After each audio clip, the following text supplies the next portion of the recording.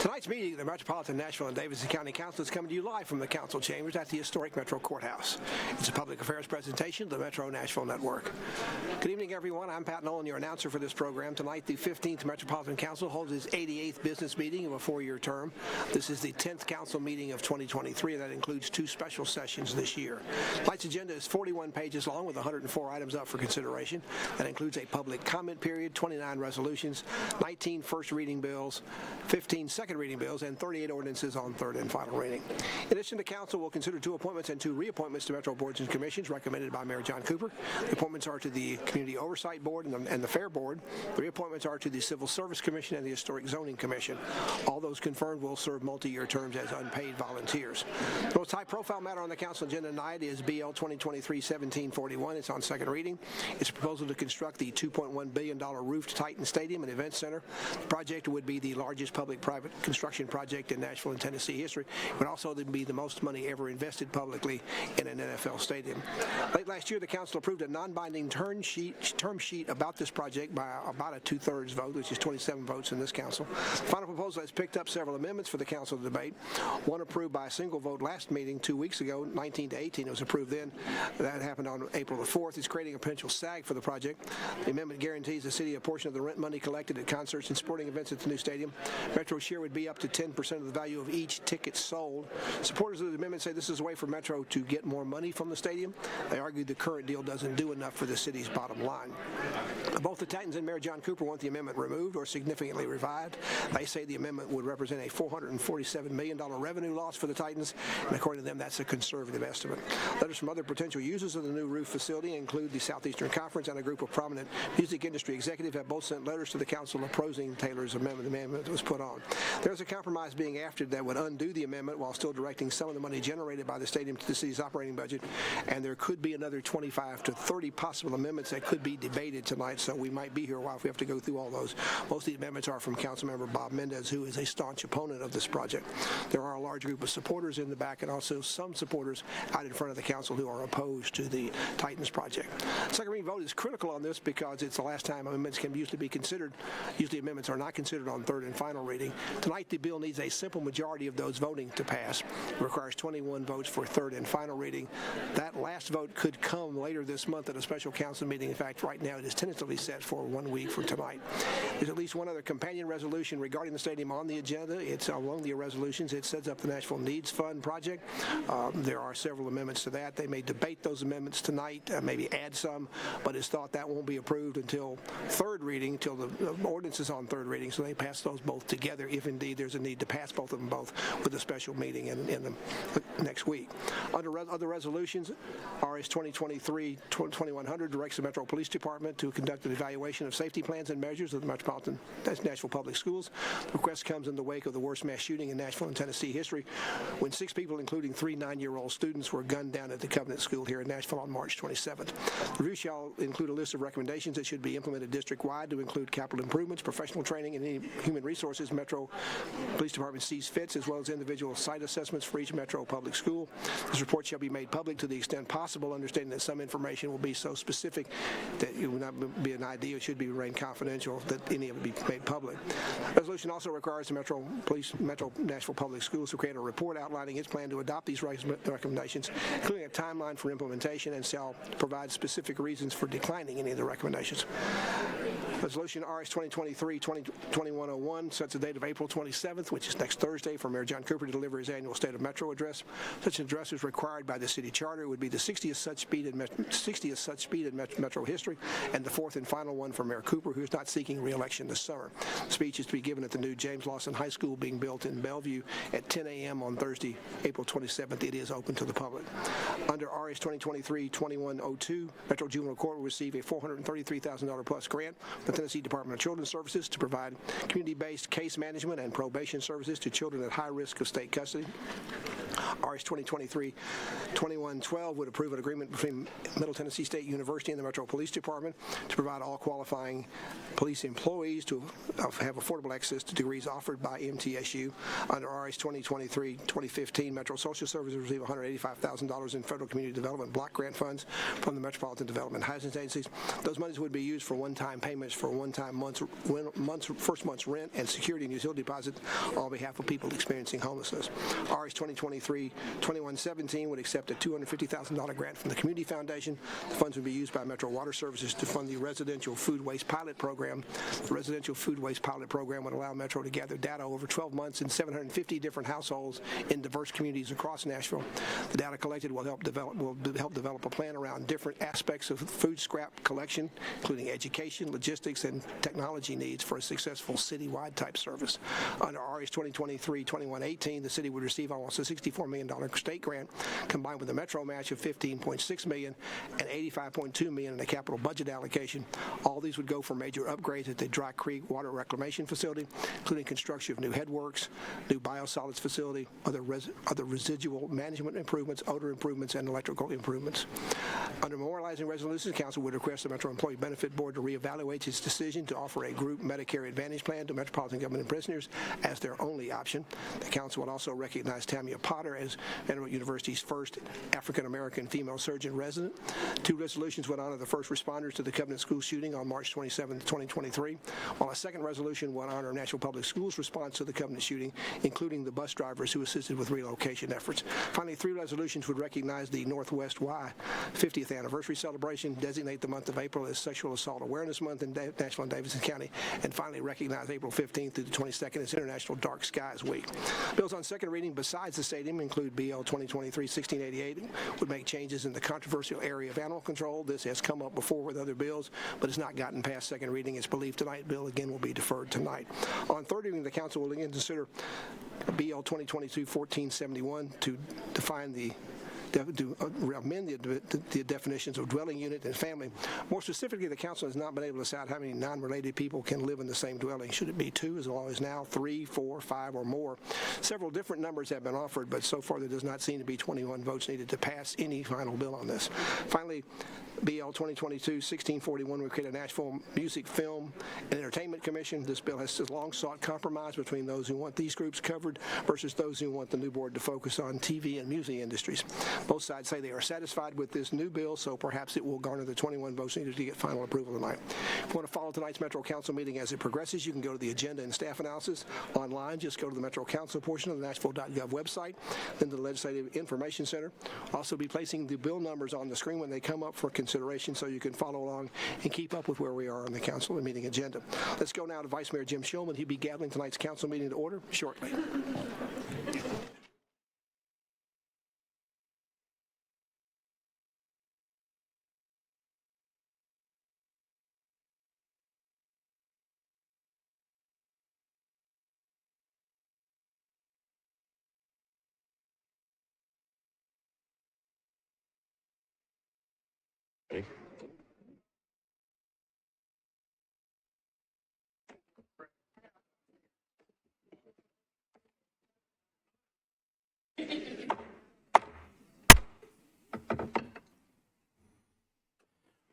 Will the meeting please come to order? We welcome you to the Metro Council. Today is Tuesday, April 18th, 2023. Will all members of the council, as well as the public, please rise for the invocation, remain standing for the Pledge of Allegiance. Our invocation tonight is brought to us by Pastor James Turner of the New Hope Missionary Baptist Church, a guest of Councilmember Jonathan Hall. Let us pray. Lord, we ask you that this council in this city will have the spirit of our Lord and Savior Jesus Christ that said, "The Spirit of the Lord is upon me. Because he has anointed me to proclaim good news to the poor, he has sent me to proclaim freedom for the prisoners, recover the sight for the blind, to set the oppressed free." In this season of taking division and subtraction, we ask that our God be a God of addition and multiplication, that God will add love to the heartless, add wisdom to the foolish, add sight to those who overlook the least, the left out, and the leftovers. Ask this city to lean on your two greatest commandments, love God and love people. But let the justice roll down like water and righteousness like an ever-flowing stream on tonight. It's in your powerful name of Jesus Christ we pray. Amen. I pledge allegiance to the flag of the United States of America, to the republic for which it stands, one nation under God, indivisible, with liberty and justice for all. All right, y'all may be seated. Without objection, we will suspend the calling the roll. Ask the clerk to record the names of those members present throughout the meeting. We have two sets of minutes to approve tonight. Is there a motion for adoption of the minutes of the meeting from April 4th, 2023? Proper motion, properly seconded. Without objection, the minutes of that meeting will stand approved as written. We also have a second set of minutes to approve tonight. Those are the minutes from the second special meeting that we held on April the 10th, 2023. I do want to note before we get that, in the midst of speeding through that meeting, I had meant to send Councilmember Johnston good wishes on her surgery that day, and I'm glad that she's back today.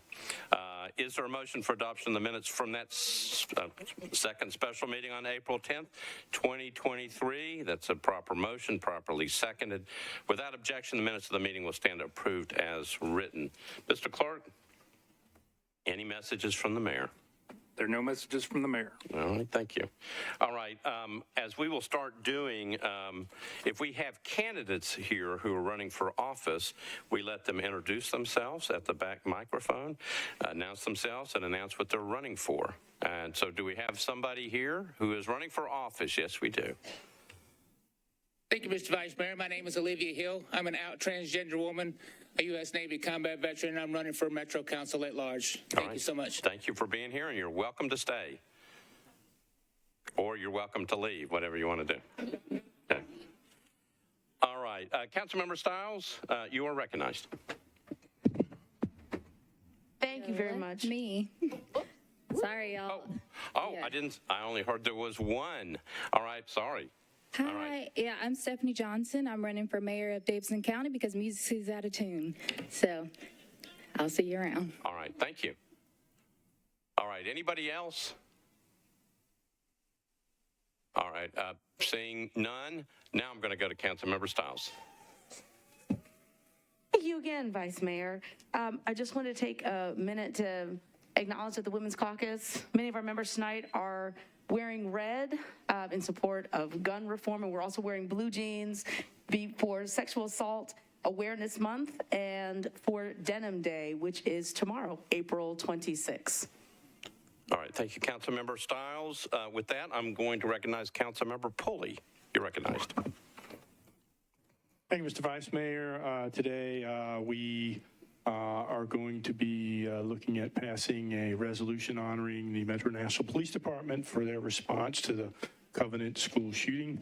And I just draw your attention to that because there are several other resolutions that are honoring others involved in that will be forthcoming, most particularly to the Covenant school staff and victims. And others. I believe Councilmember Porterfield has another resolution today that she's going to speak to. I just wanted to make sure we continue to remember that community. Things are still pretty raw out there, and people are still continuing to struggle. So remember us, and we will continue to honor those who were part of all that. Thank you. So, Councilmember Pulley, without objection, I'm going to go ahead and pull your resolution up. It is RS 2023-2123. Any objection? I would move approval.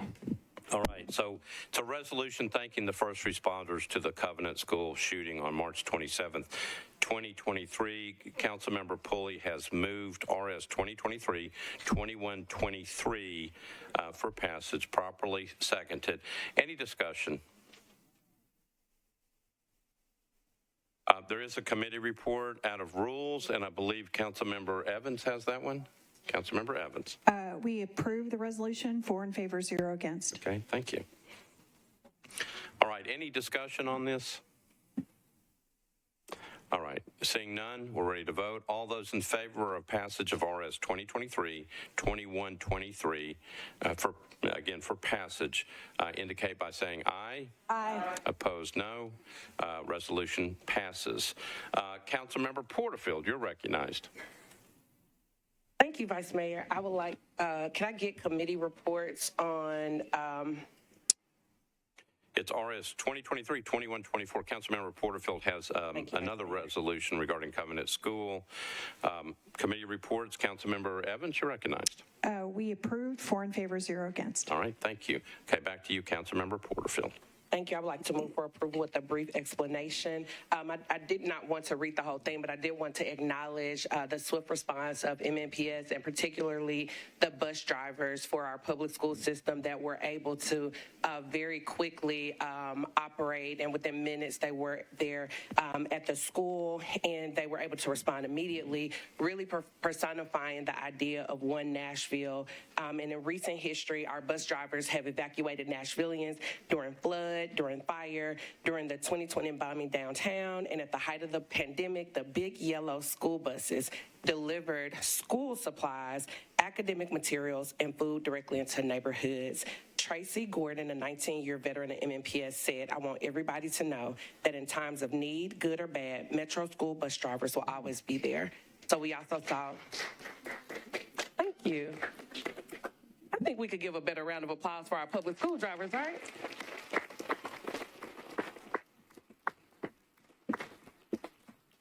We also saw our counselors that were providing grief services as well as security that was able to respond immediately as well. And this was due to the very detailed planning of MNPS that they were able to deploy with the moment's notice, Vice Mayor. So with that, I move for approval, and I ask that everyone who votes in the affirmative be signed on as sponsors of the legislation. All right. So thank you, Councilmember Porterfield. She has moved approval of RS 2023-2124 for passage. Properly seconded. Discussion on the resolution. Seeing none, everyone voting in the affirmative will be listed as a sponsor. All those in favor say aye. Aye. Opposed, no. Resolution passes. Thank you, Councilmember Porterfield, both you and Councilmember Pulley and Councilmember Stiles and everyone. Okay. All right. Couple of things to note before we get started for tonight. First, some very important information from our Metro Legal Director, Wally Dietz. Mr. Dietz, you're recognized. Thank you, Mr. Vice Mayor. All of you will remember that a week ago, Monday, we received news that the 3-judge panel hearing our lawsuit against the Metro Council Reduction Act issued an injunction and declared unconstitutional, a violation of the Tennessee Constitution, the part of the act that required Metro to hold a different election this year for 20 council members only, or in the alternative that your terms would be extended for a 5th year. The court struck down that part of the law. It's unconstitutional. We waited all last week to see if the Attorney General would appeal, and by Friday we became fairly confident that he would not. The Attorney General announced yesterday 2 things. One is that the state is not appealing that order. So that injunction will remain in place for the duration of the election this year. The second thing the Attorney General conceded is that the act, even if the cap ultimately does prevail, it will not go into effect until 2027. So the good news for us is, for the first time in months, we have certainty. The election for the Metro Council will go forward as originally planned. There are no more appeals. There are no more court cases. The petitions are valid for all of you in this chamber, for all the candidates, for all the voters. We now have certainty that we will have an election on August 3rd for a council of 40 members. So thankfully, that part is over.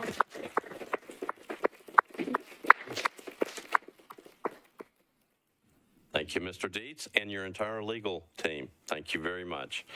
All right. And Mr. Dietz, you can leave now. All right. Having said that, We do have an announcement from the Election Commission. I got this information yesterday. The Election Commission staff has started checking signatures on petitions for council districts 1 through 35. So they are already getting petitions in, and they are starting to check signatures. The qualifying deadline for everyone to get their petition in, if you're running, is Thursday, May 18th at noon. They indicate that over 55 petitions have been issued for district council members. So they're asking you to please file your petition as soon as possible. Voter registration deadline for the August 3rd election is Wednesday, July 5th. Again, voter registration deadline for the August 3rd election is Wednesday, July 5th.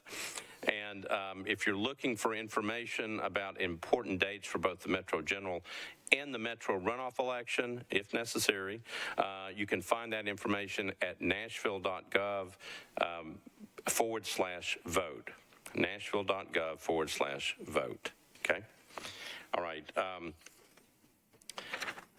I guess one last thing. Obviously, this city has been through quite a bit. A lot of very, very sad things going on in this country still. I'm thinking about Louisville twice, Dadeville, Alabama over the weekend, us.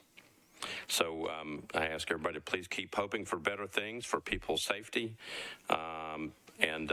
Again, remember that there is still a war going on in Ukraine, and so please remember the people of that country.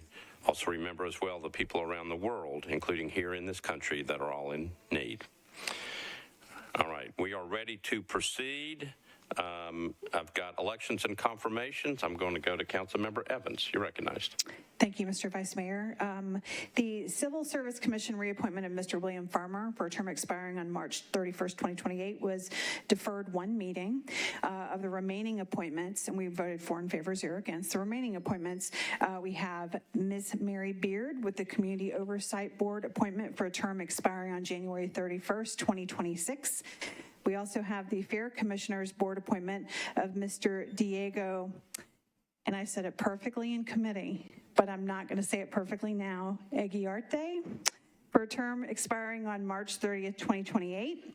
And then the Historic Zoning Commission reappointment of Mr. David Price for a term expiring on April 1st, 2028. We voted in favor, 4 in favor, 0 against. All right, so what I've got is 3 in, and Mr. Farmer, he will be moved to one meeting, correct? So Community Oversight Board, the appointment of Ms. Mary Beard, appointment of Mr. Diego, and you couldn't pronounce his last name. What is it? Is it Eguiarte? Am I close? No. Yeah, you are. That's it. Is that it? You both got it right. Okay. We both got it right? All right, we're taking the rest of the night off. All right. And the reappointment of Mr. David Price for the Historic Zoning Commission. Those are the 3 approvals. A motion from Councilmember Evans for approval of those nominations, properly seconded. Any discussion on those? It's actually 2 reappointments and 1 appointment. Oh, it's actually 2 appointments and 1 reappointment. All right, any questions on that?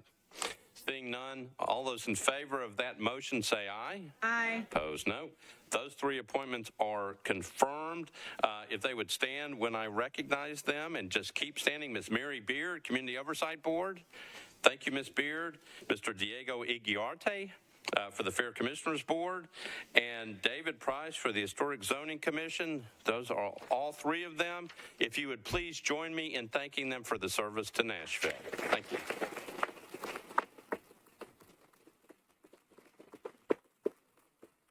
Thank you.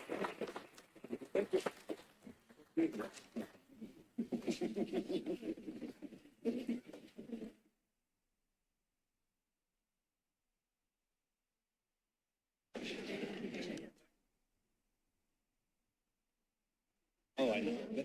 I live.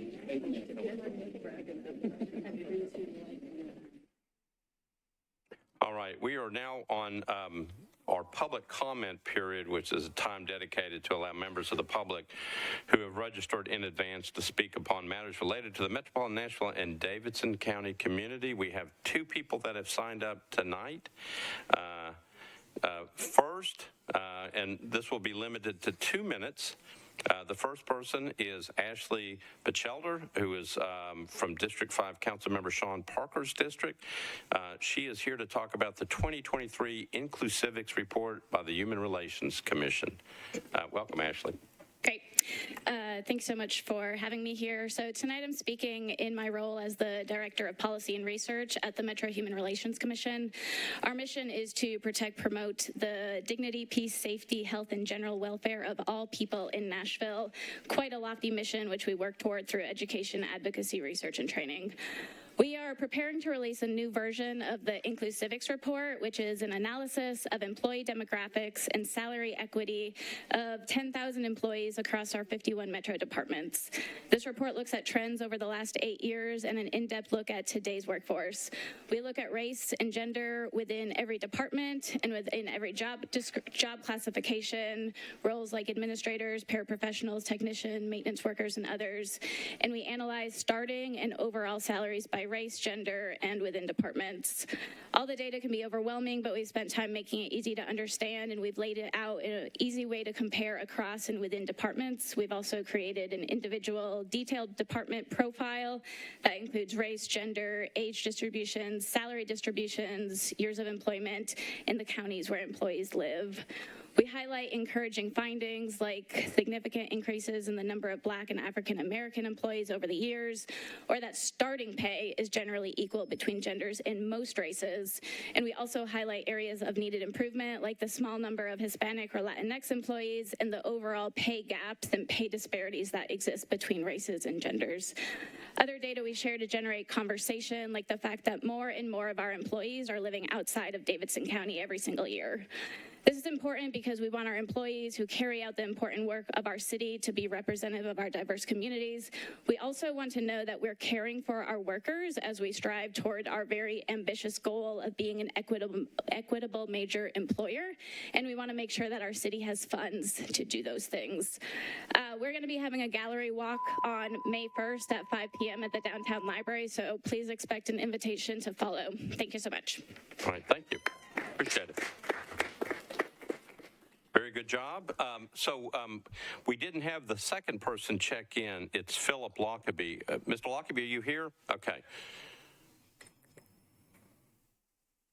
So Mr. Lockaby is from District 20, from Councilmember Roberts' district. Ladies and gentlemen, my heart is heavy as I stand before you today.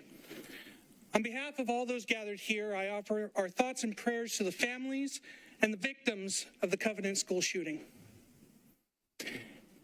Yes, our ineffective thoughts and prayers. Our pointless thoughts and prayers. Our useless thoughts and prayers that are powerless to prevent these senseless slaughters and that cannot bring the victims of these massacres back to their families and friends. Yes, guns don't kill people. People do, but those people who have access to weapons for designed for mass casualties, it becomes far too easy for them to carry out heinous acts of violence. 152 bullets fired during the attack in the 14-minute span of it loudly attest to that ease. Sensible gun control legislation is not about taking away anyone's rights to bear arms. It is about ensuring that those who do own guns are responsible and accountable, and about keeping guns out of the hands of those who we know are very likely to use them to hurt and kill others. I understand that this is a complex issue, but for far too long, that has been the go-to excuse for inaction. We owe it to the victims of gun violence and their families to do everything in our power to prevent more senseless tragedies. So I urge you to work to implement sensible gun control measures that are proven to keep our communities safe and prevent more innocent lives from being lost. In other words, stop hiding behind pointless platitudes and useless condolences and do something actually useful for a change. Thank you. All right, thank you. Thank you for being here. All right, so those were the two individuals that had signed up for public comment period. We appreciate both of them for being here. We are now ready for consent resolutions and resolutions, but I have had a request from Councilmember Withers to go ahead and call up 2023-1741 and take it up right now. Are there any objections to doing that? Okay, then we will wait. All right, so we will go on to consent resolutions and resolutions, and I will go ahead and call up the resolutions. These are the items on the consent resolution calendar, and so if you think of something that needs to be bumped off, let me know. RS 2023-2101 is on consent. 2102 is on consent. 2103 is on consent. 2104 on consent. 2105 on consent. 2106 on consent. 2107 on consent. 2108 on consent. 2109 on consent. 2110 on consent. 2111 on consent. 2112 is on consent. 2113 is on consent. 2114 is on consent. 2115 is on consent. 2116 is on consent. 2117 on consent. 2118 on consent. 2119 is on consent. 2120 on consent. 2121 is on consent. 2122 is on consent. We've handled 2123 and 2124. 2125 is on consent. Had a request to bump 2126, so it's not on consent. And 2127 is on consent.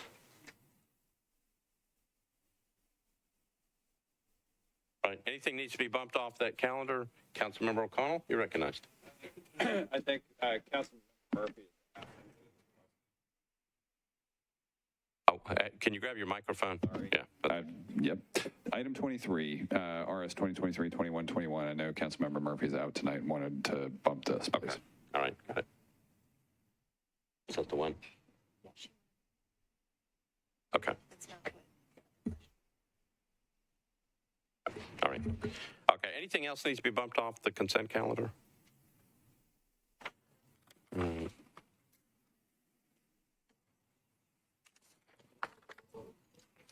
All right, for individuals who have not been at council meetings in a while, this is where I read to you, okay?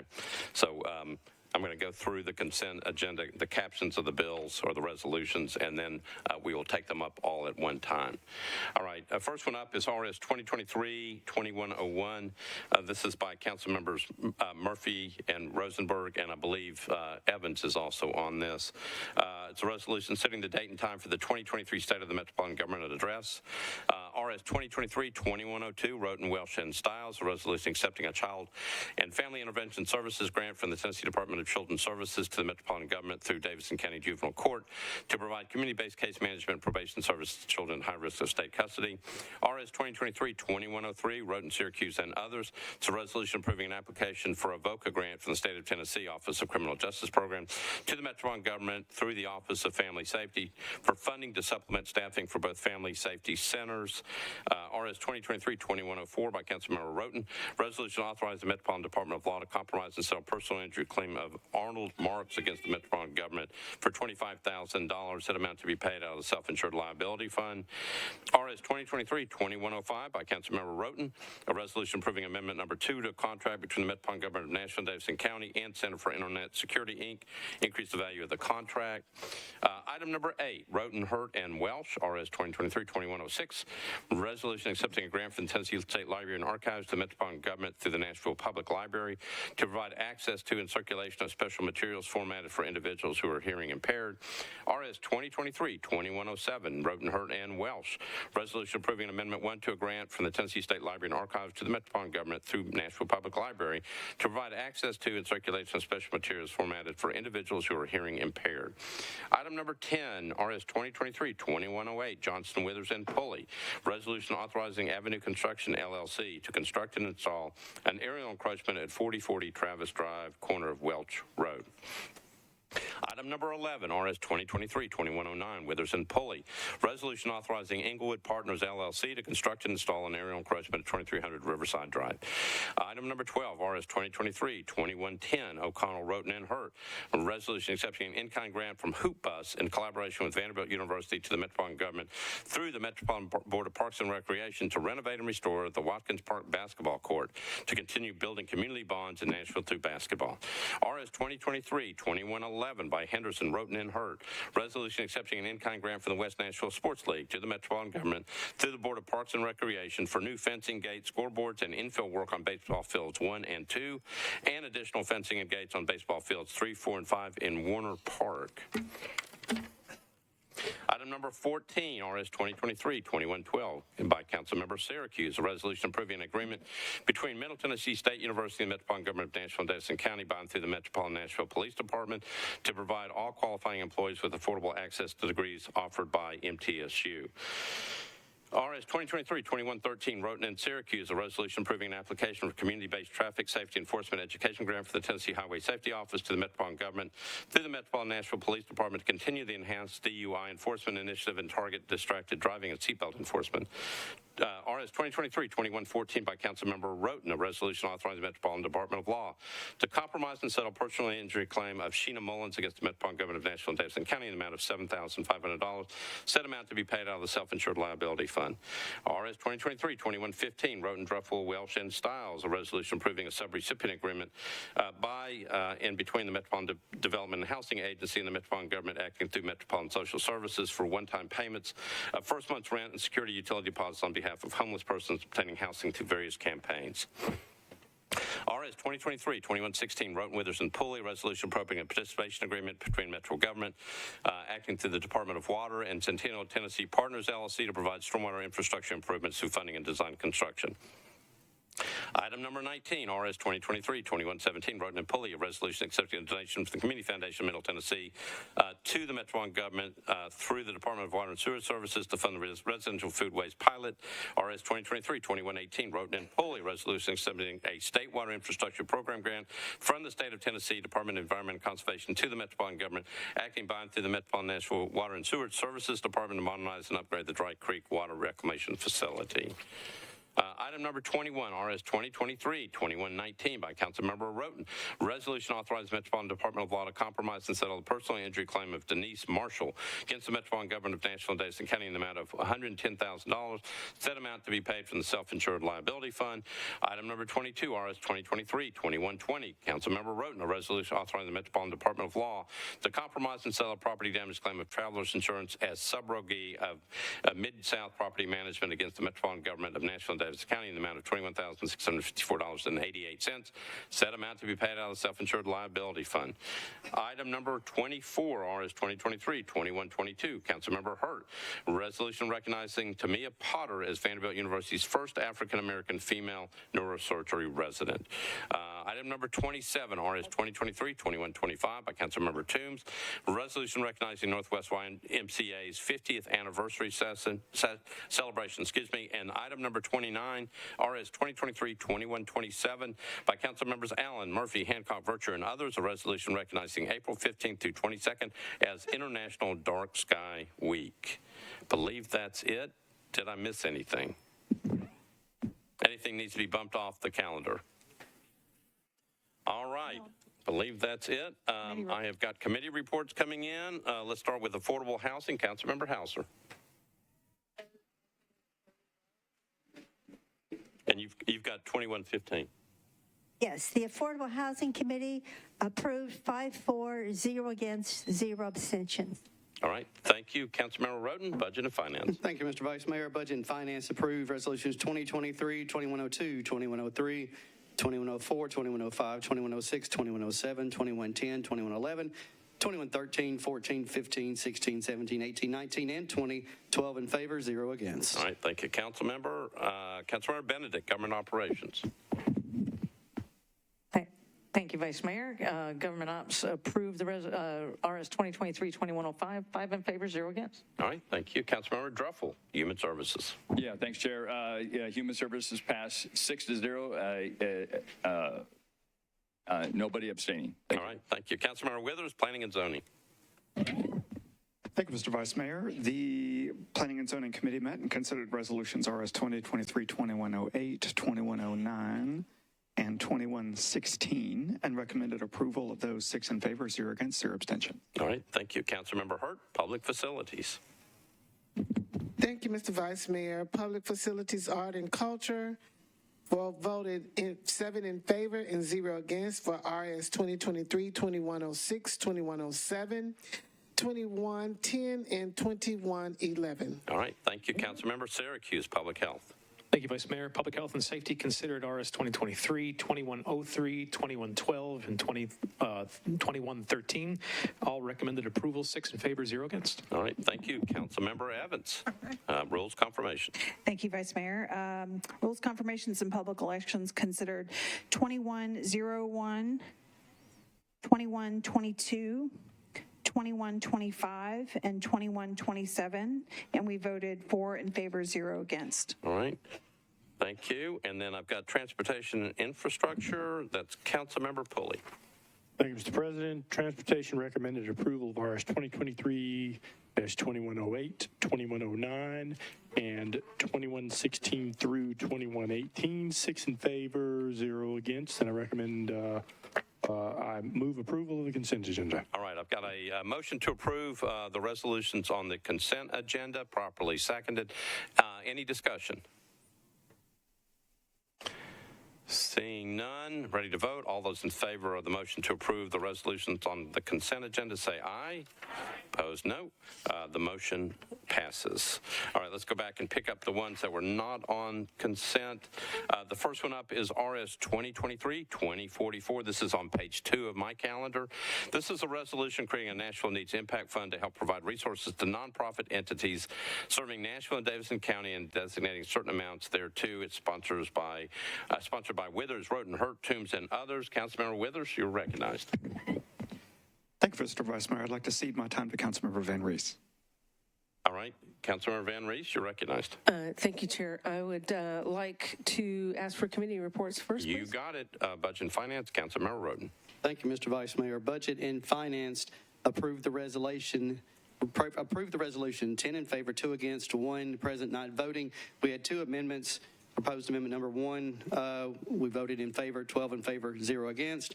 Proposed amendment number 2, voted against, 4 in favor, 9 against. And as I said, the resolution was, we voted in favor as amended, 10 in favor, 2 against, 1 present not voting. All right. Thank you. Back to you, Councilmember Van Rees. Thank you very much. I know we have some amendments to discuss, but after that, we'll want to defer this to the special meeting a week from now. So with that, I'd like to move approval and ask for the amendments.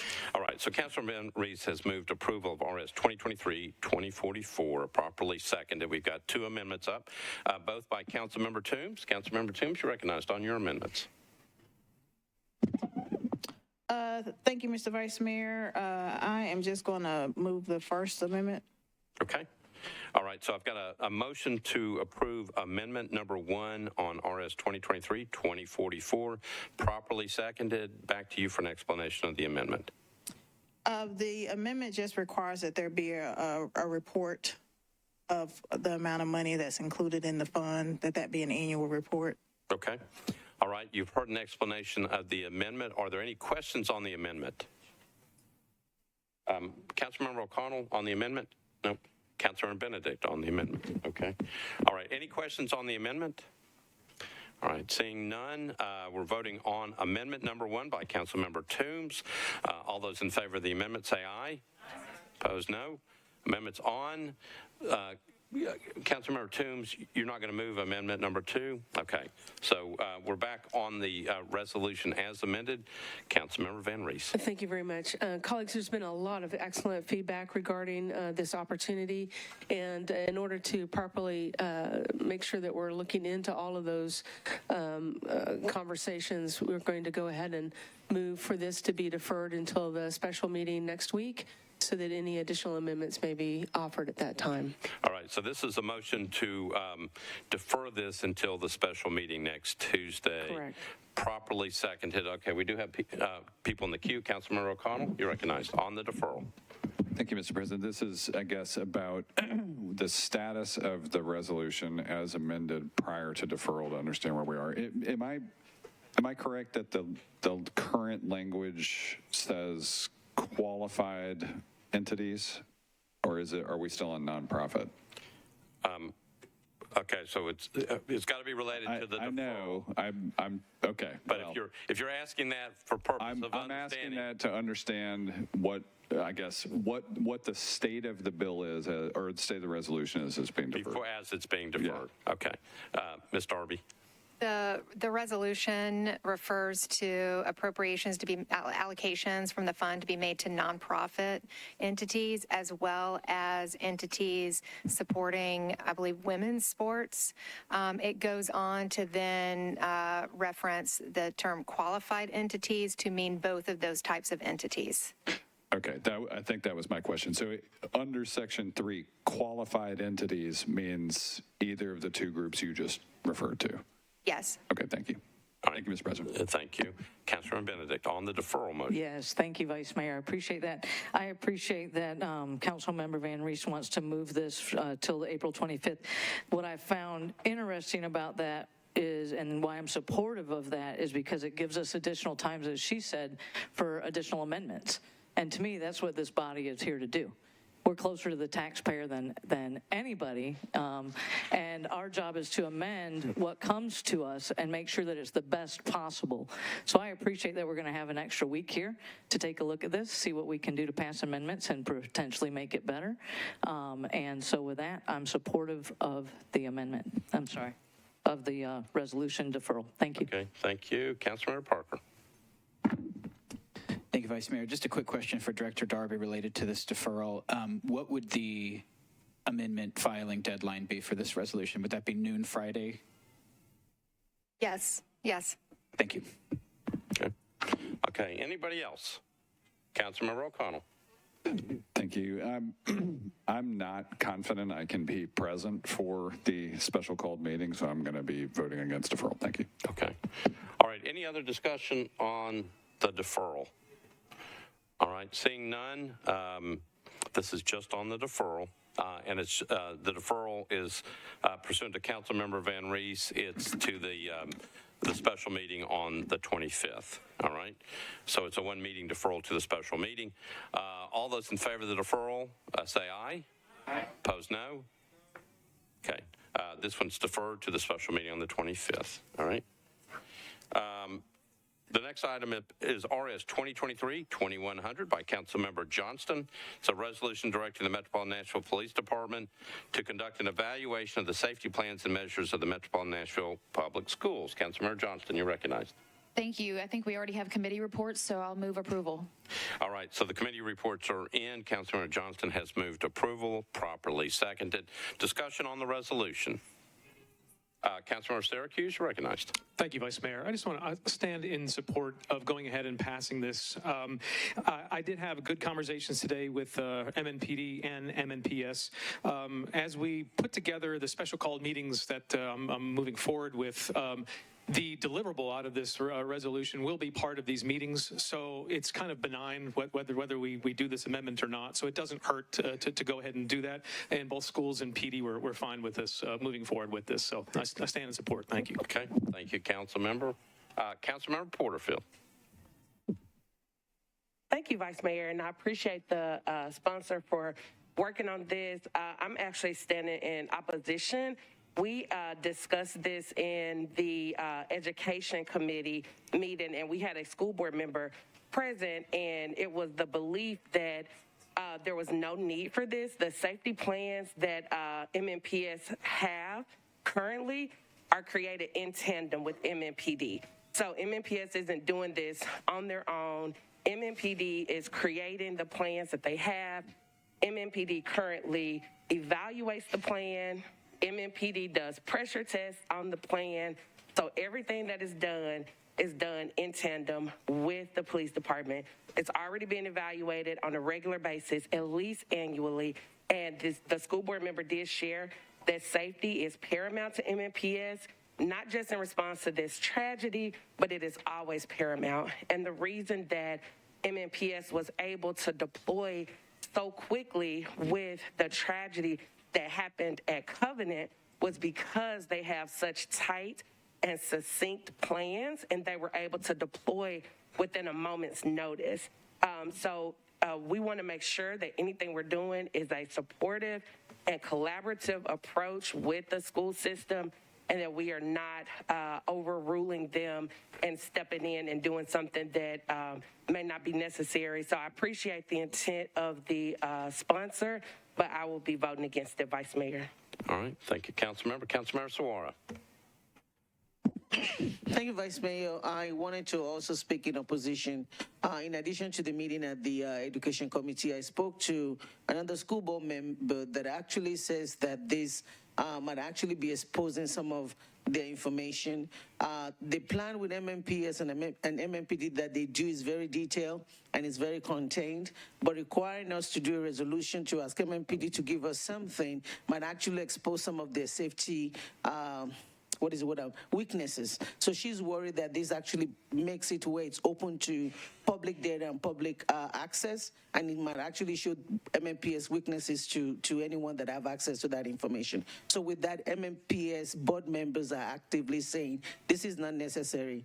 The last thing is also that Councilmember Syracuse is working on a comprehensive program or committee that will look at things in detail. So if MMPS is saying they don't need it or it's not necessary, we have a plan to do something more in detail.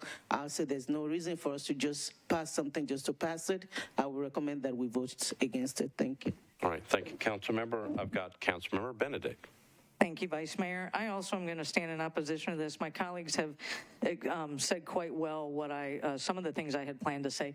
In Inglewood, in District 7, Inglewood Elementary had an intruder that broke in, a trespasser that then broke into the school last year. And at that time, I reached out to MNPD and MNPS and our school board members and asked about what the plan we have in place. So that has been described here. Councilmember Porterfield did a good job talking through that. I know that there were that the protocol that was used there worked. And one of the challenges that I have with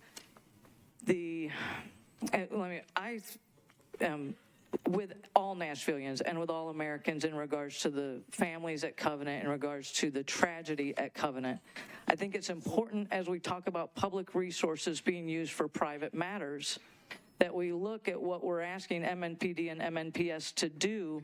And are we doing that for private schools? Or are we doing that for our public schools? I feel like in our public schools, I feel confident with what I reviewed last year with MNPS and MNPD. I actually, at that time in budget last year, brought forth an amendment to put money into the budget to do exactly what this resolution is doing. At that time, this body unanimously voted that down, or I withdrew it because this body was going to vote it down.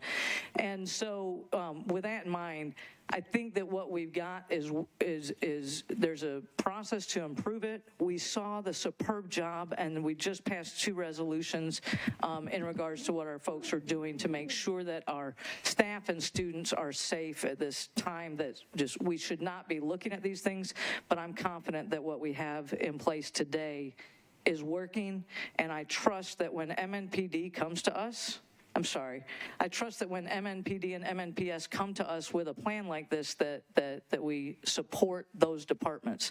In fact, I don't know that the sponsor of this bill has ever voted against a request from MNPD. So I just wanted to throw that out there, and I would ask that my colleagues vote no. Thank you. All right. Thank you, Councilmember. Councilmember Young. Thank you, Vice Mayor. If you want to tell the schools what to do, run for school board. Thank you. Councilmember Swope. Previous question. All right, previous question's been called for. Let's see if we're ready to vote. We're just on the previous question. All in favor of the previous question, say aye. Aye. Opposed, no. Previous question prevails. We're on the resolution. Believe we may have some no votes, so we'll go on the board. Mr. Clerk.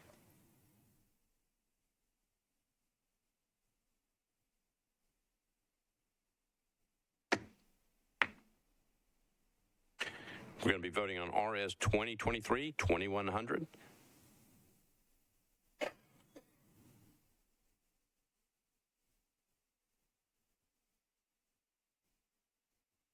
Ready to go? All right, so if you're for the resolution, you'd vote aye. If you're against, you'd vote no. Ms. Clerk, open up the machines.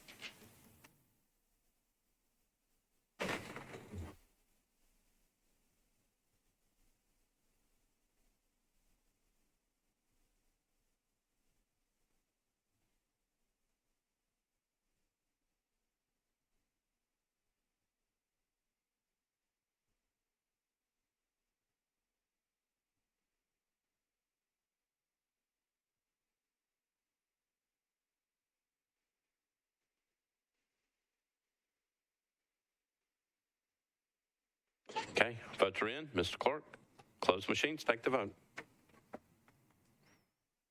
Ayes 14, noes 19, 2 abstentions. The resolution fails. All right. All right, so we proceed on. We have a couple of resolutions still to get to. Next one I've got up is item number 23. It's on page 8 of my calendar. Item 23, RS 2023-2121 by Council Members Murphy, O'Connell, Welsh, and others. It's a resolution requesting the Metropolitan Employee Benefit Board reevaluate its decision to offer a group Medicare Advantage plan to Metropolitan government pensioners as their only option. Council Member O'Connell, this is yours. Thank you, Mr. President. Do we need committee reports on this? You've got one coming out of rules, so Councilmember Evans, you're recognized. Apologies, this is for Councilmember O'Connell's late filed. No, this is for Councilmember Murphy. Sorry. It's, Oh, got it. Okay, thank you for clarifying. So we voted 4 in favor, 0 against. All right, Councilmember O'Connell. Thank you, Mr. President. I know Councilmember Murphy is absent, had communicated to the council office her wish to defer this for one meeting, so I would like to move for a one-meeting deferral, please. All right, we got a request for a one-meeting deferral, properly seconded. Any discussion? Seeing none, we're on the deferral motion. All in favor of one meeting deferral for RS 2023-2121, say aye. Opposed, no. This one's deferred, one meeting. All right, thank you, Councilmember O'Connell. We are now on item 28, which is RS 2023-2126 by Councilmember Hauser, Allen, Hancock, and others. It's a resolution recognizing the month of April as Sexual Assault Awareness Month in Nashville and Davidson County. Councilmember Hauser, you're recognized. Yes, ask for a committee report, please. All right, rules. Let me see. Went to rules. Councilmember Evans, you're recognized. That's right. We voted 4 in favor, 0 against. Thank you. All right, thank you. All right, back to you, Councilmember Hauser.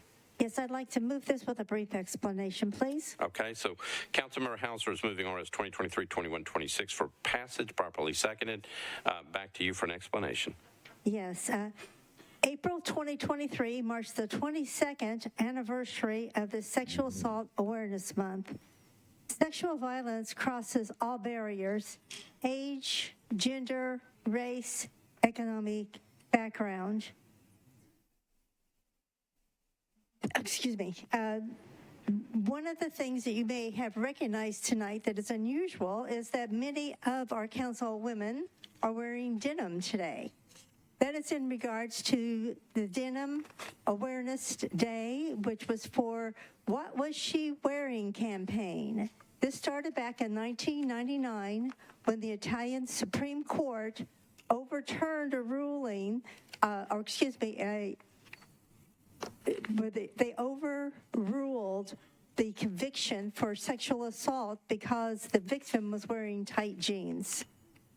So now we are all wearing jeans on this day to say, doesn't make any difference what you're wearing. Sexual assault is sexual assault.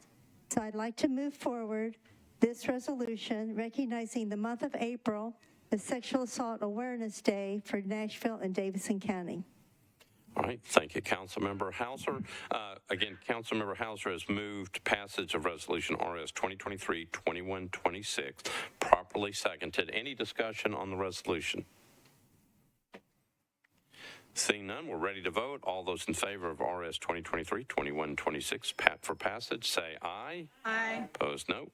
This one passes. All right, thank you, Councilmember Hauser. We have 2 late filed resolutions. We'll take them up one at a time. The first one is a resolution approving a grant contract between the Metropolitan Government of Nashville and Davidson County, acting by and through the Metropolitan Social Services and United Neighborhood Health Services, Inc., for the provision of health services in encampment-based settings and rapid rehousing locations. I believe this is Councilmember Druffel. You're recognized. Yeah, thanks, Chair. Committee reports, please. All right, so it would have had to go to rules first. Councilmember Evans?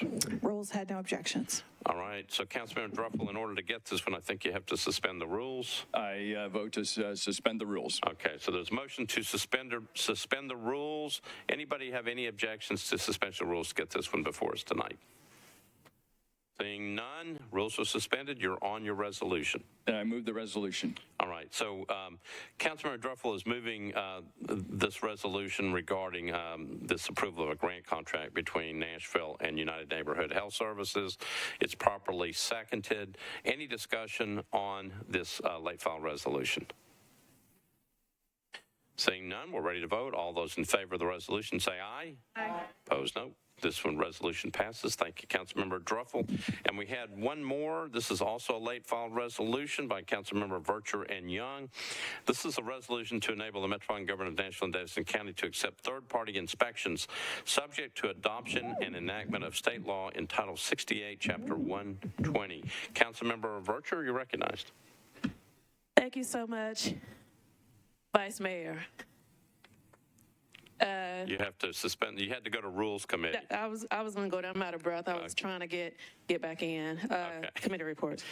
You've got you would have gone to Rules Committee. Councilmember Evans, what did you all say? Rules had no objections. All right. So Councilmember Vercher, suspension of the rules? I move to suspend the rules. All right. Councilmember Vercher is moving to suspend the rules to get this one before us today. Is there any objection to suspension of the rules? Seeing none, rules are suspended. You're on your late file resolution. Move for approval. All right. Councilmember Vercher has moved for approval of this late file resolution. Properly seconded. Any discussion? Councilmember Parker. Thank you, Vice Mayor. Appreciate the sponsor for bringing this forward in such a timely manner. I did wonder, because this won't be coming to the Codes Committee or the Government Operations Committee due to its late filed nature today, is there anyone from Codes here who could just give us a very quick take on the department's perspective on this? If Mr. Dodd is still here, I know I saw him at some point. Would it be all right to recognize Mr. Dodd for a moment? That's we typically don't do that.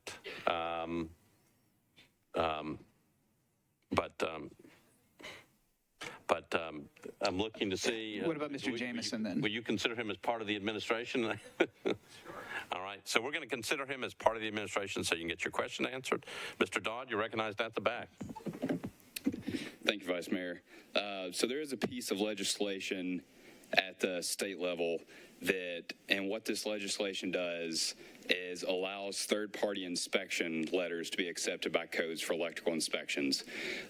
Other trades, building, gas, mechanical, and plumbing already accept third-party inspection letters. I believe a few years back, the state removed the ability for electrical inspections to have that same ability to do that. And so what this does is this brings it in kind of in practice with the other trades. We are in support of this legislation. The reason we're in support of this resolution is the state bill requires a resolution from the local legislative body in order to adopt it. And the reason it was filed when it was is in previous versions of the state legislation, it was supposed to be adopted and take action July 1st.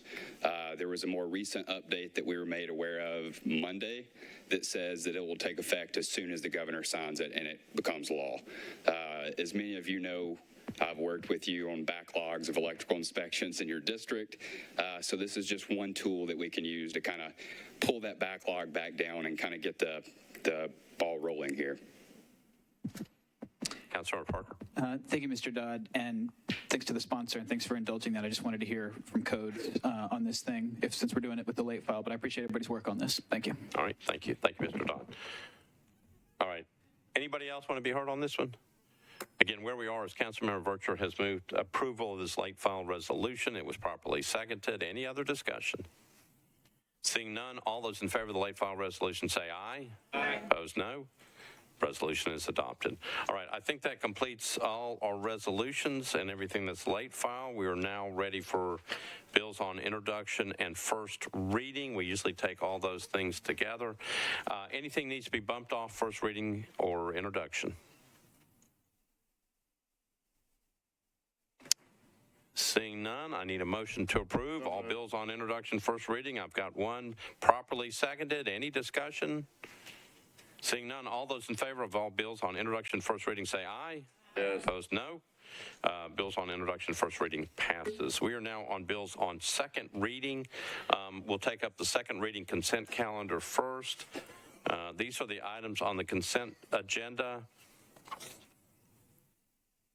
Item number 53, 1794 is on consent. Item number 54, 1795 is on consent. 1796 is on consent. 1797 is on consent. 1798 is on consent. 1799 on consent. 1800 is on consent. 1801 is on consent. 1802 is on consent. 1804 is on consent. 1805 on consent. And 1806 on consent item number 65. Anything needs to be taken off of the second reading consent calendar?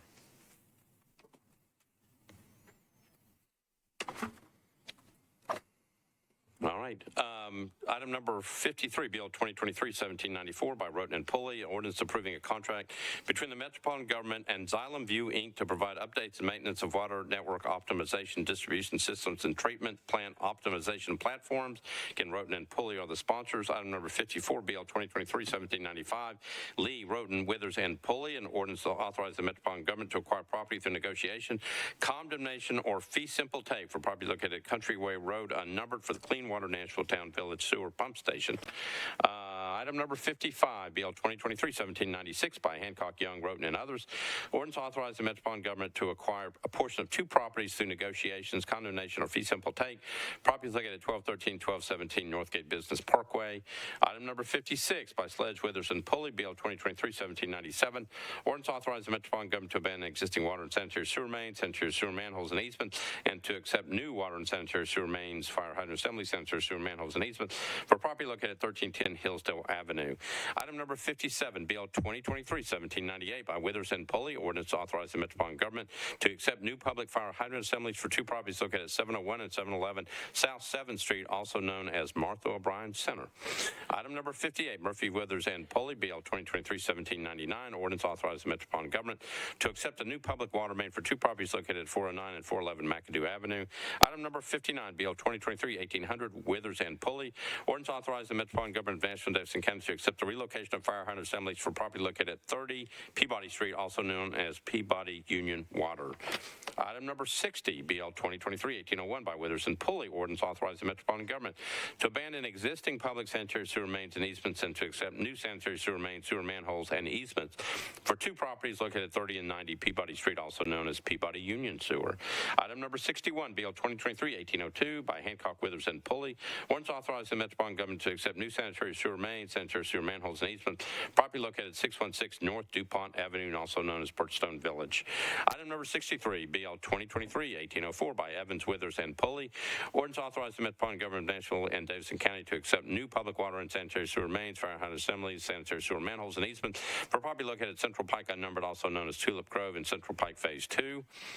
BL 2023-1805, item number 64, Gamble, Withers, and Pulley, ordinance authorizing the Metropolitan Government to abandon existing water mains, fire hydrant assemblies, and easements, and to accept new public water mains, fire hydrant assemblies, replacement of fire hydrant assemblies and easements at 6 properties located on Knight Drive, Tisdale Drive, Green Lane, and Brick Church Lane, offside of the project location at 420 Green Lane and Tisdale Drive.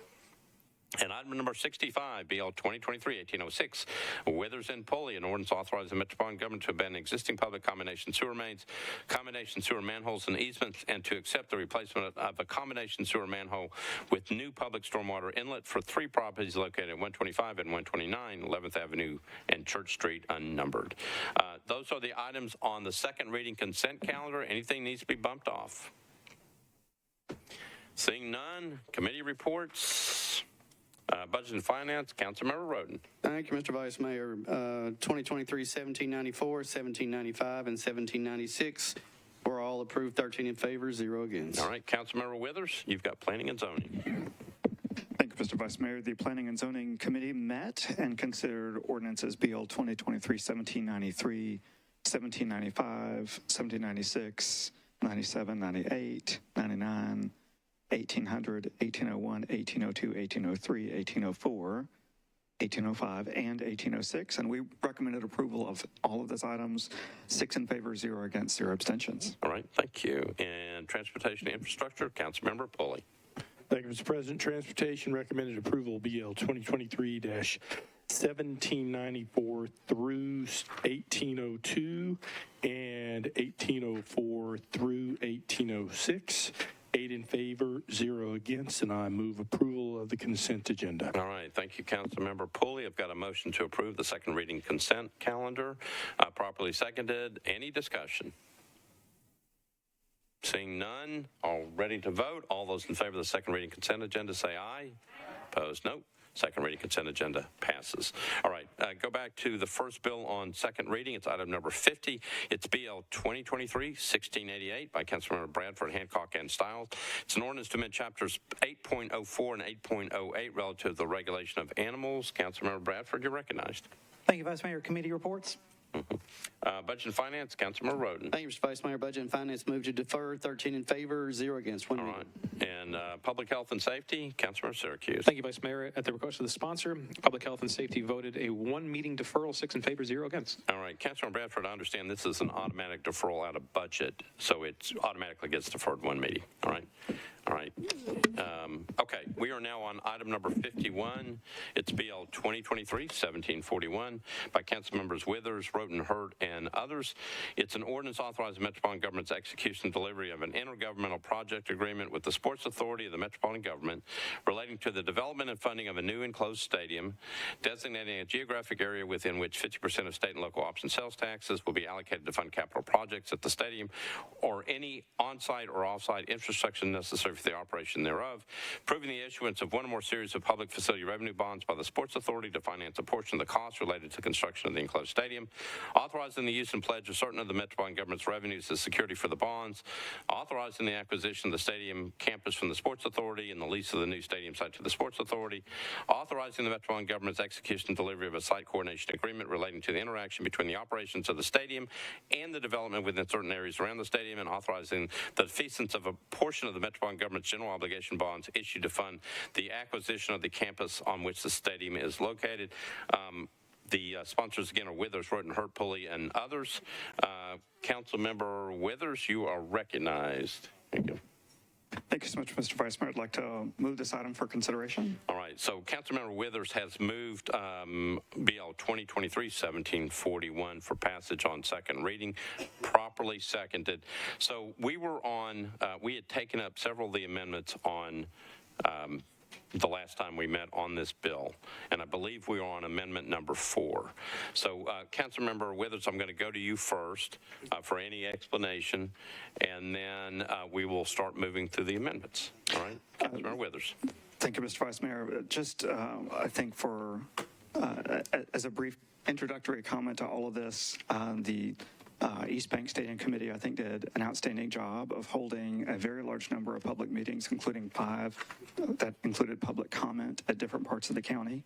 I think this has been very well vetted, even compared to other very large proposals that we've had, such as the Music City Center or First Horizon Park, in terms of the amount of engagement that we've had to date. The redevelopment of the East Bank has been a priority for the city of Nashville, initially starting in the late 1950s. In the mid-80s, MDHA began work at the request of the community and Metro Council to begin revitalizing the East Nashville area. That initially led to the 5 Points Redevelopment District in 1990, and a few years later, the East Bank Redevelopment District in 1996. The East Bank Redevelopment District had a few things that it was concerned with. One of those, of course, was the Shelby Street Bridge and doing improvements to that area. Obviously, later on, the stadium referendum occurred, a lease was signed, and I would kind of remind everyone that the East Bank Stadium Committee, or East Bank Redevelopment District, was expanded in 1999 in order to bring the benefits of that redevelopment into East Nashville towards 5 Points. This is because for East Nashvilleians of a certain age, we remember when the real challenge was just to get people to cross the river at all. It had been such a blighted community. Part of the thought was that if you could just get people over the river just to the stadium, they might come down and support a local restaurant or two further in. And initially that worked. However, we are at the point today at which the lease that we have is a bad deal for Nashville, and it locks up so much of this land as surface parking lots, which is an impediment to the continued development of the city in the ways that the East Nashville community has envisioned for many years. So again, the present lease that we have does not permit us to develop land to generate much in the way of sales taxes, and would tie up a lot of this land as surface parking for a long time, and would inhibit our ability to add things that we know our community wants, such as affordable housing. I think we have had responses from the administration about how while we don't have it calculated, how the redevelopment of the campus site will generate ground rents, and other revenues that we just don't have today and can't have today because of the existing leases that we have. So for all of these reasons, I believe that the lease that's been vetted for about 9 months now is a much better deal than what we have presently, and in fact, it's probably one of the best negotiations we've ever had in the history of Nashville. And so with that, I look forward to further discussion and looking at the amendments.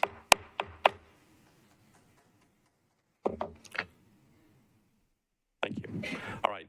Councilmember Withers, again, has moved Bill 2023-1741 for passage, properly seconded.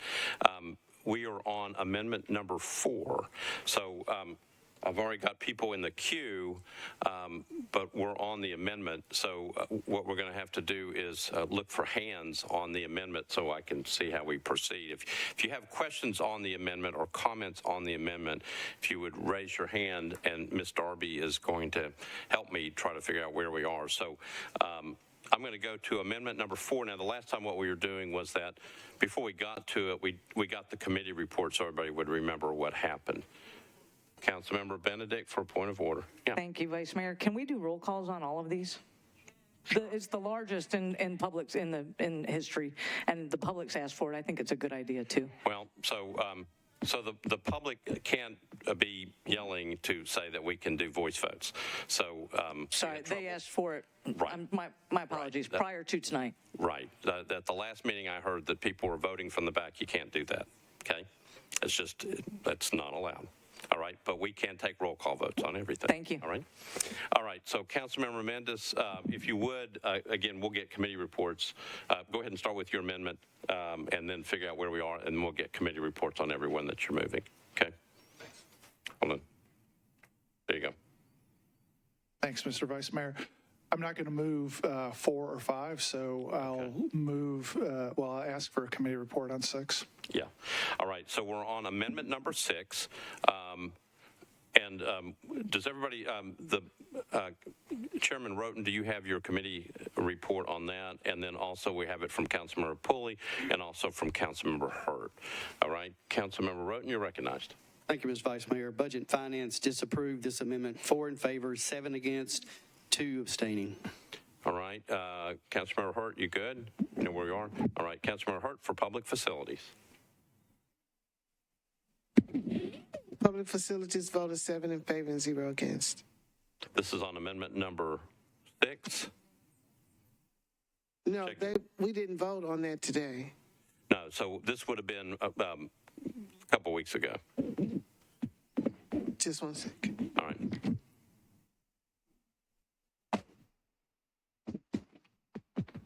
Let me go to Councilmember Pulley. Councilmember Pulley, you got transportation infrastructure report. I'm sorry, it was 2 in favor and 3 against. Okay. All right, thank you. And then on amendment number 6, transportation infrastructure. Thank you, Mr. Vice Mayor. Transportation voted 3 in favor, 3 in favor, 8 against, and 1 not voting on amendment 6. Okay, got it. All right. Councilmember Mendez. So I'll move Amendment 6 with a brief explanation. All right, so I got a motion to approve amendment number 6, properly seconded. Back to you. All right. This is one of many that I'm proposing that have to do with our inability to trust that we're going to control the Sports Authority in years to come. I think the Sports Authority legislation at the Hill has passed one or both of the houses at this point. It seems like it's on cruise control to become law this week. It would lose the appointment power for 6 of 13 seats. We know that the power to appoint is the power to control. We know that the only reason the state is doing it is to have influence, and especially with what they're doing with the airport authority, we ought to be on fair notice that we can lose control of the Sports Authority really at any time.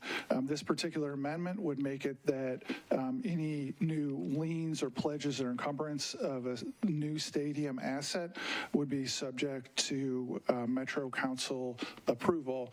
And this is one where when a couple years down the road, if we don't control the airport authority and we don't control the sports authority and we just sit back and watch what the sports authority does with our assets, we'll regret not adding this component now. So renew the motion to add Amendment 6. All right, so I've got a motion to approve Amendment 6, properly seconded. Discussion, Councilmember Sawara. Thank you, Vice Mayor. I spoke in support of this at the last meeting, and I'm speaking in support of it again. I think one of the concerns that I've heard about this project is the state imposition and if the state should take over the sports authority. Even if you think it's a good deal, I think having guardrails is a good thing, and the protection and safeguard of assets is top on that. And so I think it's our own advantage for all of us to support this amendment to make sure that at least if something happened down the road 2-3 years and the legislature came up and take over the sports authority, at least our asset will be safeguarded and protected. And so with that, I support this amendment and I ask my colleague to do the same. All right, thank you, Councilmember.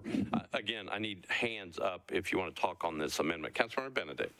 Thank you, Vice Mayor. I commend the sponsor for bringing this. I think this is something that, we're seeing what the state's doing to us, and I don't think it's going to stop. This is a culture war we're seeing in the country, and I think that this is a good way to protect our interests. Davidson County, I hope people understand. I'm not sure everybody understands that because I've had questions about it in the public. What if we lose control of the sports authority? And what does it mean for any bonds that we're issuing? Well, Nashvillians are on the hook for what's in our budget, but a regional sports authority would have the ability to tell or to dictate how that money is spent. So Nashvillians pay for it. The region tells us how to spend your money. So this is a great opportunity for us to take some of that back, or not take some of that back, but rather to make sure that we don't lose that.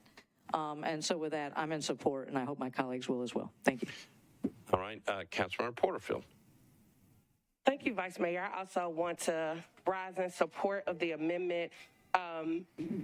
There have been multiple instances that we've all seen we understand that right now, I won't even say right now, historically, over the last few years, however long you want to look at it, Nashville and the state has not had the best relationship. So we're seeing the overtaking of the sports authority, the airport authority, turning over the COB, as well as trying to slash the council. So we need protections in place that are going to protect the people of Nashville and Davidson County.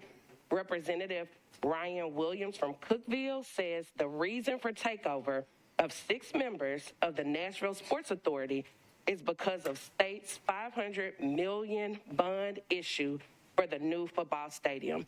So if a representative has already stated that this is the interest of why there's interest for the sports authority, we have to do everything we can to try to protect Nashvillians.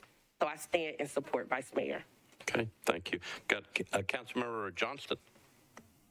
Thank you. Thank you, Vice Mayor. So the current bill right now, because I know they've amended it a couple of times and I can't keep up. So there's 13 members, and the state is wanting 6 of the 13. So that would keep 7 with us. Is that where we're at right now? I'm seeing heads nodding. Okay, so it's not a total takeover. I think they've amended that down. The Sports Authority, don't they have a fiduciary responsibility with whatever assets that they have? That's the purpose of the Sports Authority? Ms. Darby. Yes. Yes, okay. I just don't know that this is necessary. I mean, the state, to Councilmember Porterfield's point, the state has skin in the game now. So I don't know why they would appoint people to a sports authority with a fiduciary responsibility and try to do something that would be in not the best interest of that particular asset. So I just don't know that I know that this is not necessary. I'll be voting against. I encourage my colleagues to vote against as well. All right. Councilmember Pulley. Thank you, Mr. Vice Mayor. Not necessarily. Thank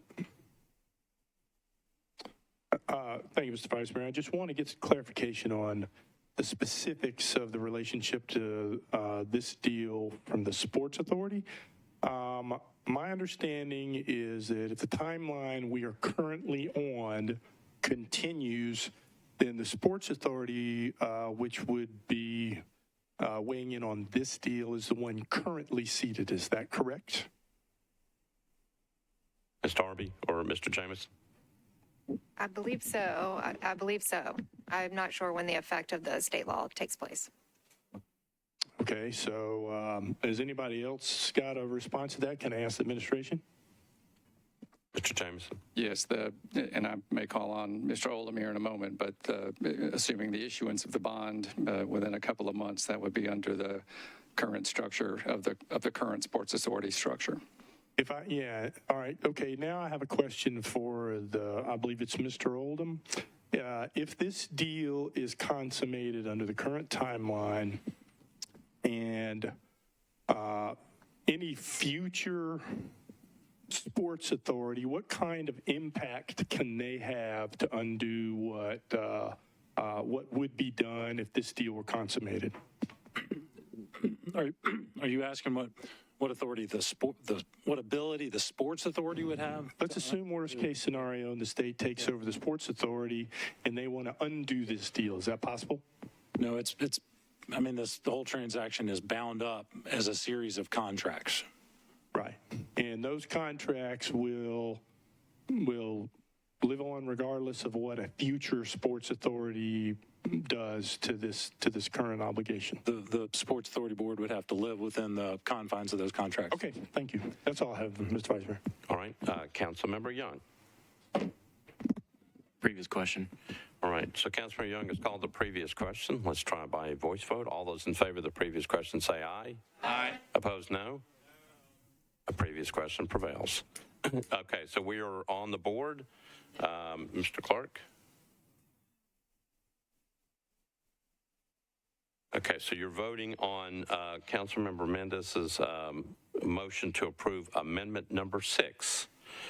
If you're for amendment number 6, you would vote aye. If you're against it, you'd vote no. Mr. Clark?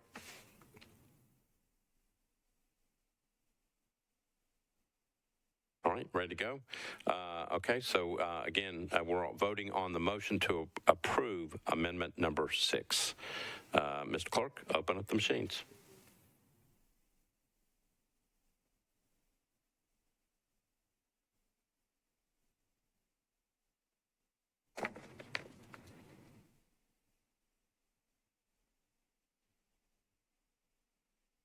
Votes are in. Mr. Clerk, close machines, take the vote. Ayes 15, noes 22, 0 abstentions. The motion fails. So amendment number 6 does not pass. We are on amendment number 7. Councilmember Mendez. Request committee reports on Amendment 7. All right, got Budget and Finance. Councilmember Roten. Thank you, Mr. Vice Mayor. Budget and Finance disapproved, 1 in favor, 9 against, 2 not voting. All right, Councilmember Hart. Public Facilities. Public Facilities, Arts, and Culture voted 2 in favor and 3 against. Okay, and Transportation Infrastructure, Councilmember Pulley. On Amendment 7, Transportation voted 3 in favor, 7 against, and 2 not voting. All right, thank you. Councilmember Mendez, you're on amendment number 7. I'll move 7 with a brief explanation. Okay, motion is to approve amendment number 7, properly seconded. Back to you. All right, this is another one where it's the worried about the state. And let me, since debate got cut off in that last one, there's a thread through all these that when it comes to should we be worried about 6 out of 13 seats going away, I think we should keep the acronym WWMD in mind. What would Mickey do? We know that in Disney versus Florida, Disney didn't stick around to get half measures and keep building a couple $2 billion worth of assets on the board that was about to be taken over by Governor DeSantis. What would Mickey do? Mickey wouldn't say, 6 out of 13, we're good still. That's not what would happen. On this particular amendment, 7, the agreement sets up a situation where there's a construction monitor that is hired, and if the team wants to replace the construction monitor and they get a, quote, qualified construction monitor, then nobody has to approve it. If they get somebody who's not a qualified construction manager, then as drafted, the authority has to approve it, and this would just add council approval, just like what Mickey Mouse would do to get the protection when its board in Florida was getting taken over by the state of Florida. So renew my motion on this amendment 7. All right, so Councilmember Mendez has moved approval of amendment number 7, properly seconded. Councilmember Young, you're recognized. Thank you, Vice Mayor. I'd like the administration to weigh in on this. All right. Mr. Jameson? Thank you, Vice Mayor. Thank you, Councilman Young. This is a 2-part section amendment number 7. The first part would require before the Sports Authority approves the replacing of the construction monitor, a resolution by this body. This was part of the negotiated proceedings between our council and financial advisors and the team over the past several months. And the Sports Authority already has the right to select the first construction monitor, to approve a replacement monitor unless that replacement's duties are identical to the first, and to hire its own construction monitor if there's concern. This was specifically negotiated. We argued for the right to sign off on the initial construction monitor. The team agreed to that. We think this is consistent with the negotiations that have taken place. The second portion requires the ordinance before an amendment to the development and funding agreement. Just remember, the intergovernmental agreement already requires amendments to be approved by the finance director, any amendment. And if it's a material amendment, it has to be approved by the council. The biggest concern here is as you know, the enemy of construction projects is the delays, and an ordinance process, which, as you've seen repeatedly, can be a 2-month process. If you're lucky, could lead to those costly delays in construction. And development plans do occasionally change to meet situations on the ground. Metro's not a party to the development agreement. The parties are the Sports Authority and Stadium Company. But nevertheless, this is contrary to the negotiations that previously occurred. Councilmember Young. That's it. Councilmember O'Connell. Okay. Councilmember Johnston. Thank you. I just wanted to speak to the potential costly delays. My husband is certainly not doing hundreds of millions of dollars in renovations for a stadium, but we do construction every day, and delays cost an exponential amount of money that's just not necessary. So we'll be voting against this, and I encourage my colleagues to do the same. Okay, anybody else? All right, seeing none, we are ready to vote on amendment number 7. Councilmember Mendez has moved amendment number 7, properly seconded. Mr. Clerk? Again, if you're for amendment number 7, you'd vote aye. If you're against, you'd vote no.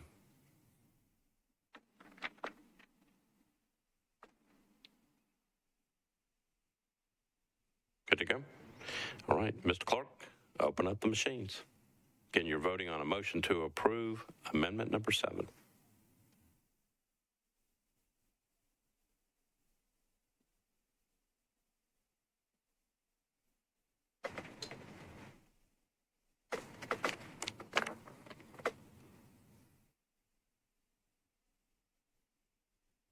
Everybody in?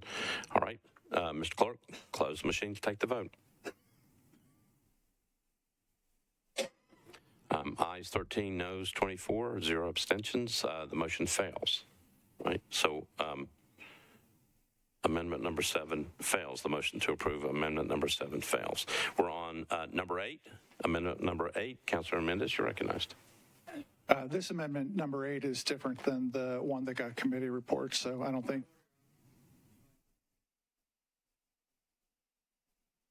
Yeah, I thought you were headed that way, but I was literally saying this 8 in the package this week is different than the one with committee reports. You're welcome to get the committee reports on the old Exhibit 8 or Amendment 8, but it's different than the one 2 weeks ago. All right, Councilman Roden, what do you want to do? Mr. Vice Mayor, I was just curious. I didn't know that Amendment 8 had been changed. It was disapproved 363 in Budget and Finance, so I don't know if I have the late amendment in front of me, so. Ms. Darby. Oh, hold on. It's a timely filed amendment. It was filed with the packet. Okay, so let me make sure we're clear on this. So this new amendment, number 8, is different from what the committees would have looked at. That's correct. Okay, so there's no reason to get committee reports. Understand? Different amendment. Yes. Okay, all right. You good? Similar but different. I mean, we can get the committee reports if that makes everybody happier. Either way, let's go ahead and get them, but just know that it's a different amendment. The last time amendment number 8 went before those committees, it's now been changed. All right. Councilor Roden, committee reports. The old amendment was 3 in favor, 6 against, and 3 not voting. Councilmember Hurd. Public Facilities was 1 in favor, 4 against, and 1 abstention. Okay, and Councilmember Pulley. So this is a committee report for an amendment that we're not going to consider. Is that correct? That's right. Okay. All right. I'll give right? it to you anyway. right. On the amendment number 8 that we're not considering, Transportation voted 2 in favor, 8 against, and 2 not voting. We like to be thorough. Councilmember Johnston, a point of order or just to be heard on this amendment?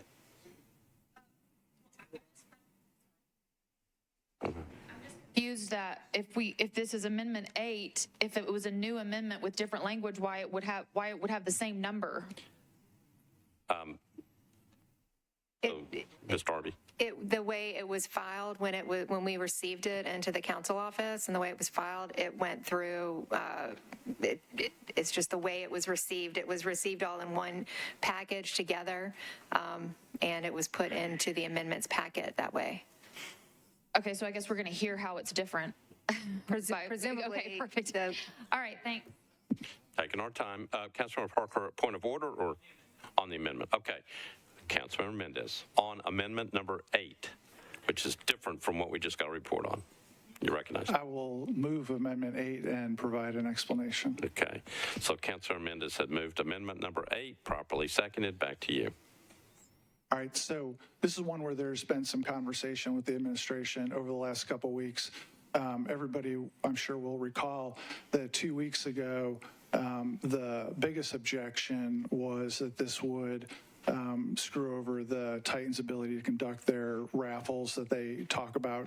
And the intention of the change, if you look at it, there's several references to Tennessee Code Annotated Section 317-101, which I believe is the code section that allows the raffles that they do.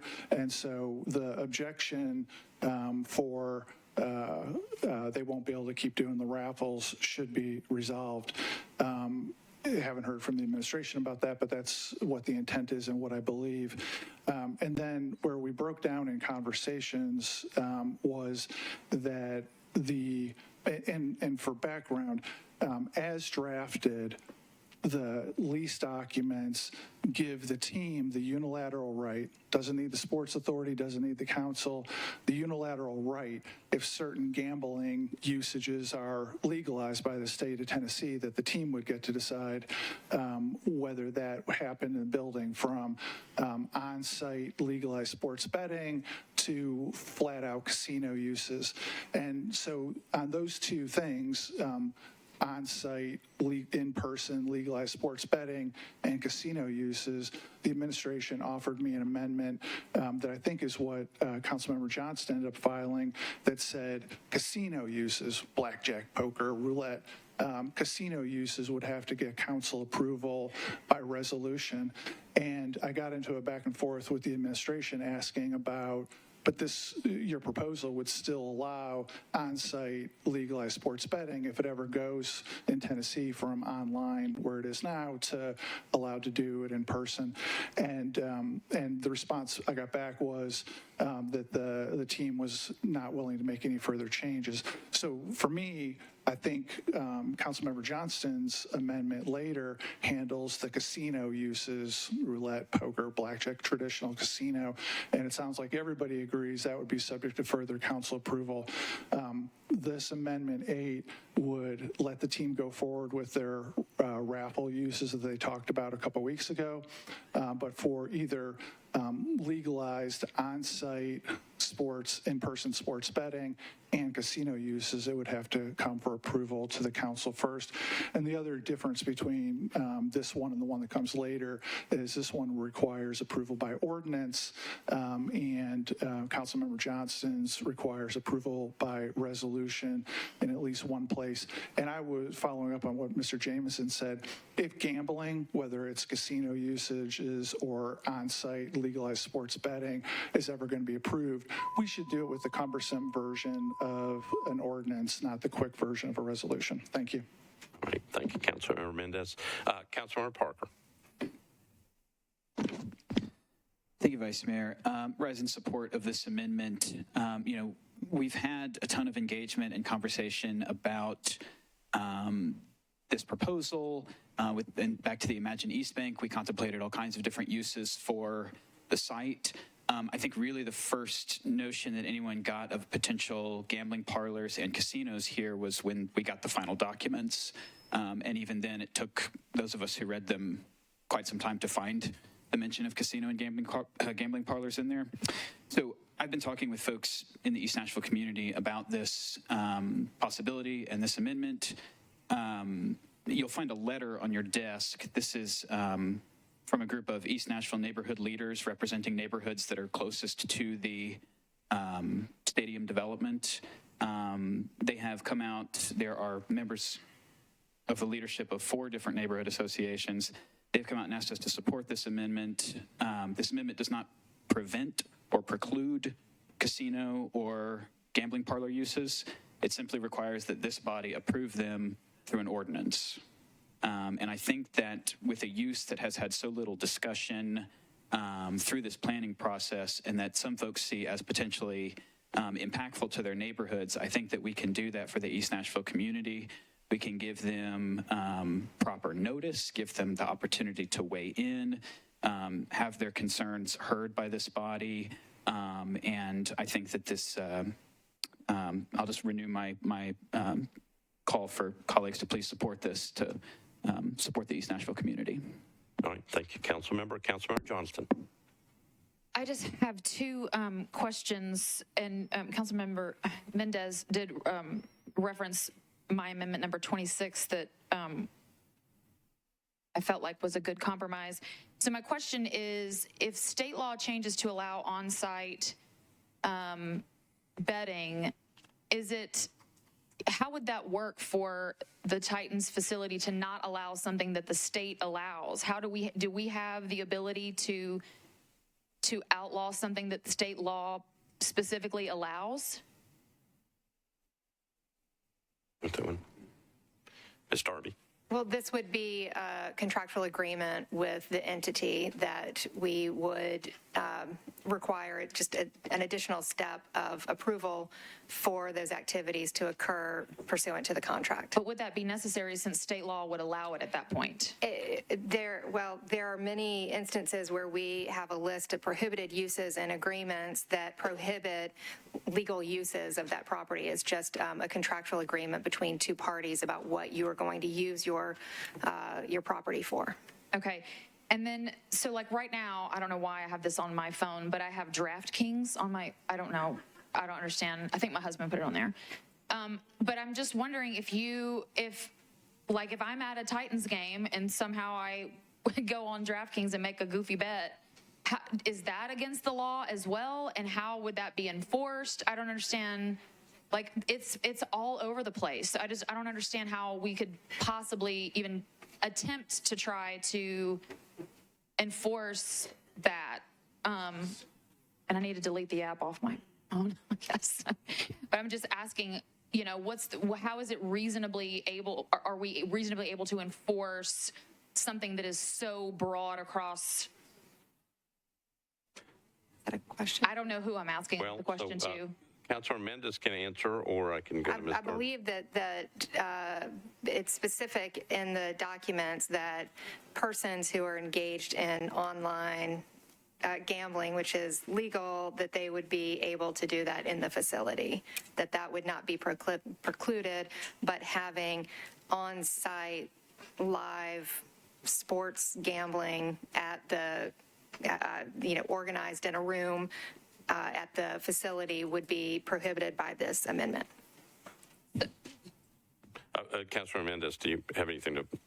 I was just going to say exactly what Ms. Darby said. The lease specifically allows people to sit in their seats and do their online stuff, and that's just very different than having a specific lounge, bar, parlor for live betting. Councilor Johnston. Okay, I just, this amendment I think was really, really broad from the very beginning, which is where Amendment 26 came into play. So I prefer Amendment 26. It's, I think it gets rid of the things that we all agree that we don't like, but it's not super restrictive as well. So I'll be opposing Amendment 8 for 26. Can Councilor Johnston have her husband arrested for messing with her phone? Okay. Okay. So, Councilmember Young, you're recognized. Previous question. Okay. Okay. So I've got a previous question. We're not on the amendment, just on the previous question. All those in favor of the previous question say aye. Opposed, no? No. I think the previous question's got it. We can go on the board. All right. So, Mr. Clerk, we're just on the previous question, okay? So we're voting on the previous question, not on the amendment. Have your seat.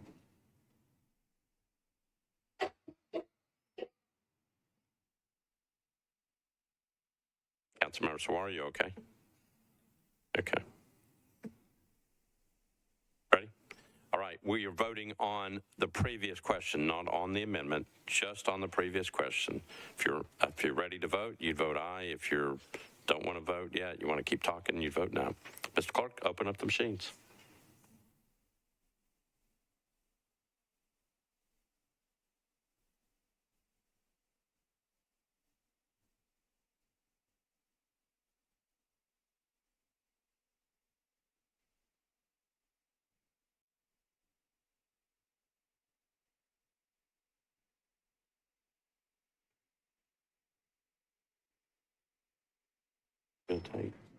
Ready?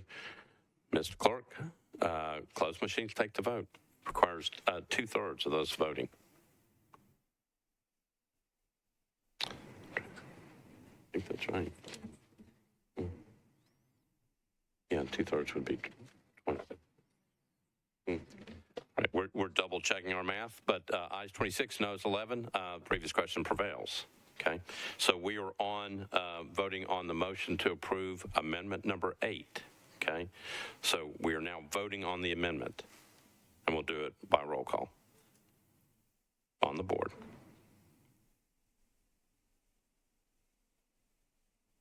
All right, Ms. Clerk, you ready? All right, so we are on Councilmember Mendez's motion to approve amendment number 8. If you're for the amendment, you'd vote aye. If you're against, you'd vote no. Mr. Clerk, open up the machines.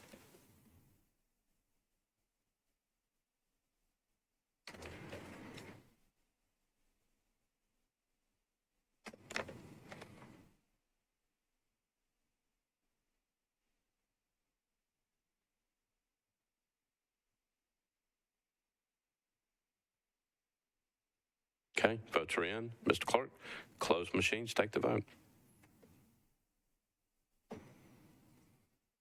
Ayes 15, noes 22. The motion fails. All right, we are on amendment number 9 by Councilmember Mendez. You're recognized. Ask for committee reports on number 9. Okay. Budget and Finance, Councilmember Roten. Thank you, Mr. Vice Mayor. Budget and Finance disapproved. Disapproved. 1 in favor, 10 against, 1 present, not voting. All right, Public Facilities, Councilmember Hart.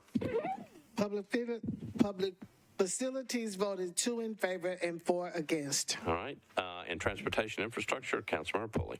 Thank you. Transportation on Amendment 9 voted 2 in favor, 9 against, and 1 not voting.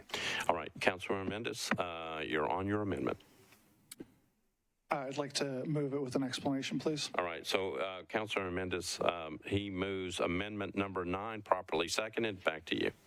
Thanks. This one has to do with changing the terms of the team's guarantee. You guys will remember they've got related entities. In the documents, they're called STADCO and TeamCo.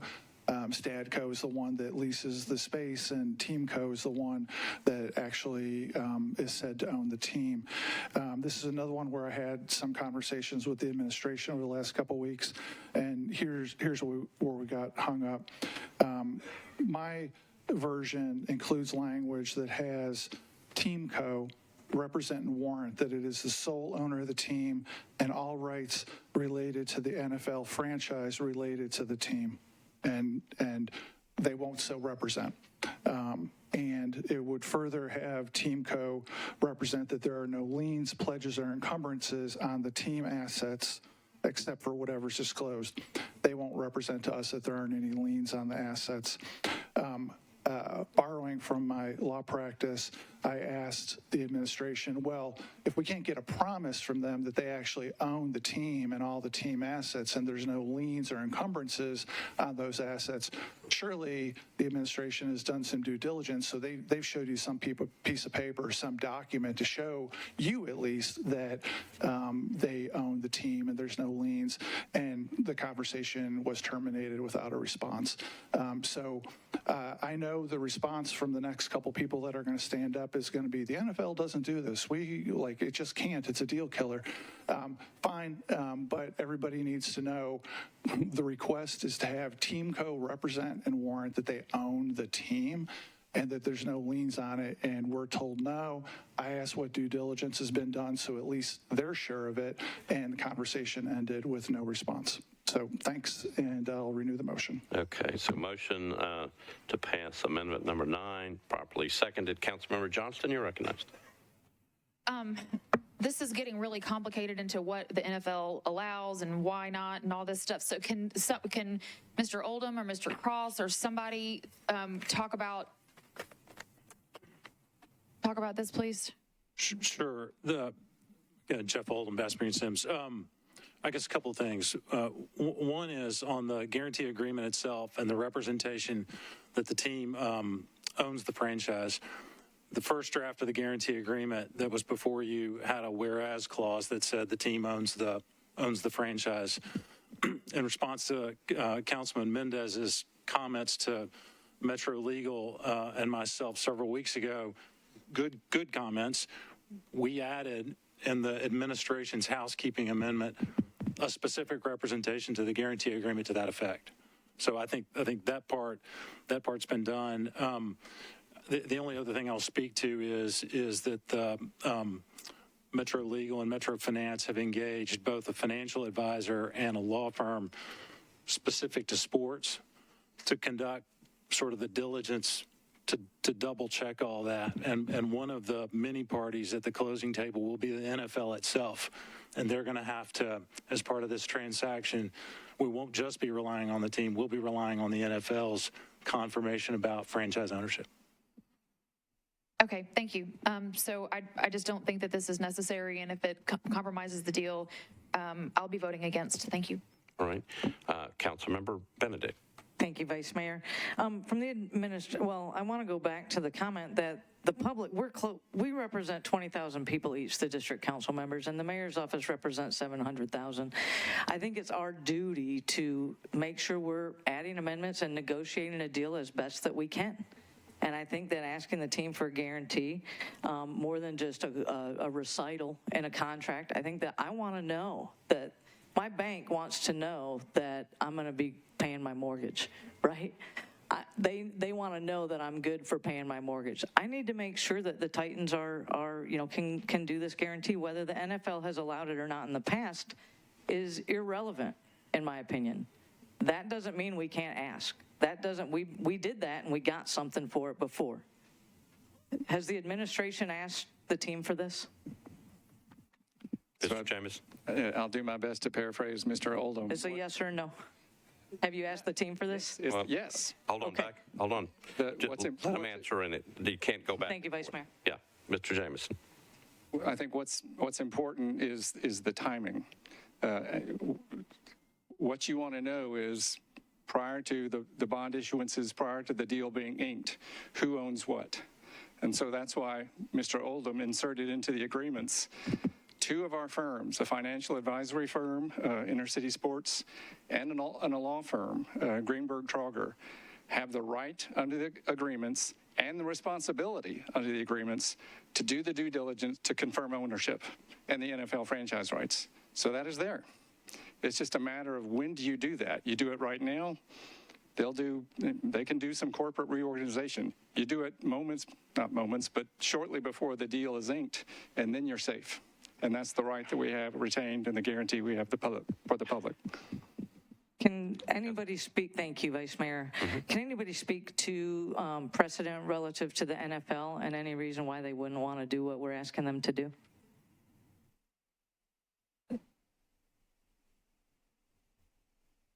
I'm not sure if we have anybody that can speak. The administration isn't going to defend the deal?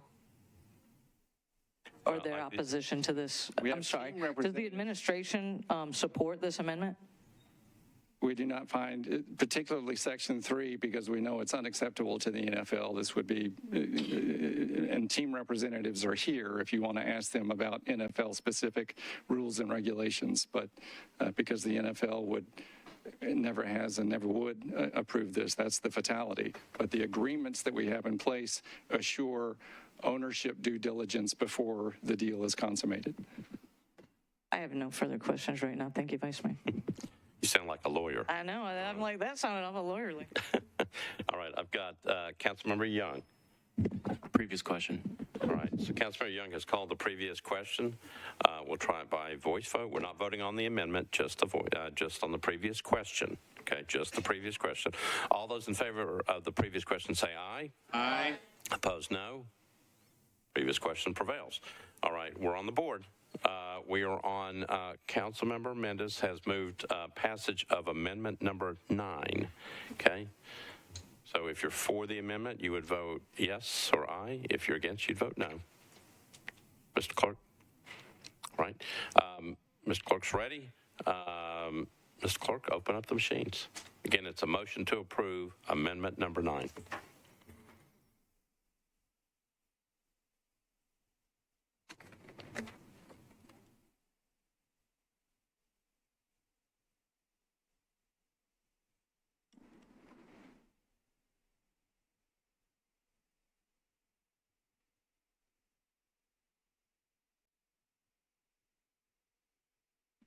Okay, votes are in. Mr. Clerk, close the machine. Take the vote. Ayes 11, noes 26, 0 abstentions. Motion fails. Right. We are on amendment number 10. Councilor Mendez, you're recognized. Ask for committee reports on number 10. All right. Chairman Roden, you're recognized. Thank you, Mr. Vice Mayor. Budget and Finance approved this fine amendment, 12 in favor, 0 against. All right. Chairman Hurt, you're recognized. Thank you, Vice Mayor. Public Facilities also approved this amendment, 6 in favor and 0 against. All right. Transportation, Councilmember Pulley. On amendment, are we on? We're on number 10. On Amendment 10, Transportation voted 11 in favor, 1 against, and 0 not voting. All right. Councilmember Mendez. Move approval with a brief explanation. All right. Councilor Mendez has moved approval of amendment number 10, properly seconded. Back to Councilor Mendez. The explanation is the administration's in favor of it, so I'm not sure anybody cares what it actually says. Let's just vote. Well, we can do it that way. Councilmember Sawara, you're recognized. Well, I do care what it says. Thank you, Vice Mayor. I think one of the biggest concern about this is if the state should ever come back. We're so scared of the state, and we have every right to be. And the state taking over the Sports Authority is something that is not happening now, but could happen, and that's a serious reason for concern. But if for whatever reason the state comes back and wants to take back the money or because they have control, how do we protect ourselves? This particular amendment is a great one because it says if the state should renege on any of the promise of the bond, which the comptroller said they couldn't do, but if they do, because we cannot trust them, the Titans is going to be responsible for any financial obligation that comes out of it, and it's not Metro. I think it's a great one, and everybody should vote in support of this one because it's the best safeguard that we have for our funds. Thank you. All right. Thank you, Councilmember Sawara. Councilmember Stiles, did you have your hand up? Okay. Anybody else on this one? All right. We are ready to vote. Mr. Clerk, if you would. We are on amendment number 10. Councilor Mendez has moved approval, properly seconded. If you're for the amendment, you'd vote aye. If you're against, you'd vote no. Board's ready. Mr. Clerk, open up the machines.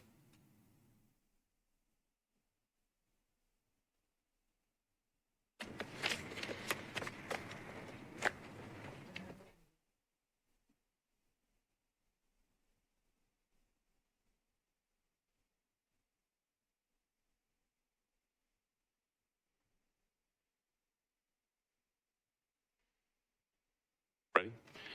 Mr. Clerk, close the machines, take the vote. Ayes 37, no 0, no abstentions.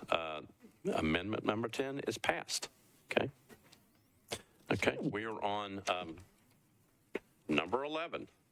Councilor Mendez. I'm going to not move 11, 12, or 13 and would ask for a committee report on 14. Okay. Okay, we are on 14, amendment number 14. Councilor Roden, Budget and Finance. Thank you, Mr. Vice Mayor. Budget and Finance disapproved this amendment.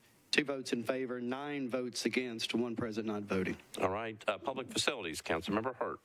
Thank you, Mr. Vice Mayor. Public Facilities voted 2 in favor and 0 against. and 4 against. Okay. And Transportation and Infrastructure, Councilor Pulley.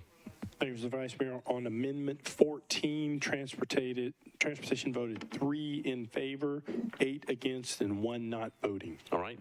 Councilmember Mendez, you're recognized. I'll move 14 with an explanation. Okay. Proper motion, properly seconded. Back to you. This one goes to the core of the state's aggressive actions to the city and provides that if there is a change to the makeup of the sports authority, then the rent required under the ground lease may change. Well, I'm not sure whether I might be having the wrong one here. If I can have just 1 second, Vice Mayor.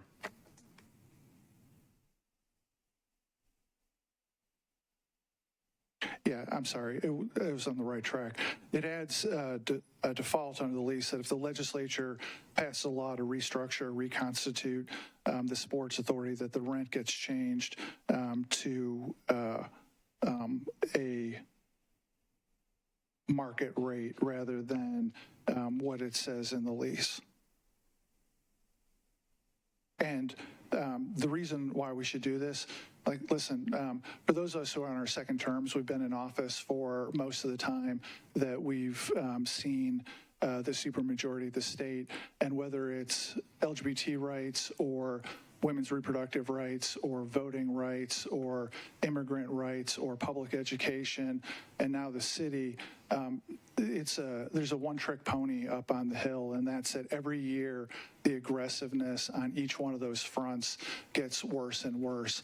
And what started out when we first got in office in 2015, my class of council members, it was outrageous that there was 1 or 2 bills that got preempted, and now 7.5 years later, that seems like child's play.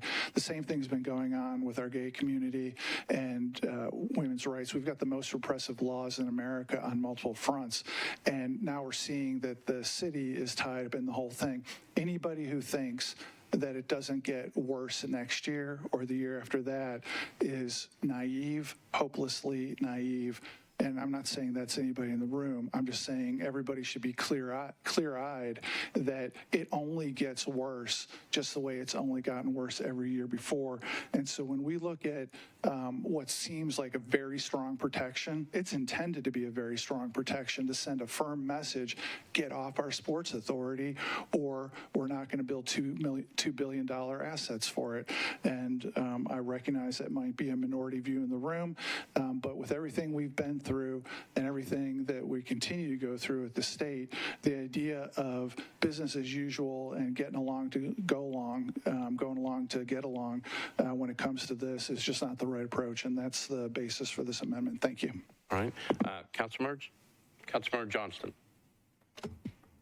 Thank you. I want to reiterate that I understand the sports authority thing with the state, and but we still have 7 out of the 13. But also, I feel like this is punishing the NFL or the Titans for something that the state may do, which doesn't really make sense to me why you would punish them.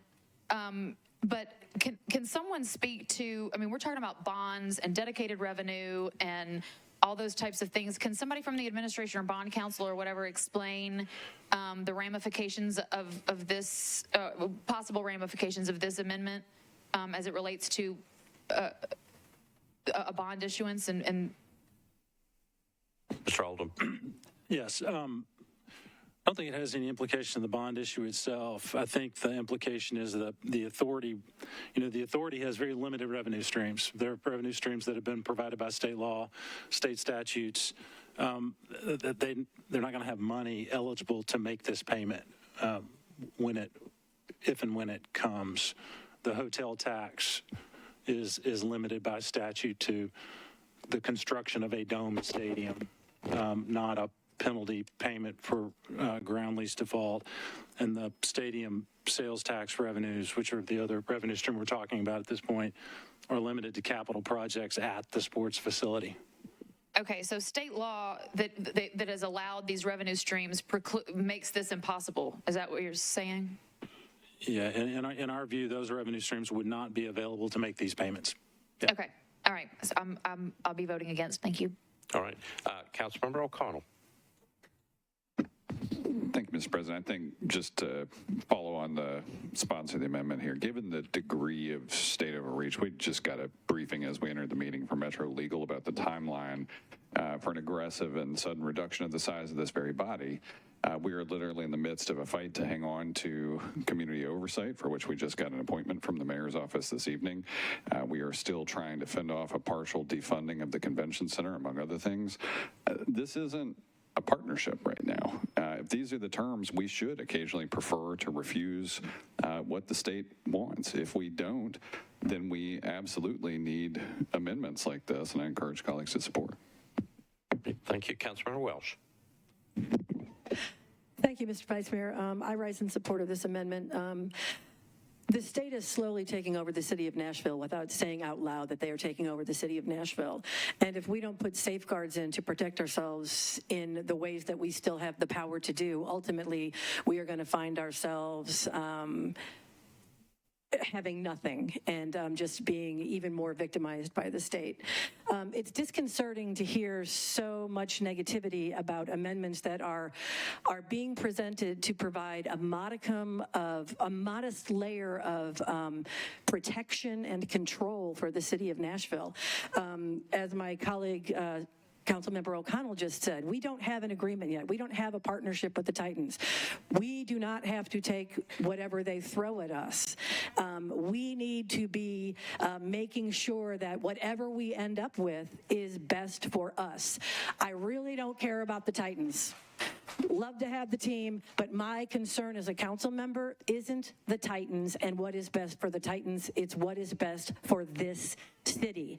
And there are so many ways we could be even adjusting this entire agreement besides these amendments. We could just get a whole new design for the stadium. Even a dome stadium, that's half the price. There's a lot of stuff we can do. Right now, we're just rolling over and playing dead and throwing out amendments that let us keep control of our assets and our money. And I would really like my colleagues to think about that, because down the road, you're going to sit here at these desks, but you're not going to have any power. So we need to be thinking about what we're doing, and I stand in support. I hope my colleagues will support these and all the amendments being put forward to protect Metro. Thank you. All right, thank you. Councilmember Benedict. Thank you, Vice Mayor. To the administration, what's the likelihood that this would, sorry, if I could gather my thoughts, Vice Mayor. Sure. I want to pull the amendment back up. So I guess to the administration, the fear here is, well, we've described the fear, right? We've talked about the fear. And what is the likelihood? The fear is that the team won't be able to afford this, right? No, all right, I'm getting head shakes. So maybe fear is not the right word. Maybe that's not a preferred word. But I would say, what is again, our job is to negotiate the best deal for our folks. If something changes, we should be able to have the right to make those changes as well. Just the other day, we heard a legislator at the state saying that they are at war. We are at war. I think the problem I have is that if we don't stick together, if you don't believe we're at war for our republic, you need a different job. The left want Tennessee so bad. And what they're talking about there is the left in Nashville, a progressive council, a progressive city, a city that is a blue dot in a red state. And we need to be protecting the progressives of the city, the blue dot. 75% of the voters here who vote, who are not the people, who are the people who this guy is saying, this gentleman, or this guy is saying they're at war with. If we're at war, we need to make sure that we're protected. I need the best body armor I can get. And the best body armor I can get would be a protection like this. This doesn't mean it's going to happen. This means that if it's going to happen,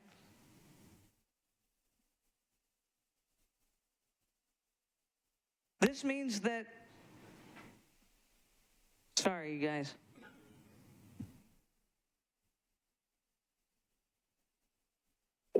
I'm just going to go back to, I lost my thought there. I lost the spot in the amendment. So, and I just want to go back to, we need to protect the voters. We need to protect the investors of this city who are paying taxes and making this happen. And we have to make sure that every single deal, every single possible change that we can make to this to make it better, should there ever be a need to make it better, should there ever be a need for this to happen, we need to be seeking this. If we're not looking for these things, then we're not doing our jobs.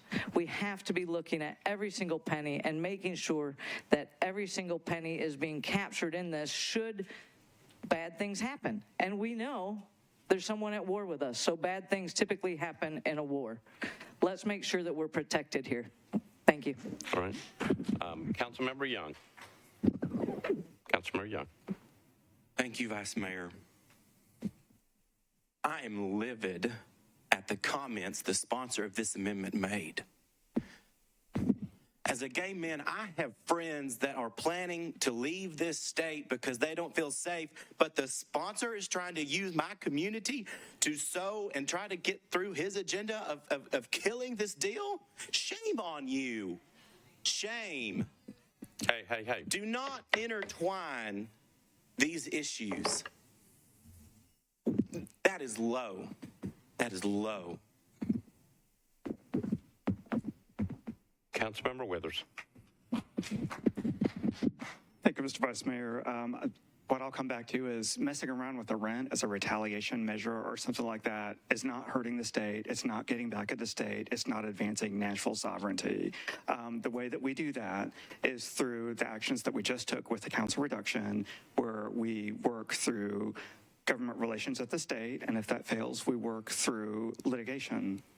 That's how you get the protections that we need. Messing around with rent in the middle of a stadium deal after 9 months of engagement is not the way that you do that, and it does not provide the safeguards that I think some people are believing it does. So I am not in support of this amendment. Thank you. All right.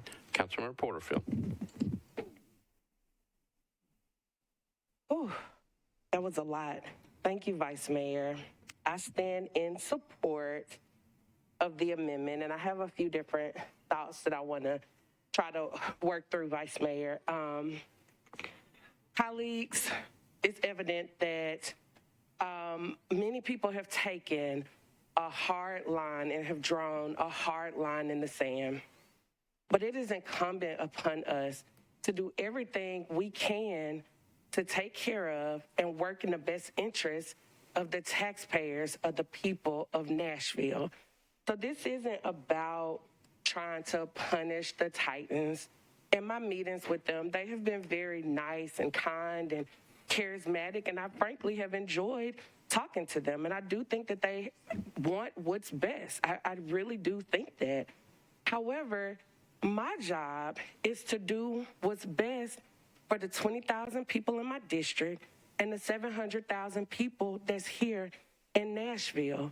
Now, I respectfully understand what my colleague just said about, giving the example of the council reduction litigation and how we fought that litigation. But let's be clear. There were multiple people on this body that were willing to just go straight with it. It was not popular to fight the state on that. It was a very few amount of people that were standing up, just like it's a few amount of people that's standing up right now. And we're gonna keep standing up on every single last one of these amendments to do what we can to protect the taxpayers. That is why we are here. So I do understand that some people feel like this is a great deal, but there are ones of us that want to do everything we can to protect the people of Nashville. And if you think it's such a great deal, which is your right, it's fine that you think that, but if you think that, what is wrong with adding extra layers of protection that will not kill the deal? We are not obligated to work in the best interest of a sports team, respectfully. We are obligated to work in the best interest of our constituents. So I'm standing in support, and I'm going to ask my colleagues to also support. Thank you. Okay. Councilmember Nash.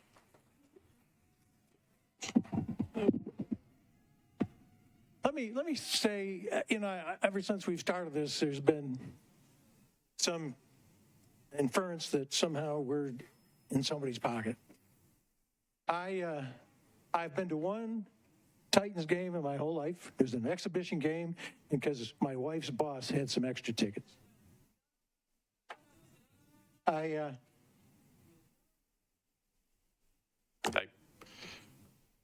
Councilmember Nash, go ahead.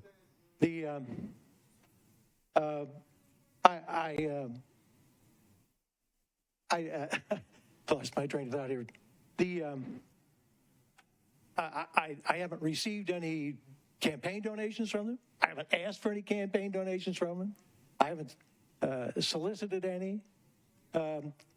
The fact is, I support this deal because it is a good deal for the taxpayers and the people that I represent.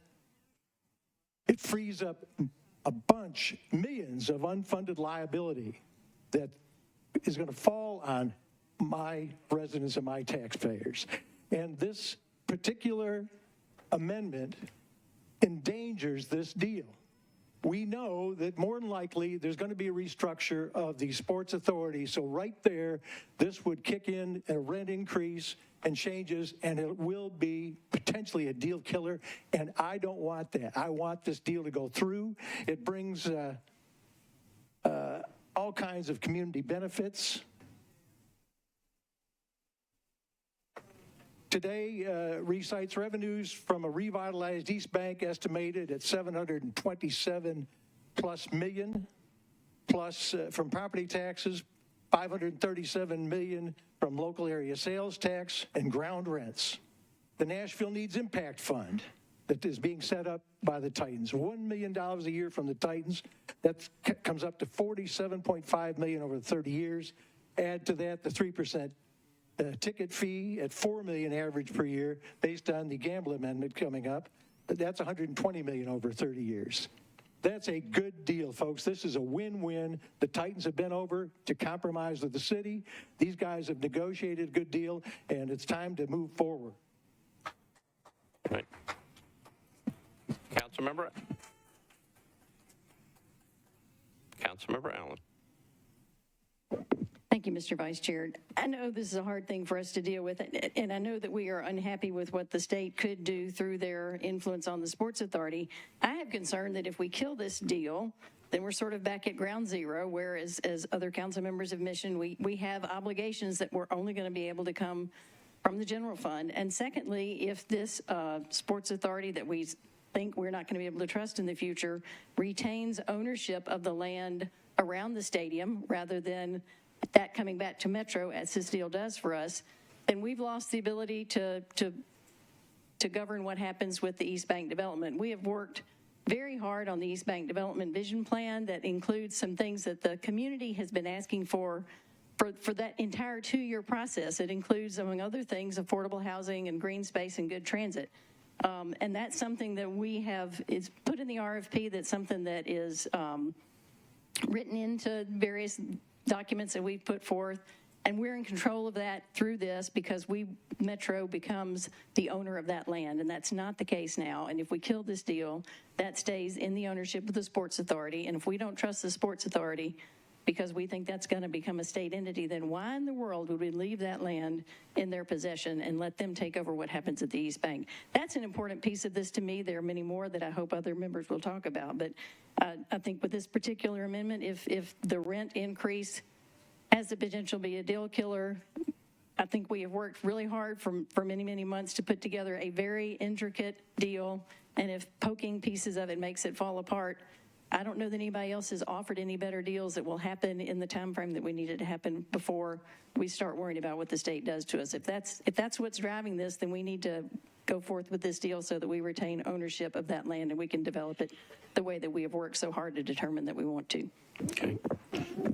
Councilmember Hancock. Thank you. Previous question. Councilmember Hancock has called the previous question. We're on the previous question. We'll try it by voice vote. All those in favor of the previous question say aye. Aye. Opposed, no. Previous question prevails. We are on amendment number 14. All right. So Councilor Mendez has moved amendment number 14. It's properly seconded. That's what we'll be voting on. Mr. Clerk.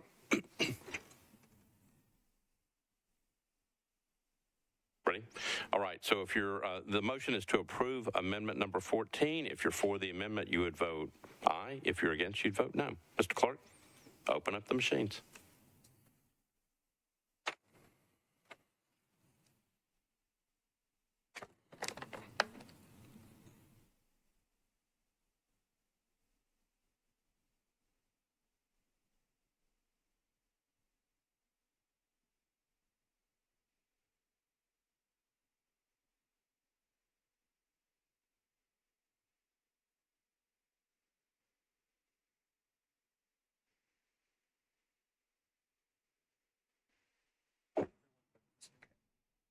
Mr. Cash?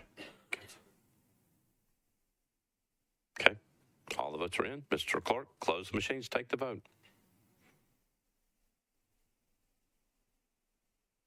Ayes 13, noes 24, 0 abstentions. The motion fails. We are on amendment number 15. Councilmember Mendez. I won't move 15, ask for report on 16. Okay. 15 is withdrawn. Okay, amendment number 16, Budget and Finance, Councilmember Roden. Thank you, Mr. Vice Mayor. Budget and Finance disapprove this amendment. 1 in favor, 10 against, 1 present, not voting. All right, Public Facilities, Councilmember Hurt. Thank you, Mr. Vice Mayor. Public Facilities voted 2 in favor and 4 against. Okay, and Transportation, Councilmember Pulley. Thank you, Mr. Vice Mayor. On Amendment 16, We're on 16.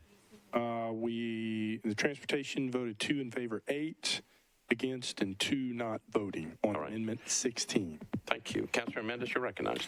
Move 16 with a brief explanation. All right, so there's a motion to approve amendment number 16, properly seconded. Back to you.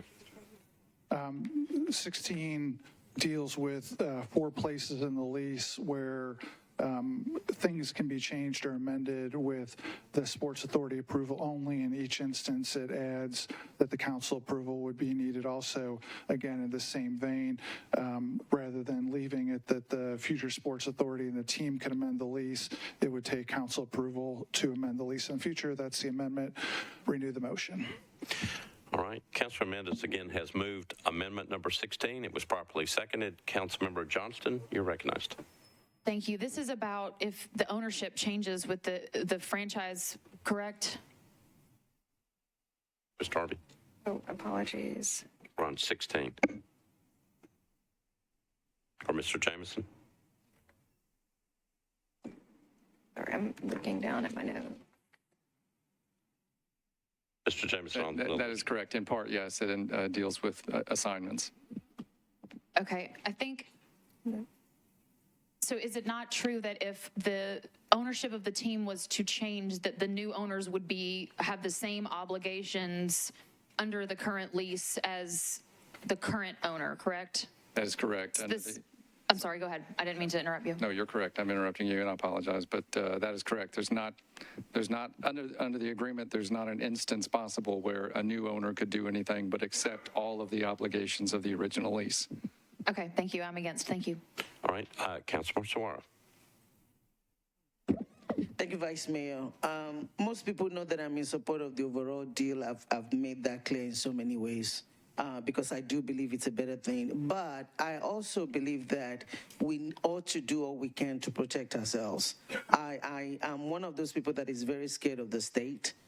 And I think that anything that safeguards or add to it is not, even if this will be done automatically, what does it do for us to add a language? If it helps, if it substantiates it. So I'm in favor. I think anything that makes this better. And also, we also have to think about the trust from our constituents. People are very worried, and we should be too.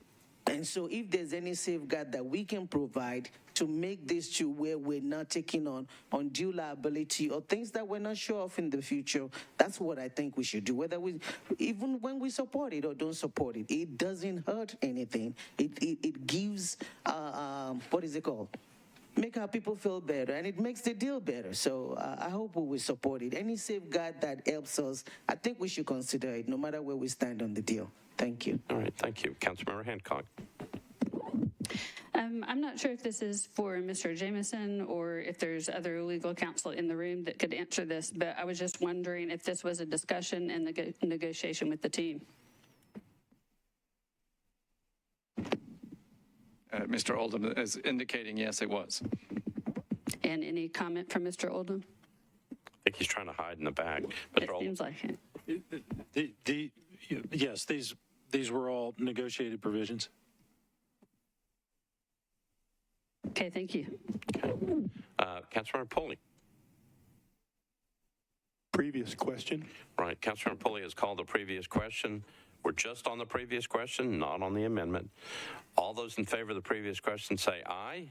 Aye. Opposed, no. Previous question prevails. We are on amendment number 16. Mr. Clark.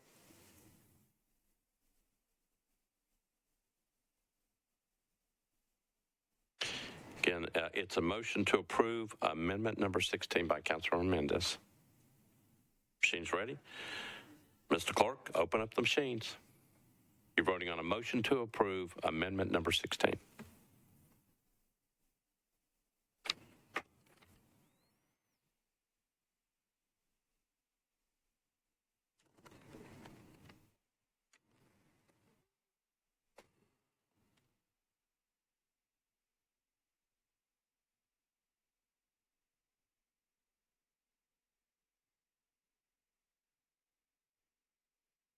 Everybody in? Okay. Mr. Clerk, close the machines, take the vote.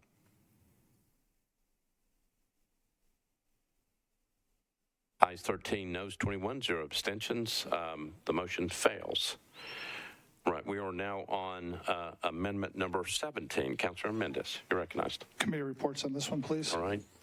Councilor Roten, you're recognized. Thank you, Mr. Vice Mayor. Budget and Finance approved this amendment. 12 in favor, 0 against, 1 present, not voting. All right. Councilmember Hart. Thank you, Mr. Vice Mayor. Public Facilities voted 6 in favor and 0 against. All right. Thank you. Councilmember Pulley, Transportation. Thank you, Mr. Vice Mayor. On Amendment 17, Transportation voted 11 in favor, 1 against, 0 not voting. All right. Thank you. Councilor Mendez, you're recognized. Move approval of 17. All right. Councilor Mendez has moved approval of amendment number 17, properly seconded. Any discussion? Forgot to check there. Anybody? Okay, we're on the board. Mr. Clerk, this is a motion to approve amendment number 17.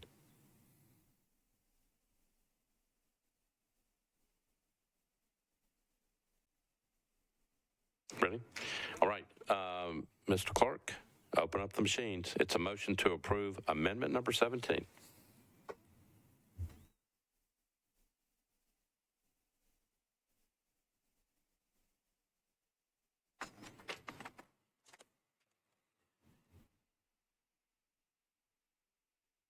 Everybody in? Okay.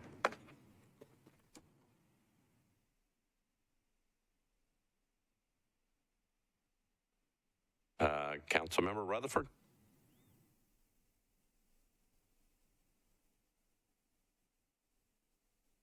All right, everybody's in. Mr. Clerk, close machines, take the vote.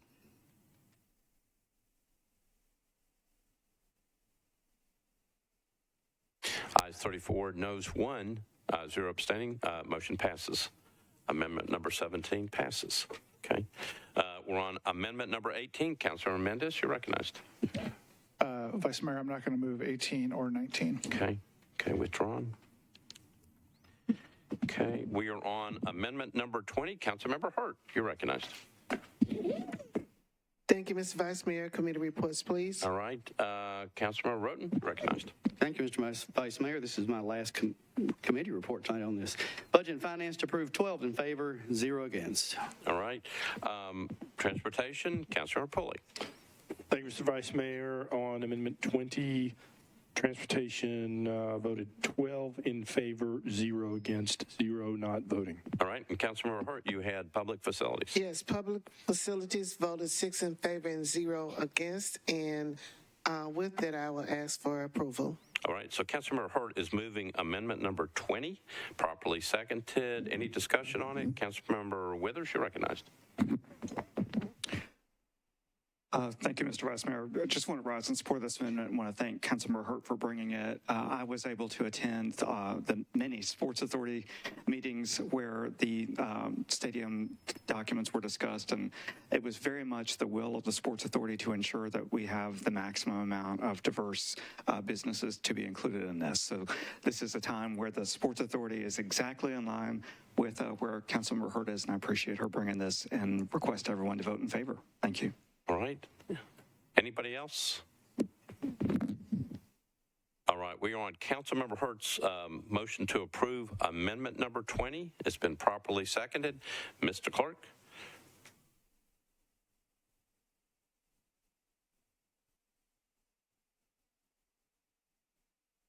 Okay, we're ready to vote. We are voting on amendment 20. It's a motion to approve amendment number 20. If you're for the amendment, you'd vote aye. If you're against, you'd vote no. Mr. Clerk, open up the machines.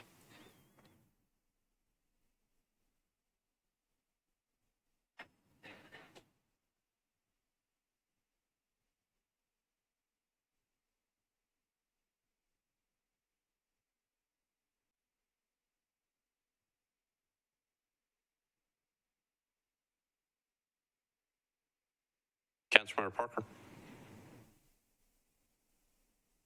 Okay. Mr. Clerk, close machines, take the vote.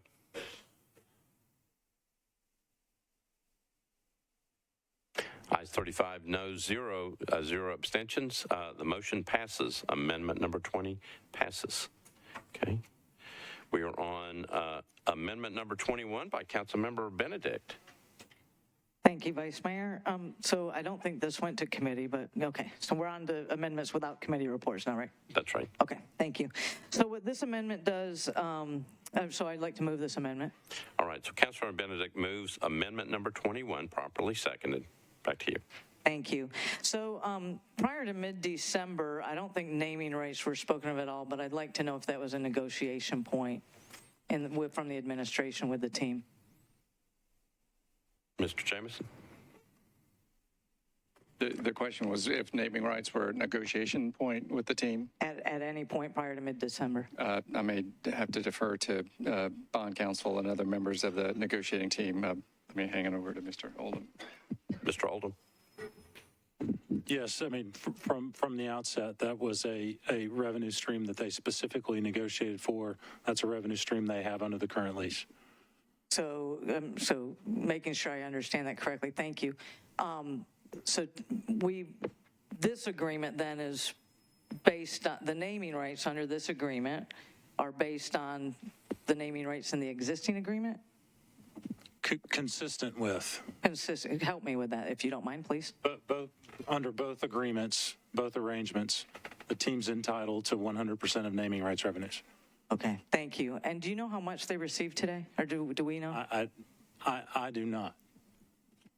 Okay, it's reported in the press that it's between $5 and $6 million per year. It's a 20 to 30 year agreement that today Nissan has with the team or the stadium or whatever entity it is. So let's call it 20 years. Let's call it $5 million. That's $100 million, right? Did I do that right? So, okay, I'm bad at math on the fly, and the public knows this.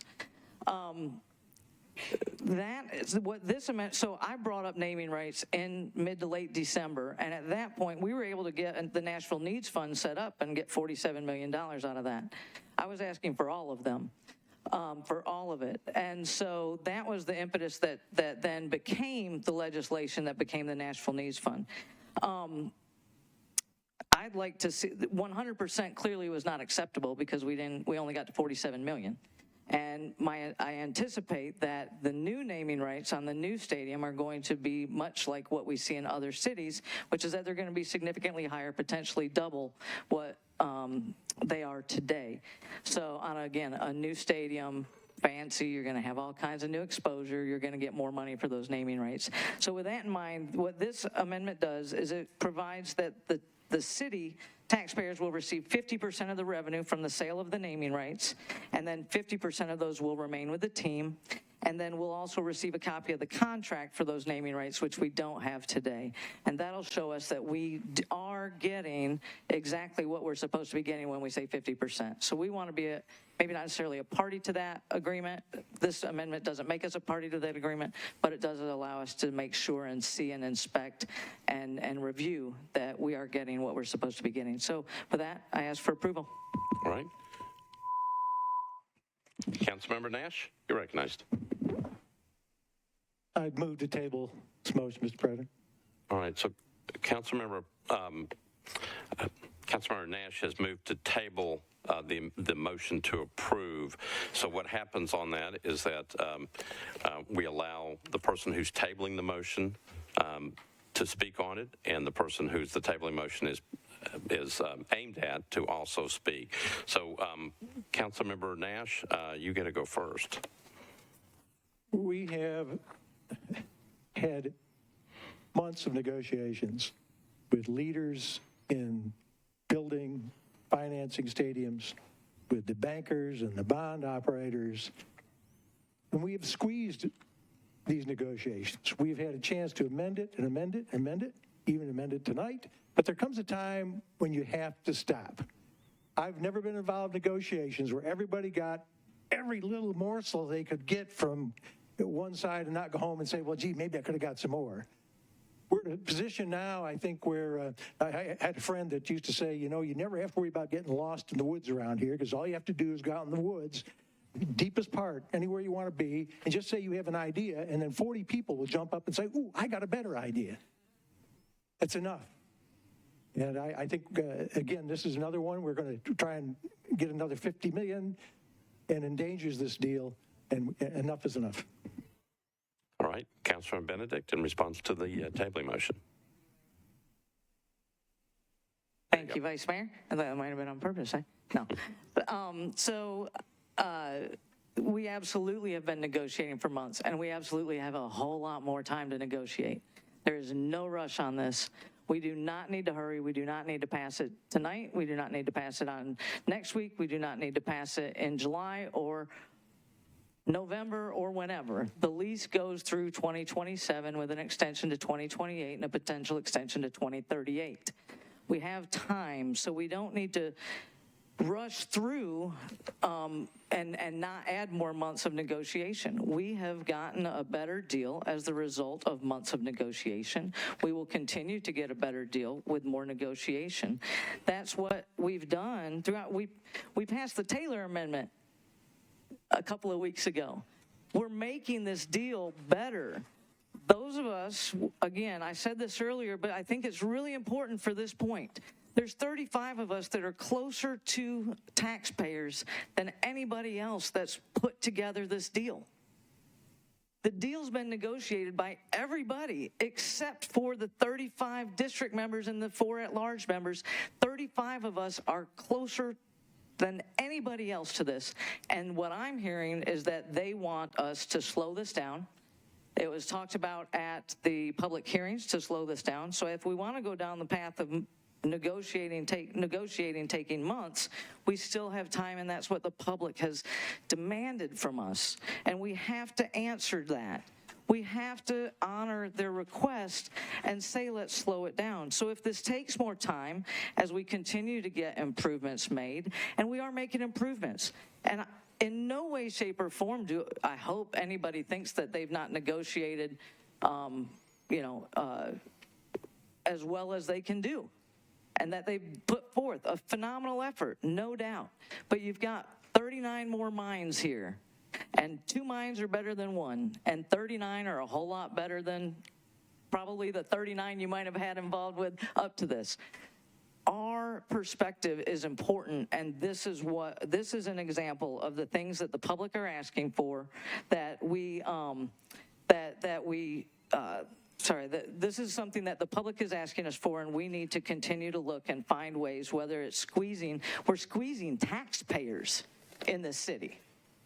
We're not squeezing corporations. We're not squeezing companies. We're squeezing taxpayers.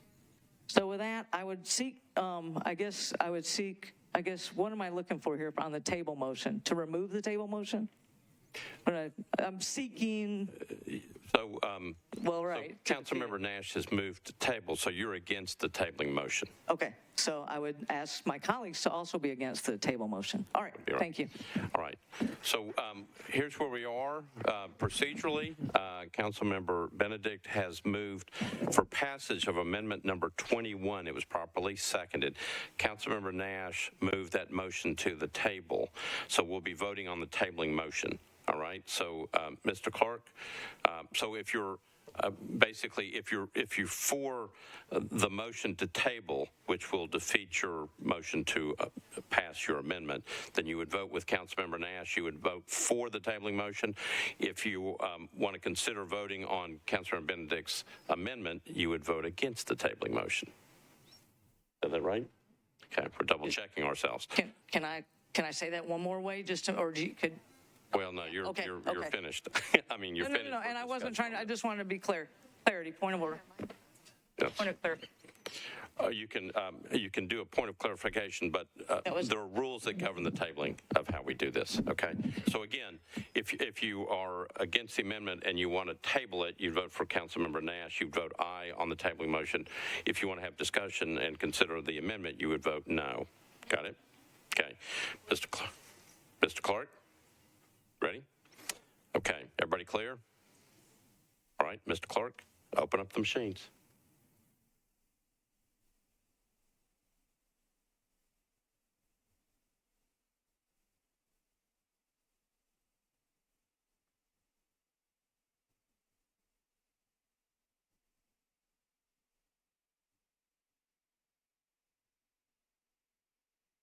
Are you in? All right, Mr. Clerk, if you would, close machines, take the vote. So it's ayes 25, noes 12, 0 abstentions. The tabling motion prevails. So the motion to table passes. All right.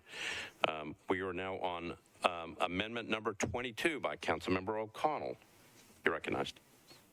Thank you, Mr. President. I'd like to, I guess this did not go to committee, so I'd like to move the amendment. All right. Councilmember O'Connell moves amendment number 22. Properly seconded. Back to you. Thank you. I'd like to, I guess, I heard from the administration that there were some bond counsel analysis that might make this one problematic, so I'd like to defer to the administration and bond counsel on this. All right. Mr. Oldham. Yeah, so in the same vein as I mentioned earlier, this amendment would sort of alters the way excess revenues are allocated, and toward the bottom of that allocation would divert dollars that are going to the Capital Repairs Reserve Fund to the general fund. At that point, the dollars we're talking about are either hotel tax revenues or stadium tax revenues, and they're not eligible under statute to be diverted to the general fund. They're required to be tied up to the stadium or stadium bond prepayment. All right, thank you. I'll withdraw. You can withdraw amendment number 22. Okay, 22 is withdrawn. Councilmember Henderson, point of order. Thank you, Vice Mayor. My inquiry is about calling for a public hearing and when that is an appropriate motion. And so I had engaged staff and spoken with Ms. Darby, and I just think there's kind of a lot going on. So I just wanted to kind of figure out in the sequence of things how that will be brought forward. And so I wonder if I'm just trying to understand, Vice Mayor, when is the appropriate time for that? And so I didn't know if Ms. Darby could please speak to that, please. That's okay. Ms. Darby? The motion for a public hearing would be an incidental main motion that would be made after the conclusion of the main motion, which is the motion to approve the bill.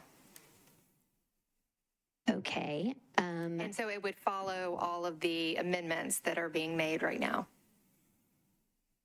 It would follow the amendments. It would follow, but and the motion. Does it have to happen before the motion to approve the bill as amended? No, it could follow the motion to approve the bill. Okay, so I guess my question is it an appropriate motion once the bill as amended has been moved? Or as I was a little confused as to your explanation earlier, I thought I was understanding you saying that it would not be an appropriate incidental main motion until after the motion to approve had been cleared, so to speak, or voted on. Yes, that is correct. It's an incidental main motion. You should make it after the main motion has been disposed of. Disposed of. Yes. Okay, but at last meeting, again, in a spirit of order, I made a motion to both defer and call for a public hearing, and then I bifurcated that motion. Yes. And so I just want to clarify by way of a point of order, Vice Mayor, that as that was an appropriate motion at a previous meeting, that will again be an appropriate and prevailing motion in this meeting. So it's my understanding you're going to have to, if you make a motion to have a public hearing and also defer, you'll have to bifurcate that because there's different vote totals that are applied to that. Correct, but at last meeting, we did bifurcate it, and then we took up the public hearing first. And so because we set that precedent, and that is on the record, I just wanted to reconfirm that that would be what would happen if I were to make such a motion. Yeah, if your question is, are you going to, do we need to bifurcate that motion? Yeah, we can do that. And then the public hearing would be taken up first as part of that duality or that combined motion in advance of disposing with the main motion. At the last meeting, we probably should have taken up the public hearing after the motion to defer. But at the last meeting, you're correct, we took up the motion for public hearing prior to the motion to defer. And you'll recall there was a meeting once before where we had a motion to defer and for public hearing. And at that time, we had to switch the two, where the public hearing motion came before the deferral, because the deferral was an automatic deferral. And so at the last meeting, we kind of followed that order again. But it's appropriate to make it after the conclusion of the main motion. And so the motion to defer takes precedence over the main motion, and you would take that up prior to, if that motion were made, you would take it up before you voted on whether to approve the bill or not. And again, it's just appropriate for the incidental main motion to be made after the conclusion of the main motion. Okay, but then why was it allowable on the record last time to do it? And I'm not asking you, Councilman Young, respectfully. No, sir. I'm asking our council. Over here. Thank you. Well, Councilman Young was addressing me, so. So are you then saying that how we did it last time was wrong? Yeah, I'm saying that the way that we did it last time, we probably should have taken them in reverse order, but we didn't. We took the motion for public hearing prior to the motion for deferral, as we were trying to bifurcate the single motion that was made. But we probably should have reversed that order. Okay, so then at whose discretion is whether or not we do that the same way that we did it last time? So you've been clear that the motion for a public hearing as a standalone motion is an incidental main motion that cannot happen until the primary motion, which one would assume is to approve or disapprove on second reading the bill as amended. So you are asserting that that would have to happen first before a public hearing could be called? Before a public hearing motion could be made, yes. Okay. And that said, if one were to make a combined prevailing motion of a deferral with a public hearing, you would speak against, or Vice Mayor, you would not support the bifurcation of the motion to call for the public hearing in combination with that, as we did previously? Councilmember Henderson, I'm not sure exactly what you're asking. It's my understanding, and I'll go back to the director, a call for a public hearing requires a different vote total. A motion to defer is a simple majority. So you can't do it at the same time. You have to split them. Understood, but if the intent is to defer with a public hearing, I recognize that what we did last time was we bifurcated the motion so we could take the public hearing up first. And so I am asking if, in the spirit of how we did it last time, if that is going to be allowed again this time. I guess I'm wanting that on the record, because I think my understanding, and I think the hope for the community would be to move a public hearing, but remember, Councilman Henderson, this is a point of order. Yes, sir. I'm just trying to figure out in the order of business when is the right time and the right way to do this, because I've been getting kind of confusing information, and I want to make sure that we're on the record about the right way to do it. Please, sir. So I think the director is trying to explain to you how you would do it. So it's my understanding we're going to go through the rest of the amendments, and then deal with the motion to approve. Maybe we can help Councilmember Henderson. When is the appropriate time for her, if she wants to make a motion, and she can make a motion to defer and to call for a public hearing, but it has to be split on the vote because it's different procedures. When is the appropriate time for Councilmember Henderson to make that motion? To make the motion for a public hearing as a standalone motion, you should do it after the conclusion of the main motion, which is has been made by Councilmember Withers to approve. Presumably, it will be to make it to approve as amended. And then... is that not, though, Director, I apologize for interjecting, is that not then, because we've moved approval of the bill, will there not have to be a separate motion to renew approval as amended? And is that not a different motion? Because what's before us at present is the bill prior to all the amendments going on. Yeah, it would be a renewal of the motion to approve as amended. Okay, but was the initial motion to approve? It would be a renewal of the motion to approve the bill as amended. Okay, so it's not a new or separate motion? No. No, okay. And then can you explain then why you would assert that the prevailing motion typically of a deferral cannot be combined with a public hearing at some juncture in the midst of the amendment conversation? So what has happened in the past, we've had it happen 2 times now, is that there's been a motion to defer and have a public hearing.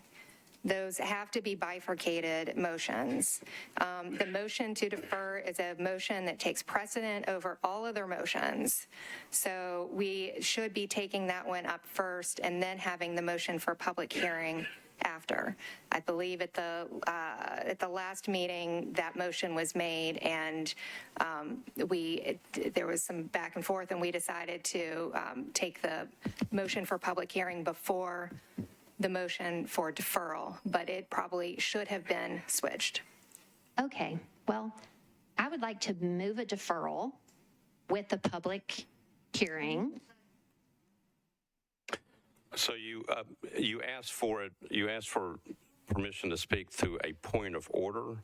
Yes, sir, and then I got the clarification that I wanted, but are you asserting that I would then have to be separately recognized after?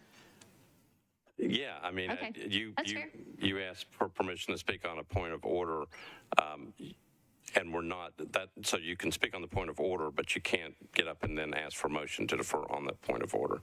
Okay, so You have to be I recognized. think then it would be appropriate to move a deferral with a public hearing, and then colleagues could vote as they will on the deferral, which has to happen first, but then the public hearing could happen after that. Councilmember Henderson, we just said you can't. We'll have to come back to you on that motion. I appreciate that. Thank you. Councilmember Benedict, on a point of order, you can't argue this. You have to.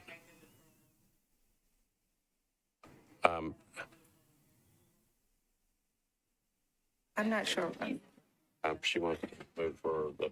Yeah, I'm not sure where we are on the list. Did we have? We're on amendment number 23. So Councilman Henderson had stepped up to ask for point of order, so you can't start making motions under that. Hold on just a second, let me check. I have to bring it up right now if she wants to do it. We're in the middle. She's being recognized on a point of order, I believe. I don't know what she's being recognized on. You were going to go back to the agenda, which was to call for amendment 23. I understand, but I mean, And then just let her just do it. as soon as somebody gets recognized, they can make that motion. You mean if you go to the amendment, then she can do it. Yes. Vice Mayor, if I may, sir, just further into the point of order that might be helpful to you from a clarity standpoint. Councilmember Henderson, you don't have access to the floor right now, so Councilmember Benedict has the floor. Thank you, sir. Okay.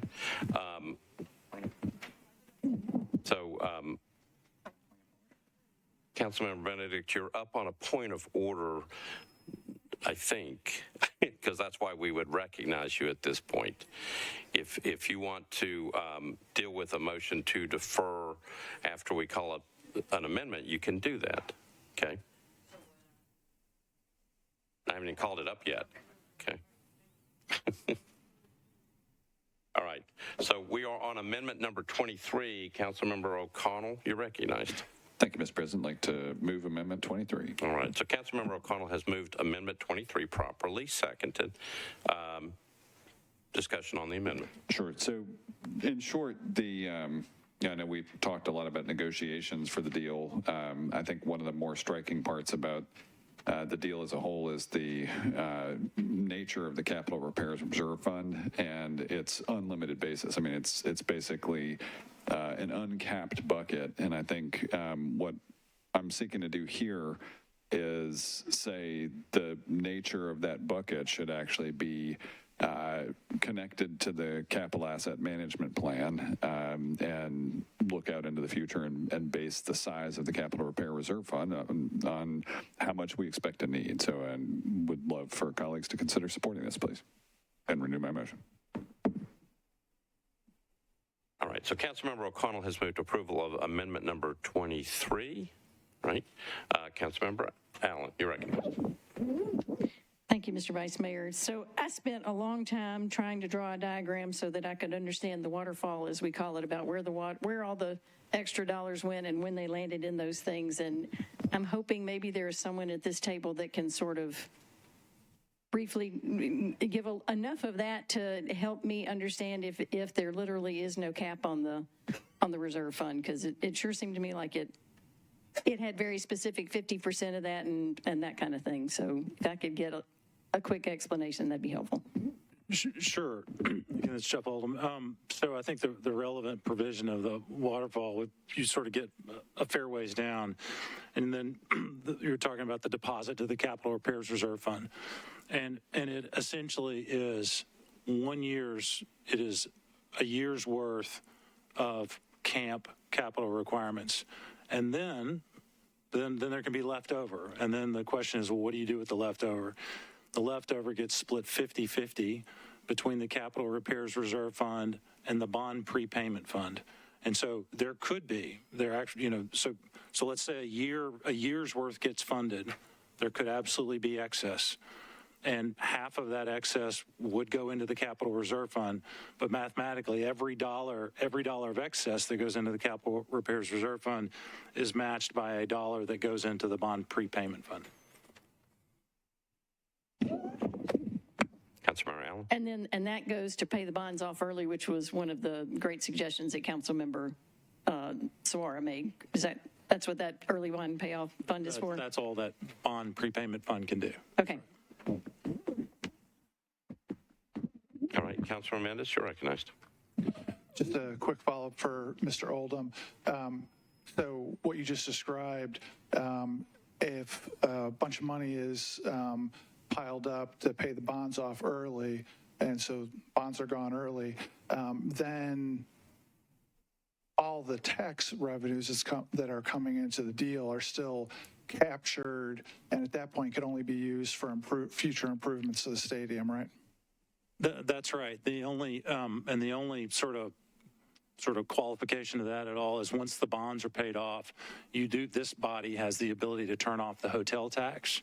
But other than that, you're exactly right. Once the bonds are prepaid off, once you hit the Capital Reserve Fund at the end, that's sort of the last stop for all dollars. Right. And this is as I understand it, an important distinction between the term sheet and the final document. The term sheet had a unstated amount of money piling up in the Capital Repairs Reserve Fund, and the final documents switches to what you've described, that in addition to piling up some money for the Capital Repairs Reserve Fund, it also accumulates, if things go per projection, a bunch of money to pay the bonds off early. And then once that happens, certainly all the sales tax revenue and rent that comes into the deal still stays basically in the facility. All right, thanks. That's correct. Okay. Councilmember Toombs. Mr. Vice Mayor, Councilmember Mendez covered my question. Okay. Councilmember Johnston. I'm just wondering if bond counsel has any opinion on, or the lawyers has any opinion on this particular amendment, or if it was vetted to make sure that we're not messing anything up. I mean, I don't want to do something that's, I'm all about making it better, but I also don't want for the enemy of good to be better. So can someone speak to any negative impacts of this? Thank you, Councilmember. I know as we're going through these amendments, there are some that the commentary from this table has been we may not feel this one is necessary or not quite sure what the sponsor is after. There are 2 or 3 in the entire set of 30 that the team has made clear they could not finance if you go forward, that it would be fatal to the deal, and this is one of those. From our perspective, the new stadium will be a Metro asset, and part of the reason we're interested in getting past what plagued the existing stadium was the lack of a maintenance plan. And so if we don't maintain funding reserves and capital, how do we fund the maintenance going forward of an asset that we own? And that's our concern with this amendment. Okay. Councilmember Johnston, anything? Councilmember Hancock, you're next. Thank you, Vice Mayor. I was wanting to ask this question, I think, to Mr. Jameson. When Councilmember O'Connell was working on this amendment, did he discuss this with you and the team to see how this would fit into our current lease arrangement? I mean, not the current, but the one we're currently considering. Let me make sure I understand your question. If it's before the amendment was filed, I don't know that we had that conversation. I think after it was filed, there were conversations. And do you think that it would have warranted discussion with the lawyers you've been working with and/or the bankers? We always appreciate the council members who reach out to us in advance so that we can do our due diligence on what is proposed and to see what third parties' advice or capabilities are. Thank you. All right, I got to go to Councilmember Nash next. Councilmember Nash, you're recognized. I'd call the question. All right, Councilmember Nash has called the previous question, so we're on the previous question, not on the amendment. All in favor of the previous question, say aye. Aye. Opposed, no. Previous question prevails. All right, so we are on the board. It is Councilmember O'Connell has moved amendment number 23. It was properly seconded. That's what we're voting on. It's a motion to approve. If you're for Councilmember O'Connell's amendment number 23, you'd vote aye. If you're against, you'd vote no. Mr. Clerk, board is ready. Mr. Clerk, open up the machines.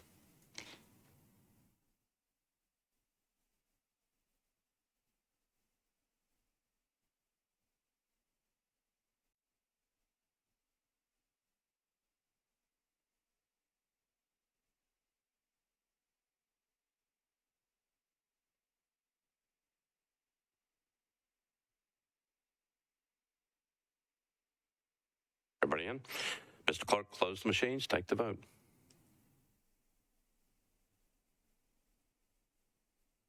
Ayes 13, noes 22, 0 abstentions. The motion to approve fails. We're on amendment number 24 by Councilmember O'Connell. Councilmember O'Connell, you're recognized. Thank you, Mr. President. I'd like to move approval with a brief comment. All right, so Councilmember O'Connell moves amendment number 24, properly seconded. Back to you. Thank you. Just for the sake of clarification for all 4 of these amendments, and one I didn't offer, all of these were actually offered late because we didn't even get all the information for the December framework. So not only did colleagues have an opportunity to review these in a packet then, they've been available for quite some time. They're just now structured because I was able to timely file them. So it's not like these are new concepts. So I'll be clear about that first. In this particular amendment, we are anticipating the potential for an increase in the ticket tax. And one thing I would like to do before renewing my motion is move to suspend the rules because I'm aware of one problem in the drafting that could be easily amended with a one-word fix on the floor. All right, so Councilmember O'Connell, go back. So you've moved approval of Amendment 24. It's been properly second, and you've got there's something wrong in here, or do you need to take care of it now? Or? Yeah, there's a drafting issue that will materially affect the amendment. Director Darby? Are you thinking of number 25? I thought it was this one. Maybe I am thinking of 25. Nope, this is it. It's, wait, are we on 24 or 25? Sorry. We're on 24. You are correct. I had pulled up 25. My bad. In this case, then I'll just move it. Okay. All right. So let's go back. So the motion is to approve amendment number 24, again, properly seconded. Do you need more time to explain what 24 does? I think at this point, I would actually, this one is looking for a cost-sharing opportunity between the team, and this is similar to what I was looking for the other one, so I think I will just move it and see what the discussion is. Okay. So Councilmember O'Connell moves amendment number 24, properly seconded. Councilmember Johnston, you're recognized. Thank you. So this is about the campus infrastructure, so not the stadium. It's there. So it seeks to have the Titans pay for a certain amount of the infrastructure of land that they don't control. Is that, and I don't know who I'm asking that to. Is it, I don't know, is it the administration or is it I can the go sponsor? to administration, or I can go to Councilmember O'Connell. Sure, I'm happy to respond to say that, yeah, Metro is sure paying for a lot here that is to the direct benefit of the Titans, including parking, et cetera. So I think it's reasonable to expect cost sharing on infrastructure. So the revenue that will come from the campus, so the 50% sales tax that goes to our debt, and then the other 50% actually comes to the general fund, if I understand that correctly. So that's a huge bonus. None of that revenue goes to the Titans or the NFL. So why would they spend money on infrastructure for things that they don't benefit from? I don't understand that. But also, I would be worried, just like I would be worried if somebody asked for us to take on more cost, and it would mess up our financing. We have a certain amount of debt that we're able to take out, or that we've obligated ourselves to, or possibly with revenue streams. I'm assuming that the Titans have the same thing. They're taking out debt. They have certain revenue streams that are dedicated to that, to take care of that as well. If you add another $100 million to something that they don't receive a benefit from, I would assume, and somebody can correct me, that would kill their financing and the deal would be done. Is that correct? Safe to assume? I'm seeing heads nodding. Can I get a yes, though?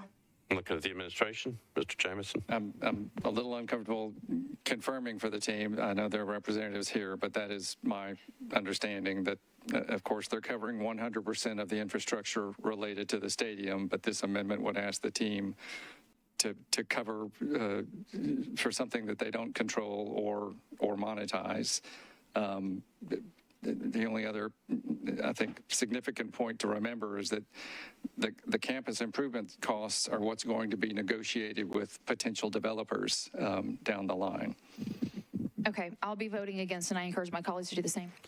All right, Councilmember Withers. Thank you, Mr. Vice Mayor. Mr. James just addressed the point that I was going to raise, which is, that the East Bank and even the campus area is a very, very large area.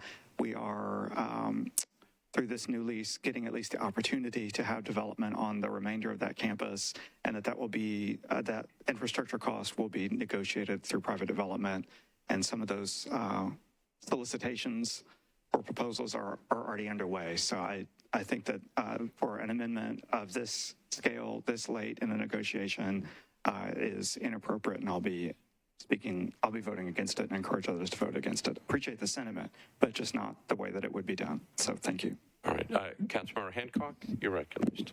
Previous question.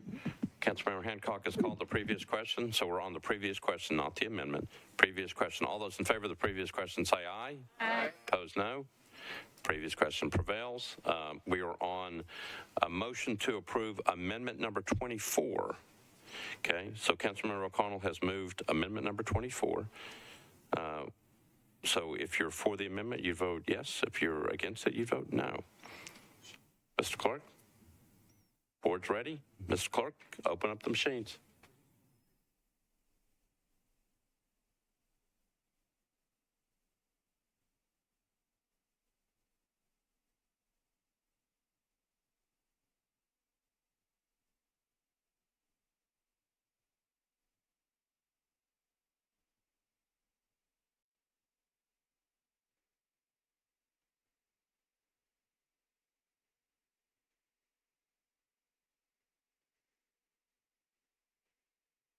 Councilmember Sledge? Okay. Close the machines. Take the vote.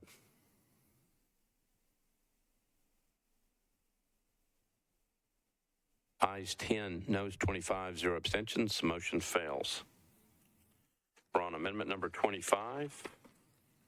Councilmember O'Connell, you're recognized. Thank you, Mr. President. I'd like to move approval with a brief comment. All right. Is this the one that needs fixing? This is, yeah. Okay. Councilmember O'Connell moves amendment number 25, properly seconded. Back to you. Thank you. This one anticipates the potential for a future change in ticket tax, but I didn't catch in reviewing that we needed to be specific about specifying an increase rather than an amendment. So I'd like to move to suspend the rules to get that on there.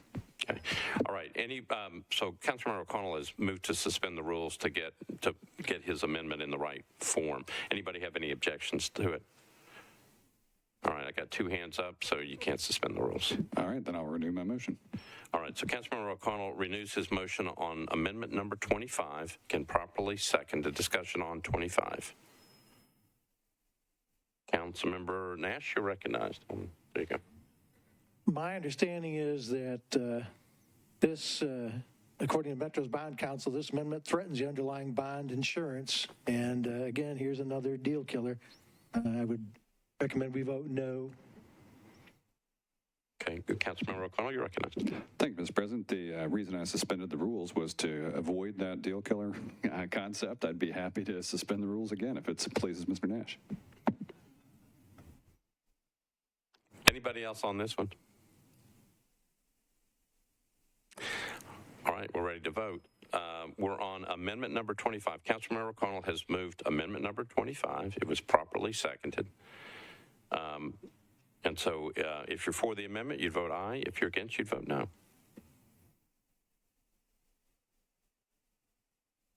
Ready? All right, Mr. Clerk, open up the machines. You're voting on a motion to approve amendment number 25.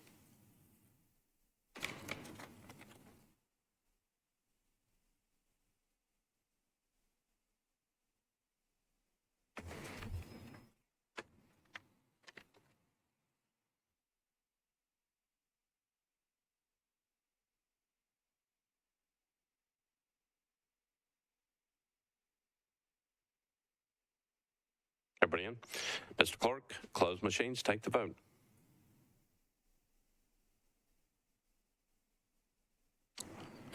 Ayes 8, noes 25, 3 abstentions. Motion fails. We're on amendment number 26. Councilmember Johnston. This is Johnston, Withers, Hancock, and others. Councilmember Johnston, you're recognized. Thank you. Move approval with a brief explanation. All right. Councilmember Johnston has moved approval of amendment number 26, properly seconded. Back to you. So this was in response to an amendment previously that failed, but I think there were some good aspects to the previous amendment that failed that dealt with casinos. And so this was a compromise amendment. I move approval. All right. Councilmember Johnston has, again, moved approval, properly seconded. Councilmember Parker. Thank you, Vice Mayor. I think this is a good example of why I wish this body would not negotiate against itself. But if you look at this amendment, Section 2, the underlined section, the addition to 8.5 of site coordination agreement reads, no casino shall be allowed within the campus without the approval of the Metropolitan Council by ordinance. And then the new section added to stadium lease as Exhibit C reads, the premises shall not be used as a casino without the express approval of the authority and upon a resolution approved by the council. So we've got language that says that you need an ordinance, and we've got language that says you need a resolution in here. So I guess my question is, which is it? Mr. Darby, can you handle it? You're looking.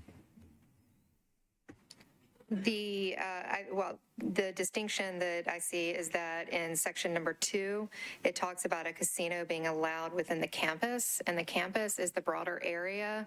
The premises, which is referred to in section, adding the new section about casino uses, the premises is the stadium area, not the broader East Bank area. So the entire campus would require a one-meeting resolution, whereas at the stadium itself would require Reverse it. I have it reversed. Yes. So the campus area would require the ordinance, and the premises would require the resolution approval. Okay, thank you. And under this places no approval over gambling parlors, as I've been calling them. I think some folks have said the sports betting, live sports betting facilities. Is that accurate? This would permit the live sports betting on the premises. Without any resolution or ordinance from council? I believe so. Yes, because casino does not include sports betting in its definition. Okay, thank you. Okay, Councilor Mendez, you're recognized. I'll keep it short because Councilmember Parker just made the point. So DraftKings, it's accidentally on phones now because spouses put it there. If the state expands what's legal and says that there can be live, on-site, legalized sports betting, like what happens in DraftKings, but bar, parlor, any kind of establishment where it can happen live, 24 hours a day, events all over the world. This language in the original and in this amendment would allow that without council approval. It would be up to the team to do that. I know we already voted on the other amendment. I'm not even sure which way to vote on this one. But I just want to point out we're making it so we'll never have a say on on-site legalized sports betting. Great. Thank you, Councilmember Mendez. Councilmember Henderson. Thank you, Vice Mayor. So I had concerns about the casino uses, the on-site sports betting at last meeting, and so I appreciate colleagues trying to address that.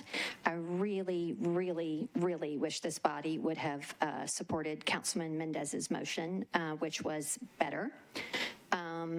This is, this is the, all due respect, the lobbyists' amendment. And so here we have casino uses with one reading resolution. I think what's obviated, colleagues, by this amendment is, the Superdome, less seating, PSL, luxury suite, sports betting, kind of whatever that isn't on site yet. But we all know the lobbyist for this deal could probably go up to the state right now and get it advanced, right? And so the kind of the state of play on all of this and the sort of false assertion that, this is going to be some, kind of lovely neighborhood over on the East Bank. It's going to be kind of stadiums and sports betting and all that kind of stuff. And I think it's been real clear from other cities that these stadium-associated neighborhoods are kind of rarely places that people want to live. I would think all the more so, if we have the opportunity to have on-site sports betting. I think we all acknowledge that a stadium in the middle of a sea of asphalt isn't a great thing, and that having mixed uses around stadiums is better than that. But I think we can see all across the nation that those supposed kind of, entertainment zone neighborhood things don't really work out very well.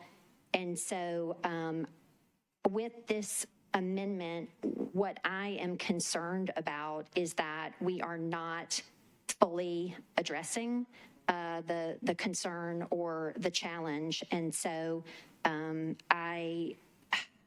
I'm really torn about this, colleagues, because I feel like it makes it a little bit better in some regard, but it just kind of, no pun intended, shows their cards as to what their intent is on the sports betting. And I don't think we should make that any easier for them. So I don't, like Councilman Mendez, I don't know what to say about this amendment or what I'm going to do. All right, anybody else on this amendment? Councilmember Withers, I'm sorry. Had you on there. Thank you, Mr. Vice Mayor.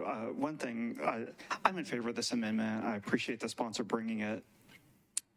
We've gotten a very, very large number of amendments. We had a bunch of ones to the term sheet. We've had a bunch of them here. They've come from different sources. Have some of them come from legal professionals? Absolutely. Have some of them come from individual council members? Absolutely. I'm interested in good legislation regardless of where it comes from, and I think this is good legislation. I do appreciate the concern about stadiums. Presently, my understanding is casino is not a land use in our land use table because presently it's illegal in the state. So there is already that issue that would potentially need to be resolved. But nonetheless, I do think, that this does preemptively address that neighborhood concern.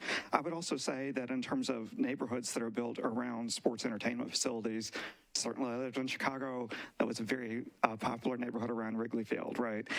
Here in Nashville, Fair Park has the soccer stadium, and there's lots of housing going in near there. It's very well coordinated. I think the East Bank will be at least as well coordinated as that one is in terms of incorporating affordable housing, park spaces, sewer infrastructure, lots of things that we in our community have worked on through the East Bank plan that this will unlock, that we can actually build given the space that we will now be able to utilize once the current stadium is removed from its location on the riverfront.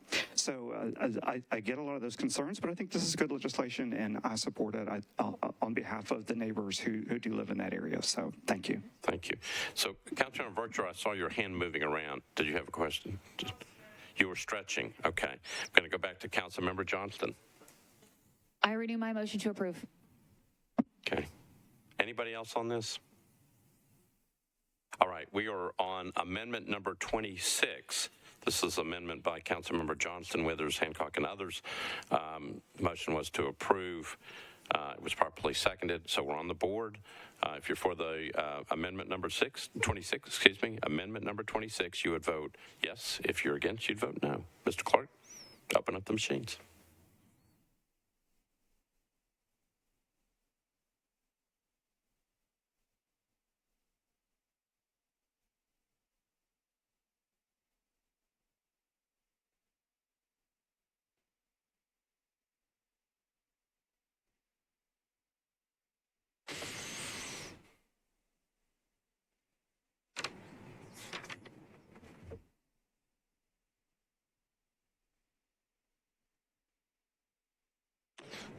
Mr. Clerk, close the machines, take the vote.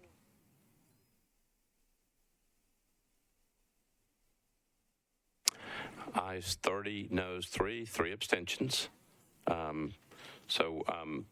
Amendment number 26 passes. Okay. All right. We are on amendment number 27 by Councilmember Gamble, Hartzwar, and others. Councilmember Gamble, you're recognized. Thank you, Vice Mayor. I'd like to move the amendment. So Councilmember Gamble has moved amendment number 27, properly seconded. Back to you. Thank you. I would like to talk about this amendment, and in doing that, I would like to remind everyone what's in the project funding agreement, just the bullet points that I shared in my November 2022 newsletter with over 700 constituents. It has not changed since November 2022. So this funding agreement includes $840 million from the Tennessee Titans, NFL, and PSL leases, $500 million one-time contribution from the state of Tennessee, $760 million from the Metro Sports Authority revenue bonds to be paid from sources including collection of a new 1% hotel occupancy tax, 100% of state and local sales tax from the Nissan Stadium, 50% of state and local sales tax collected within the area of the stadium, a contribution of $3 per ticket tax currently being levied at the stadium, at the Nissan Stadium, and a Titans rental payment equal to $3 per ticket sold on all non-NFL events at the stadium. So there's been some confusion about property taxes being encumbered in this deal, and that is not the case. At the last meeting, Councilmember Taylor introduced Amendment 2 that would increase the rent payment, the $3 per ticket rent payment charged on all non-NFL events, including TSU games, CMA Fest, and other events, to 3% of the face value for each ticket sold in the first year, and then they would increase by 1% each year thereafter up to 10%. I voted against this amendment in the Budget and Finance Committee meeting. However, the following day, after hearing from community members that were here at that meeting about the need to have more revenue from the stadium deal benefit the needs of the residents, I voted in favor of the amendment on the floor the second day, the day after rather. After hearing from the Tennessee Titans and other entertainment industry leaders, such as the Country Music Association, the Southeastern Conference, I started thinking, okay, this is maybe cumbersome for the industry, and hearing from them as to how this would make it prohibitive for them to secure events, the Titans to secure events, and for those industry leaders to accept events.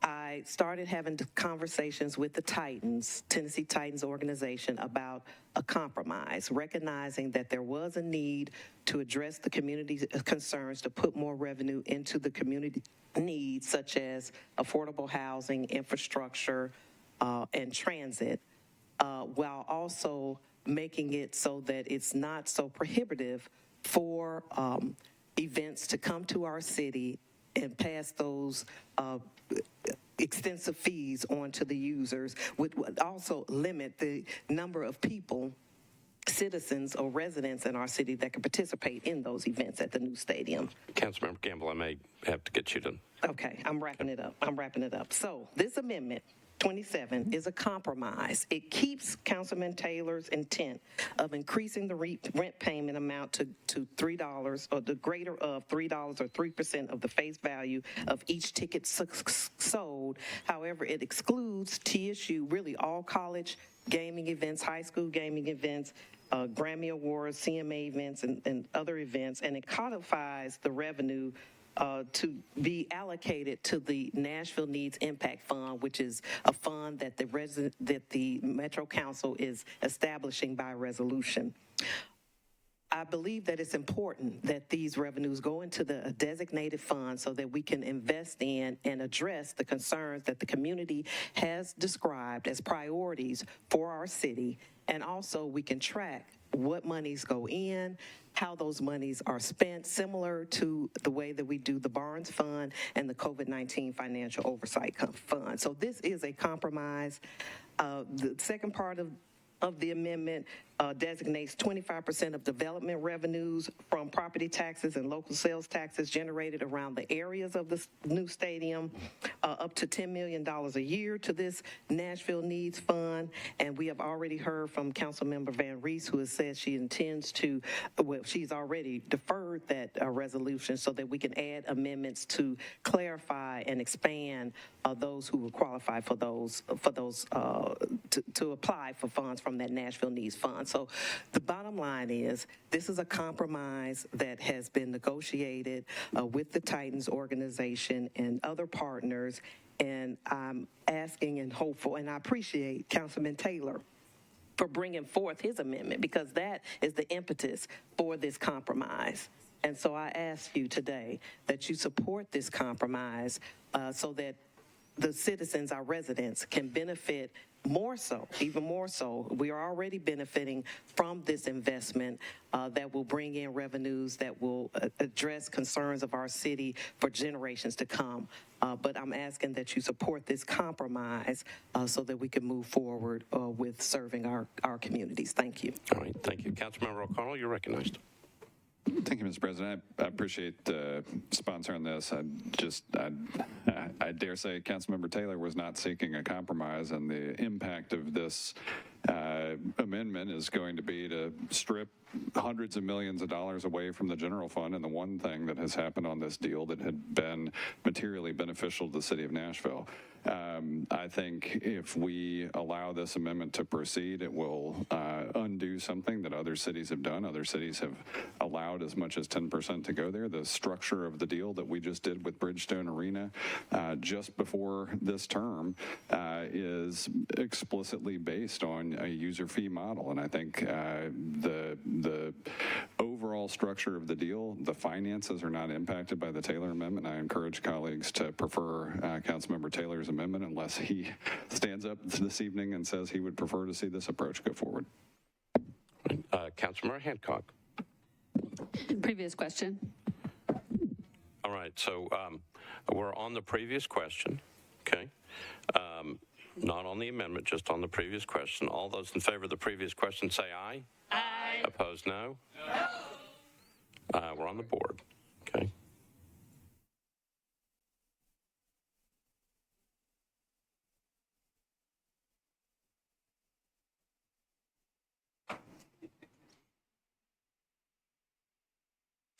Not on the amendment, just on the previous question.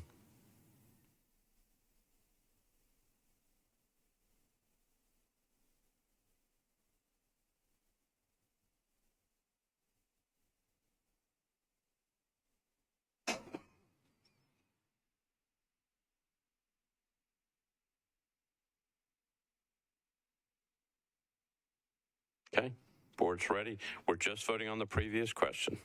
All right. Mr. Clerk, open up the machines.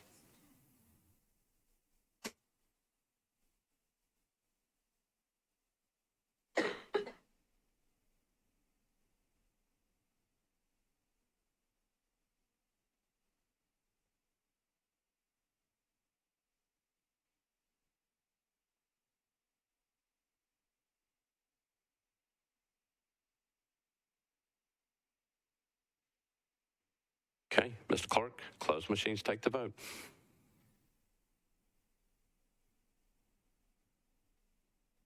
Ayes 16, noes 21. Previous question fails. All right, so we go back to the order. Councilmember Pulley, you're recognized. Thank you, Mr. Vice Mayor. I just want to comment. I want to say that I respect all my colleagues' opinions and their thoughts and their positions on this amendment and this deal in general. I do want to share mine. I believe in an effort at the last meeting we had for Amendment 2 to capture some more money for ourselves on this deal. We put at risk a deal that really helps this city out a lot. Councilmember Gamble has already alluded to some of the funding sources for the new deal. What I hear from a lot of people talking about this is it's the largest subsidy for a project like this in history. I think what I don't hear a lot of is we're going to have a large subsidy one way or another. If we don't do this deal, then we're going to have a subsidy in another form, and that's a pretty significant investment in an old stadium. The big difference is we know how much money the subsidy is going to be for the new stadium. It's less than $800 million, and we know the sources. They're coming from the revenues that were previously articulated. We also know where the subsidy's coming from in the old deal, and that's Davidson County taxpayers. And that's coming from general obligation bonds paid for out of the general fund. And that puts our taxpayers at risk significantly. And I'm personally, my position on this is I'm not willing to put taxpayers at risk over a few $100 million added to a deal that really is great for our taxpayers. One of the greatest things is all of our obligations go away with this new deal, and those obligations are significant. So I won't go through them all. I just wanted to make that point. And for those reasons, I reluctantly support this amendment because the other one is not tenable. So I'd ask you all to do the same. Thank you. All right. Thank you. Councilmember Parker. Thank you, Vice Mayor. I'm a little concerned about this purported compromise. This is a $470 million swing from the general fund over the life of this deal. This amendment has not had a budget hearing. The funds that would be still collected under this agreement go into not the general fund, but into a segregated fund to do nonprofit grants with. That may be great, but, we have a budgeting process each year. We can allocate funds to transit. We can allocate funds to affordable housing. Metro does these things directly. There are great nonprofit partners. I'm sure we are friends with lots of those folks that would be interested in applying for this. But we also need money in the general fund to provide services and infrastructure that our city needs. I'm just kind of baffled by the inclusion. I get TSU, of course, exclude the fees from TSU. I get high school games. High schools don't have any money. But why are we exempting the WWE wrestling? Why are we exempting CMA Fest? I looked at CMA Fest tickets. They're $700 for 4-night passes.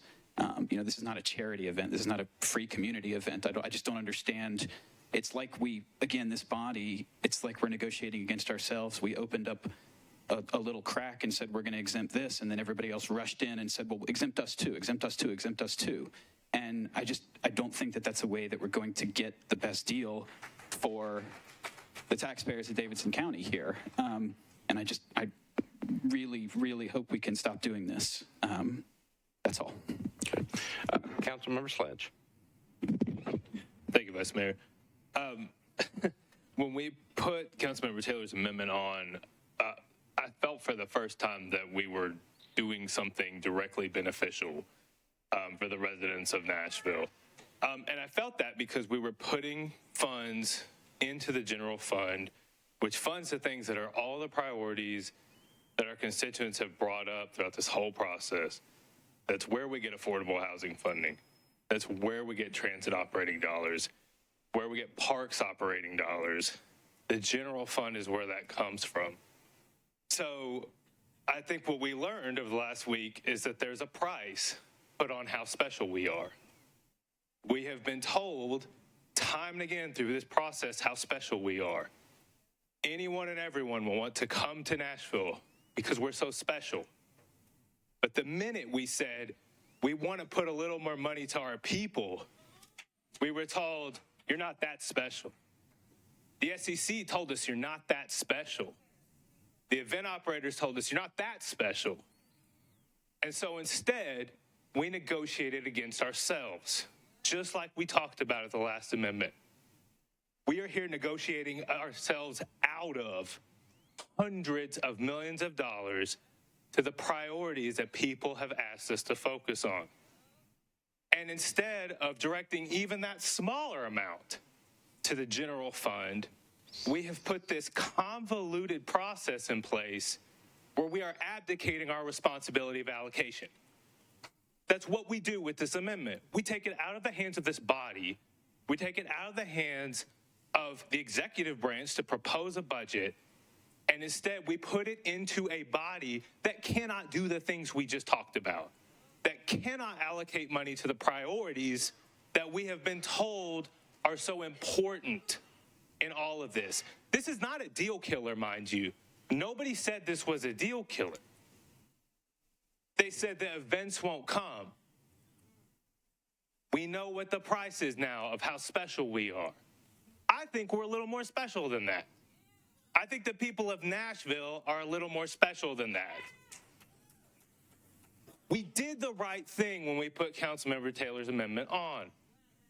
We said we're going to do something for everyone. If we strip that amendment off, even if we put this money back into the general fund with the subsequent amendment, we will have negotiated against ourselves. And instead of putting a price on how special we are, we will have gone to Nashvillians and said, you ain't that special. Thank you, Vice Mayor. Okay. Hold on. Councilmember Welsh, you're recognized. Thank you, Mr. Vice Mayor. I am rising up against this amendment because I think that the Taylor's amendment. So we can't conduct business if you're going to do that.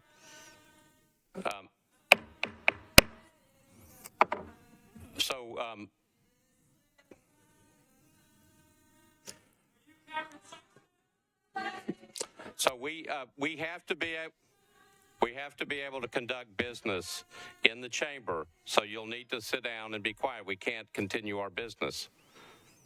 Thank you.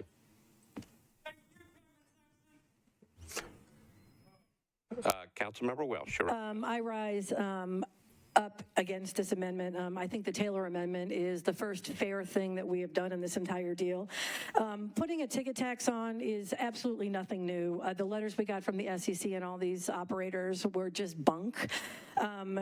Indianapolis has a 10% ticket tap on their stadium, on their field house, on Victory Field, and on their convention center. The Raiders have a 9% live entertainment tax. UT football has a 4.5% amusement tax that brings their total ticket taxes to 13.75%. It is ridiculous to think that getting up to 10% added on a ticket to go back into our general fund is a bridge too far. To respond to my colleague, CM Pulley, this is not the only deal. I don't know why everybody keeps talking about this as if we have no choice, we have to do this now. If this goes away, it means the world comes to a halt. It is not the only deal. We looked at one Titan's wet dream and came up with the stadium design that we are funding for $2.5 billion. That's ridiculous. We don't have to build that stadium just because they want it. We still don't know what the renovation costs would be. This is ridiculous. We need to be taking time. And if we're going to rush this thing through, which it sounds like my colleagues are going to drive us off a fiscal cliff, then we at least need to know that we have done something to put money back into the general fund to take care of the people of Nashville. So I ask my colleagues to vote down this amendment and make sure that we are voting in the interest of the people of Nashville.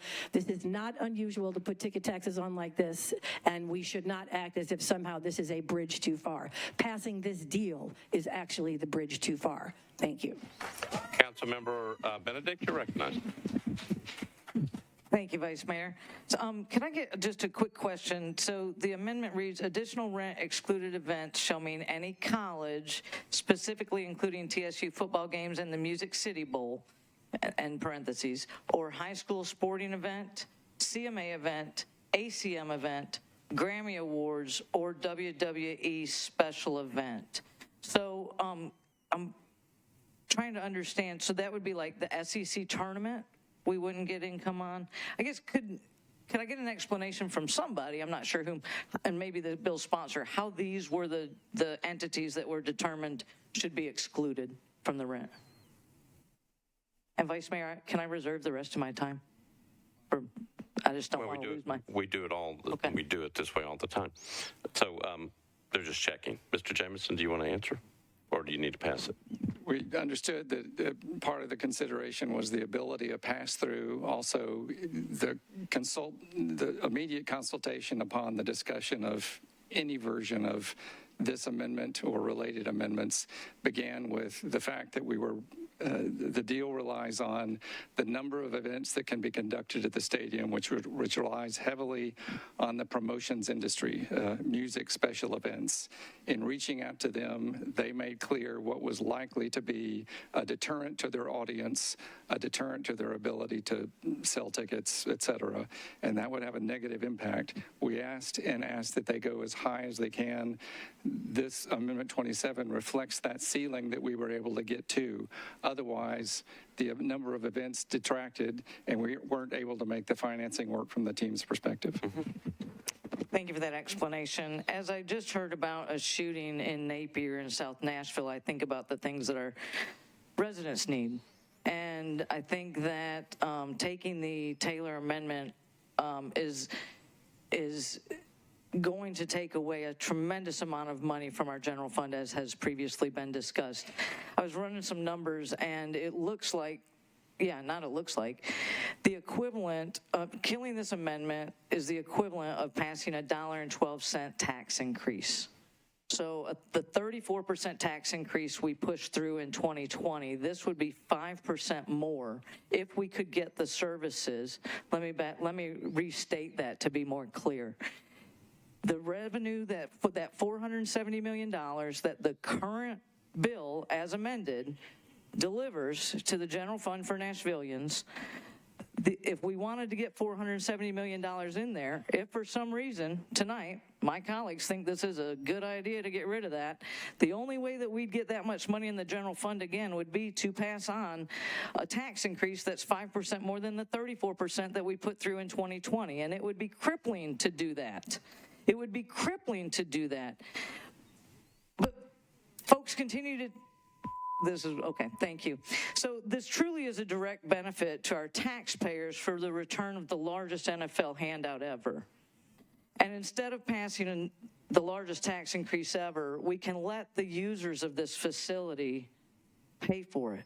We can let the users of this facility get traffic calming on my streets and get more officers we're responding to crime more quickly. We can get more pay raises for teachers and get our janitors back in house at MNPS with that money. Voting down this amendment takes away the ability to do all of those things and many, many more. And I can't imagine standing here if I'm reelected next year, the year after that, and the year after that, and trying to deliver $470 million into the general fund through a budgetary, operational budget process is going to be it will be nearly impossible to try to get a tax increase of that level. This is a great opportunity. Users, this is a user fee. These are users who come to the facility and use it. And to me, that takes it off of Nashvillians, and we get the benefit for it. So to me, this was a brilliant amendment. I hope that my colleagues will stick with the Taylor Amendment and vote down the Gamble Amendment here and leave the bill as it's currently amended with the Taylor Amendment on it. Please vote no for what's in front of us right now. Thank you. Thank you. Councilmember Toombs, you're recognized. Thank you, Mr. Vice Mayor. So I have some clarifying questions, a few clarifying questions. So one... Councilmember Toombs, so I have you all on the list. I've had you on there for a long time, okay? But not now. Councilmember Sepulveda, a point of order? Hold on. Okay. I guess I'm trying to figure out which order we're going in, because the one that's listed on the screen, that's not the one we've been following.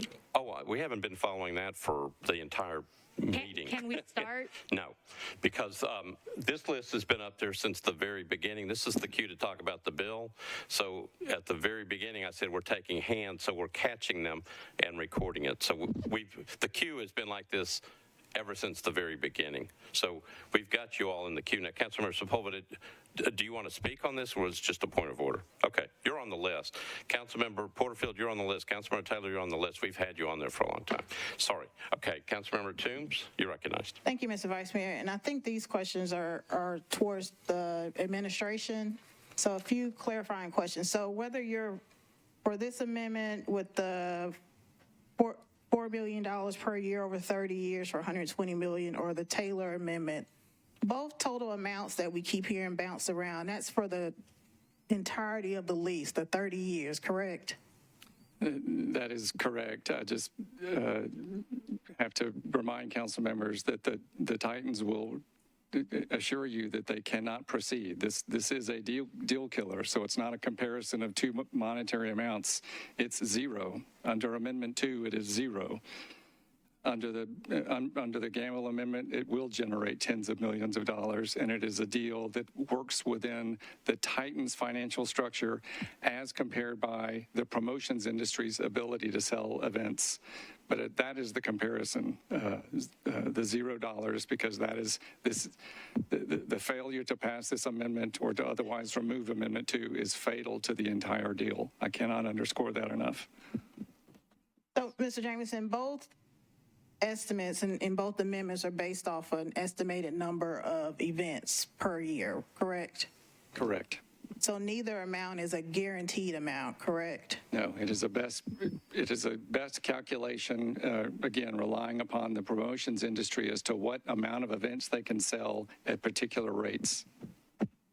And in terms of the amounts for both amendments, can you or someone speak to what presumptions are being made? How are you estimating that there's $4 million a year for Councilwoman Gamble's amendment? And I keep hearing this $400 and something million amount being tossed around for Councilman Taylor's amendment. Where are those numbers coming from? In consultation, again, with the promotions industry, I know there are team representatives here who can speak to that very precisely if they're allowed to speak, but that is outside my expertise.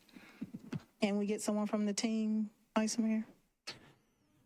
So that would require us voting to have that. The team isn't really considered a part of the administration, so we really can't do that. As part of the public feedback that I've seen are bouncing around this, and some council members have mentioned, $400+ million for the Taylor amendment, and then we've got $120 million for Councilwoman Gamble's amendment. I don't know where either of those numbers are coming from. I know neither are guaranteed funds because they're based on an estimated amount of events. So if there are 0 events, there's 0 money. If there's 20 events, there's whatever money is generated by 20 events. And so I'd like to know where those numbers are coming from. All right. So apparently there's been a discussion. The bond council may be able to answer this question. So, Mr. Oldham.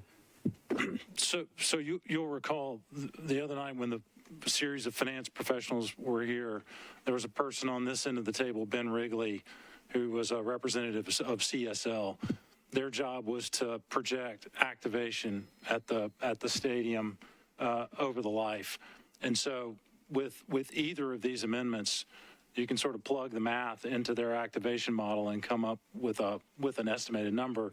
Mr. Jameson's right. It hinges on activation and it hinges on pricing. And so it's not a certain number, but you can plug those numbers into that model and have some basis for having a thought as to what they are.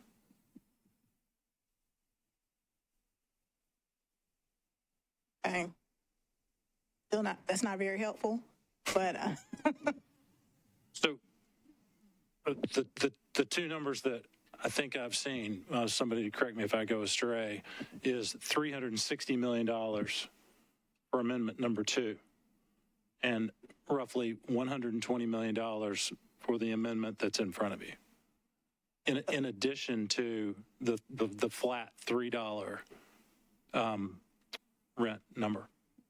So the additional revenue for Councilman Taylor's is $360 million over 30 years based off what number of events? I could not tell you number of events. It's using CSL's projected number of events. Okay. Yep. And then the same for Councilwoman Gamble's amendment, that $120 million over 30 years for X number of events. Exactly. Now, as you guys all know, Amendment 2 did not exclude any events. The amendment in front of you excludes some events. So the calculation that I saw for this amendment took account of those exclusions in coming up with $120 million. I don't have anything else, Mr. Vice Mayor. Okay. Councilmember Porterfield. Thank you, Vice Mayor. I stand in opposition of this amendment, and I will ask my colleagues to move forward with the compromise that we already have on the table, which was Councilmember Taylor's amendment. Sunday, I had the opportunity to go to one of the best concerts that I have been to in probably all all of my adult life. And I paid $106 for the ticket to go to this concert. And if I had to pay an additional 10% to go to that concert, an extra $10.60, I would have gladly paid it. And that is a small price to pay.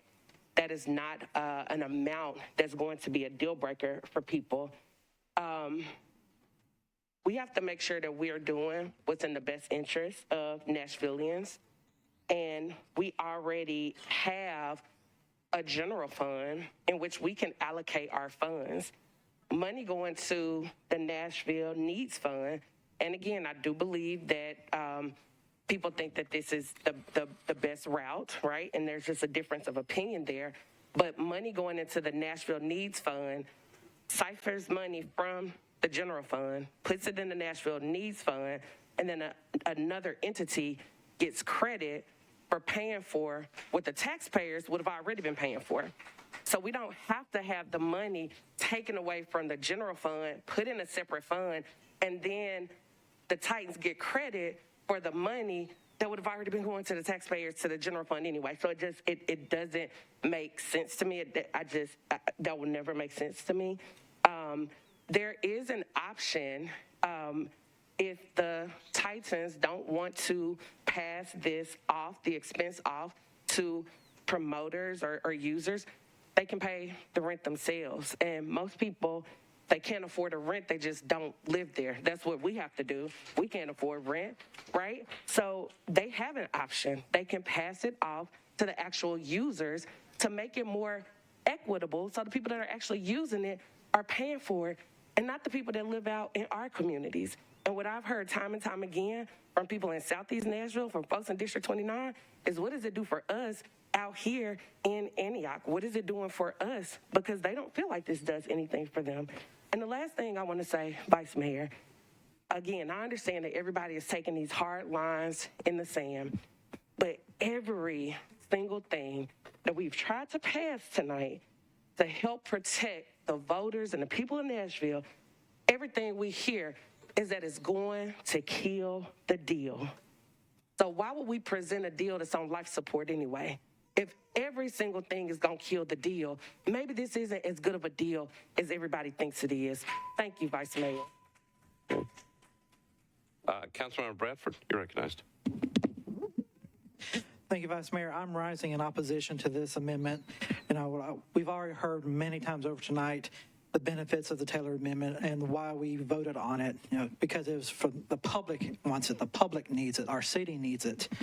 You know, I'm looking at all these excluded events that are in this amendment, and I'm left asking myself, what's left? You know, there's no, you know, we're not excluding the Super Bowl, but in the next 30 years, how many times is the Super Bowl going to come here? 3, if we're lucky? And you look at CMA event, and people are saying, well, if we have this extra tax, then, you know, CMA can't hold their event here. Let that sink in. The Country Music Association thinks they couldn't hold Country Music Fest in Nashville, Tennessee, if this rent went up. That's probably one of the most ridiculous things I've ever heard. So we've really got to ask ourselves, what's going on here? Who does this compromise benefit? Doesn't seem like it benefits the people of Nashville. Definitely doesn't benefit the people in my district. And we've heard so much about, well, this or that will kill this deal because the Titans can't afford it. But you know, as someone who is getting back into the housing market, trying to find a new house, you know, I have to ask myself every time, can I afford it? What do I need to cut out? So if any change to this means the Titans can't afford it, then they need to go back to the drawing board and figure out what they need to cut out of this plan to make it work for their budget. Because if I was to come to the city and say, hey, I can't afford this new house I really, really want, so I want the city to give me the money to buy this house, I'd be laughed out. So I'm asking everybody to vote this amendment down, keep the Taylor Amendment, and keep this bill fair for the taxpayers and the residents of Nashville, and not millionaire team owners that moved here from Texas. Councilmember Taylor, you're recognized.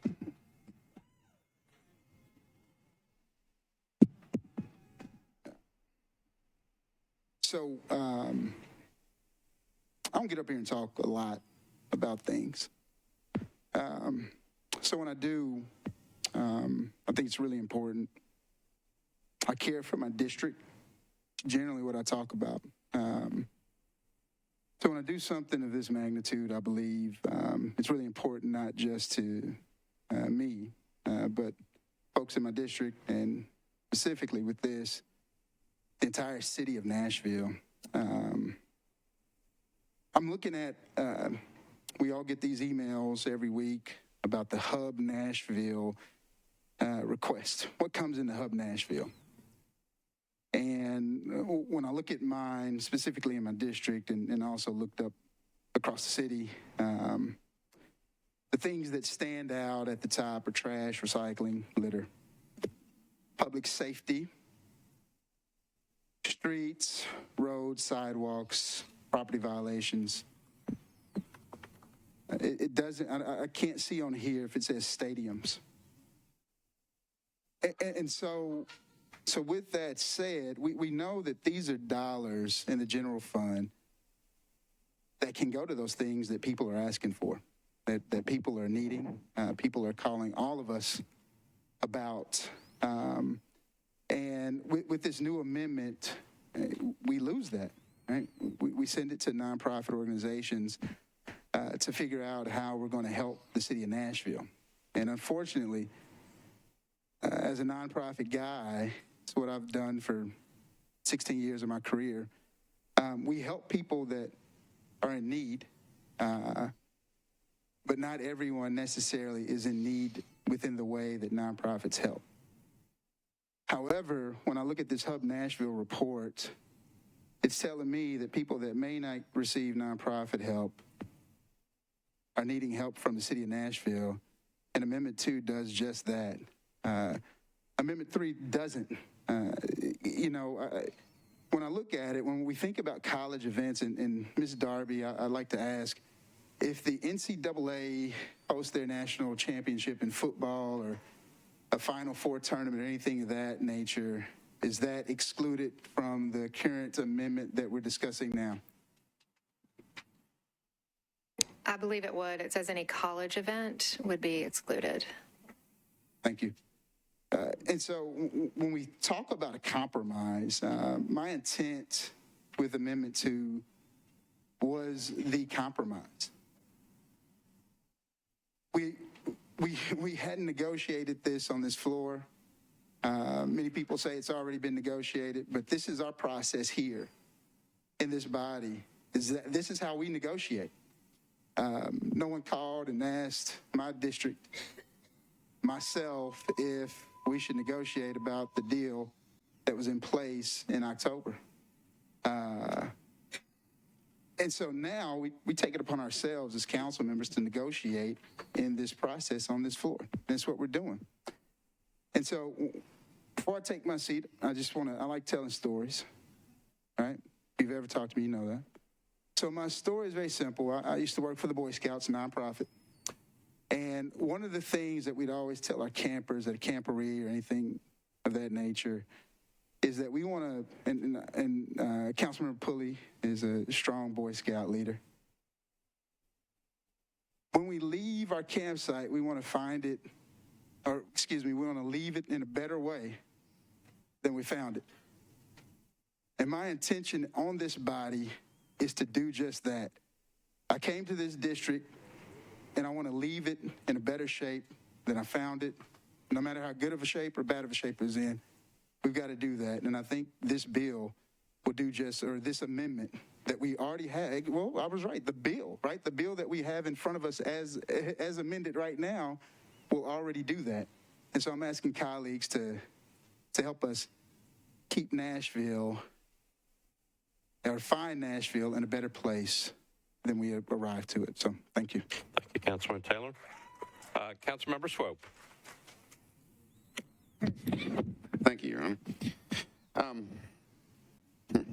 I stand here kind of amazed. As a producer, promoter who has literally worked at Hollywood Bowl, Madison Square Garden, Royal Albert Hall, Sydney, Australia Opera House, I can tell you right now, if someone said to me that you got a brand new venue and right now it's 9.25% plus $3 a ticket, and now it's going to be 19.25% plus $3 a ticket, I'm not coming. I'll go to Louisville, I'll go to Memphis, I'll go to Knoxville, I'll go to Birmingham, where I can actually do a show and not charge my constituents to that show a ridiculously overcharged fee. What you all fail to realize here is if we leave Amendment 2 in place, you're not going to have World Cup soccer. You're not going to have most of the concerts. You're not going to have circus or festivals or rugby or car shows or anything else that can actually afford to rent the facility. So if you're looking at $470 million up here, that's based on 200 events a year, non-NFL. Well, what happens if there's only 50? You just cut that number in a quarter. I think the Titans have come to the table, and the administration has gone to great lengths to, after spending better part of 9 to 12 months negotiating a deal that alleviates upwards of $1 billion worth of general obligation debt from the taxpayers of Davidson County, and instead transfers all that, actually eliminates it, and obligates us to $700 or $800 million worth of revenue bonds that the taxpayer does not pay for. I don't know how much more the taxpayers of the city could ask of not only the Titans, but of the state and of the administration for negotiating this deal. I think Amendment 2 kills it. Mr. Jameson, I heard you say this. Can I ask you to repeat it? What does Amendment 2 do to this entire Titans deal? Mr. James. It is fatal, and the comparison of the revenues of the two is, you heard Mr. Oldham compare 360 million to 120 million, but the 360 million is zero because the Titans cannot make it work. Even if they could, the promotions industry, the number of events that won't come here because of that fee structure, it drastically reduces the comparison. So it is fatal. Thank you. I rest my case. You've just heard it from the administration. We either have Amendment 27, which is a compromise between all compromises, and could quite honestly put another $120 million in the taxpayers' pockets, or we have nothing. And actually, we have negative nothing. We have negative about $800 million, which is what it's going to take to rebuild the current stadium and live up to our current obligations to the contract we're in. And that is taxpayer dollars. Thanks. Okay. Councilmember Withers, you're recognized. Thank you, Mr. Vice Mayor. I appreciate Councilmember Gamble for bringing this. This is a good compromise. Again, I appreciate Councilmember Taylor for bringing the initial effort. We always need to check with users and stakeholders before we pass legislation if we can, and it seems as though that was not done prior to filing that amendment, although it was a good effort. We also have an amendment back here that would remove Amendment 2 entirely. I think that Councilmember Gamble has brought a good compromise. I communicated to the administration that I asked him to keep digging for a little bit more, and Councilmember Gamble has come up with a good compromise. I believe, if I'm not mistaken, and that the next amendment from Councilmember O'Connell, I believe, and I'll ask Ms. Darby just to confirm that, but does that more or less keep Councilmember Gamble's compromise in place, except that it redirects some of the funds to the general fund? Is that accurate? Ms. Darby. It does say that any payments made by Statco that are in excess of $3 per ticket, no excess revenue from those payments shall be allocated to the Nashville Needs Fund. Okay, and so it would instead go to the general fund, is that correct? Okay, I mean, I think that that's an even better compromise. And again, I'm going to go back to, like, some people are like, wow, this all comes from lobbyists or attorneys or bond counsel or things like that, and a lot of it does. They have expertise that we don't have. But we also have individual council members who worked really hard to come up with good compromises. That certainly includes Councilmember Gamble and includes Councilmember O'Connell. So personally, I know that we're not on that one yet, but I would ask colleagues to support Amendment 27, and I'm personally inclined to do it with Councilmember O'Connell's subsequent revision. I mean, just saying, I think that still gets some additional funds to the general fund. Councilmember Van Rees is going to continue working on the Nashville Needs Fund. I think that we're all working together really well here to come up with something that is feasible for the stakeholders who are going to use this facility and bring revenues to our city to help us offset the debts that we have. I hear conversations from colleagues about it would be crippling to raise taxes. Well, I mean, I also hear colleagues that advocate for raising taxes too, right? So if we do not come up with a solution for the stadium, then the next council will be raising taxes. So I think that this combination of compromises between Councilmember Gamble and Councilmember O'Connell is a good one, and I encourage colleagues to vote in favor of both. All right. Councilmember Allen, you're recognized. Thank you, Mr. Vice Mayor. I would just add to that how grateful I am that Councilmember Taylor came up with this idea. I mean, I think this process has shown that we have the ability to make suggestions. But then there's the process of actually running it through the numbers machine and seeing if it works or not. And to be honest, 20% would give us even more money if it didn't change the number of events. But we didn't have the benefit of a market analysis before we saw the first version of this. And so I appreciate the fact that it was brought up to the council, knowing that 10% may be the magic number, but it may not, and it takes some experts to run that through. I suspect that there were quite a few of us council members who had conversations with the Titans and said, if you say 10% doesn't work, something does. Give us some number that's not zero. And we think that whole idea of the extra rent going either to the National Needs Fund or to the general fund is important. And I appreciate that Councilmember Gamble worked with finding what that magic number was, and that we're not stuck at zero where we started. And if 10 knocks down the number of events that happen so that the numbers don't work, then we found something that will give us money to put into the general fund. So I do support the idea that this is a good compromise, and I appreciate the fact that we're getting closer and closer to what we need. And I think this is a good one. I recommend that my colleagues vote for it. All right. Councilmember Johnston. Between the past two council members that have spoken, they've said everything that I would say. I would just say I think it's important for us to take what people are saying at face value, and if there are event promoters that are saying they won't come, we need to listen to that. If the Titans are saying that this messes up their financing, I think we need to listen to that too. And I would rather have $120 million with the Gamble amendment than to have $0 because the deal is completely dead because the Titans can't meet that obligation. I do appreciate the spirit in which the Taylor Amendment was brought, which is to try to maximize the benefit to the taxpayers. And I think from that, we realized that was a little too much. And this is a good compromise. This is a great deal. This is $120 million in the right direction for Nashville taxpayers.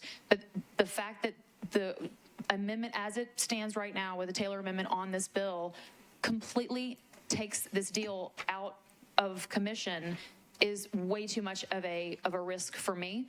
And so I'll be voting in favor of the Gamble Amendment, and I encourage my colleagues to do the same. Thank you. Right. Councilmember Syracuse. Thank you, Vice Mayor. I rise in support of Councilmember Gamble's amendment as well. So let's be clear here on Councilmember Taylor's amendment. This wasn't just diverting money to the general fund. Councilmember Taylor's amendment is like adding a $400+ million cash advance on your credit card. It's got to be paid for somehow. This isn't just diverting money to the general fund.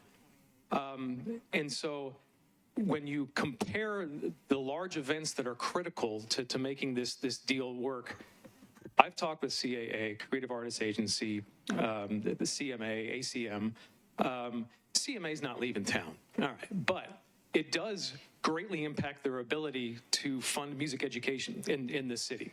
And that is critical. They are the biggest funder of music education in the city. That's one of the biggest reasons why they're against this, is because it limits their ability to do that. We have to we have to win on volume here with the non-Titan events. And if we do this additional, we already have a ticket fee. If we add this additional one, when you compare us to all the different markets, we're going to lose out. And we're also losing out on that multiplier effect. If we don't have these events here, then we're not having people spend the money in the restaurants and with the sales taxes and the hotel taxes and whatnot. You have to have that multiplier effect. The Councilmember Gamble's amendment is fair. And I'll go one further, and I'll agree with Councilmember Withers that we can support Councilmember O'Connell's amendment to that and put it directly into the general fund. That's fair. That is the fair compromise on this so that we can make this deal happen. To suggest that if we do this deal that is somehow going to affect property taxes, I'm sorry, that is completely not factual. If you want to support employees, teachers, sidewalks, and whatnot, the math does not lie. This deal is much better than what we are faced with right now. That's how we support every single taxpayer in this county, is with this deal before us. That's what we should be doing. So some of this misinformation about spinning it somehow that this is encumbering all the taxpayers of this county, that's just not factually correct. And so we have to stop with this misinformation. And so please support Councilmember Gamble's amendment. And if you want to go one further, support Councilmember O'Connell's and put it directly in the general fund. Thank you. All right. Councilmember Sepulveda.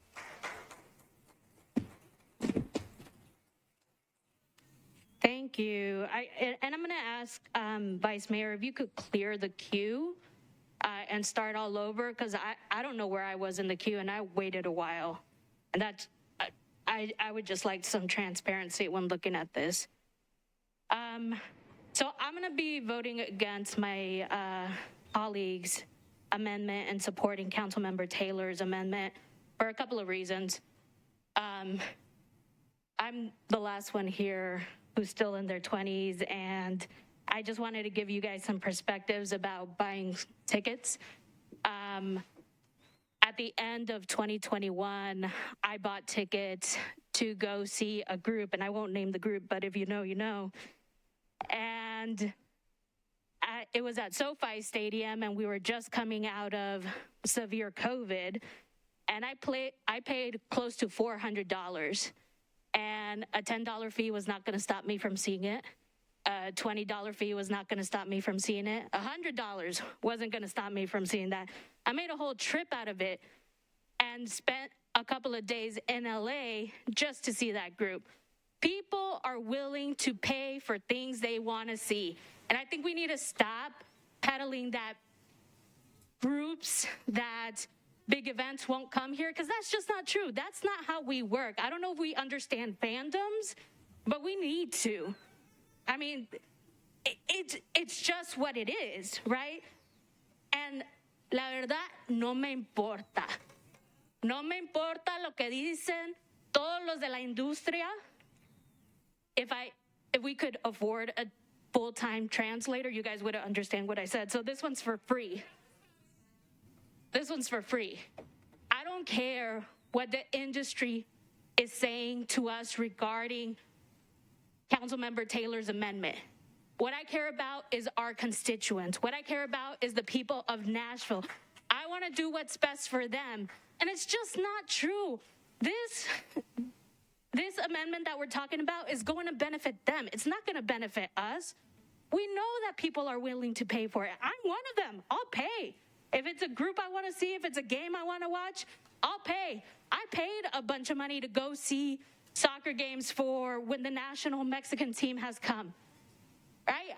It doesn't make any sense to me. And I have heard that we want to be intentional, and that's why we're putting it in this new special fund. Well, we could be intentional when we are talking about the budget process. I'm part of the ARP committee. We are intentional. We very much are intentional, but we could be intentional in different ways. We could be intentional when we're looking at our budget. We could put specific requirements so we have reporting back to us. We can do all of that. So I just don't understand why we're going down this path, and I urge you all to vote against this and support the original agreement. Councilmember Hurt, you're recognized. Thank you, Mr. Vice Mayor. I too stand in support of this amendment by Councilmember Gamble. And I too thank Councilmember Taylor for presenting the idea, which gave us an opportunity to work together in unity. While we talk about compromise, the latter of that word is promise. We've had empty promises throughout this city upon decades and decades. Now we have someone who's given us a tangible promise, working with us. I stand because I too care about our constituents. I believe everyone on this floor is here because they all care. And I don't appreciate the implications that only a certain few care about constituents, because that is not true. We talk about those who are communicating their desires. Half of the people there are for this, and half of them are not. We have letters from the Madison Rivergate Chamber, the Goodlettsville Chamber, Tennessee Pride Chamber, the Nashville Business Coalition, the Tennessee Latin American Chamber of Commerce, the Tennessee Kurdish Community Council, and the Nashville Black Chamber of Commerce. This looks like the city that we are in, a diverse group of individuals, chambers who represent all of these districts that we have council members in this chamber, who have indicated that they support this deal. If we don't have a deal, then we have no guarantees.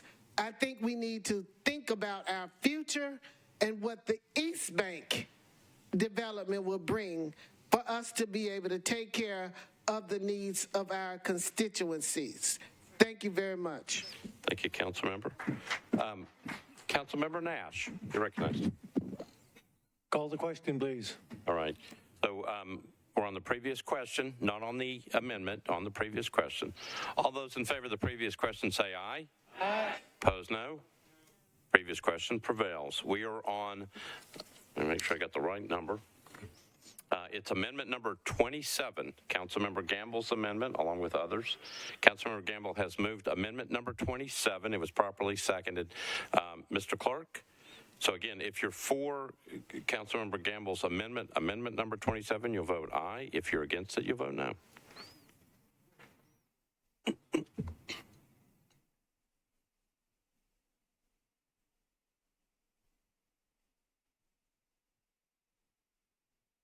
Ready? All right. Again, we're on a motion to approve amendment number 27. If you're for the amendment, you'd vote aye. If you're against, you'd vote no. Mr. Clerk, open up the machines.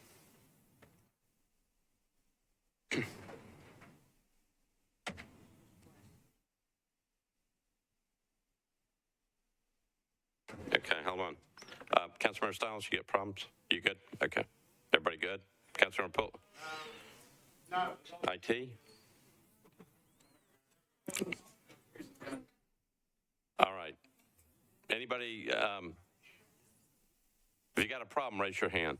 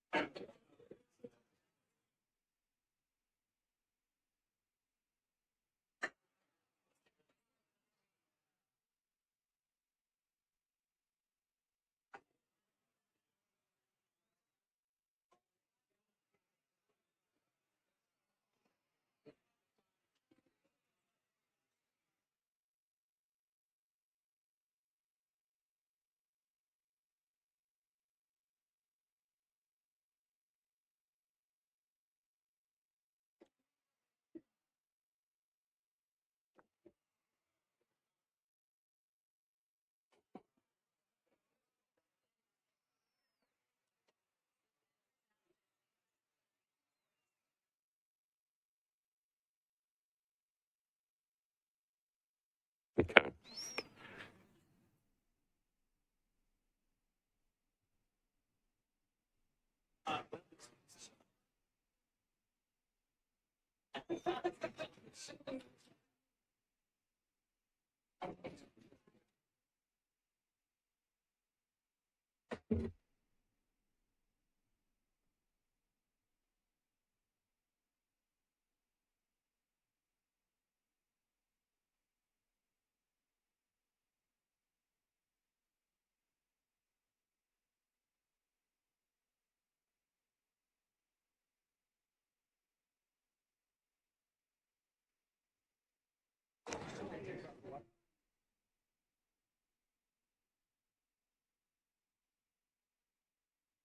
Councilmember Hall? Councilmember Hall?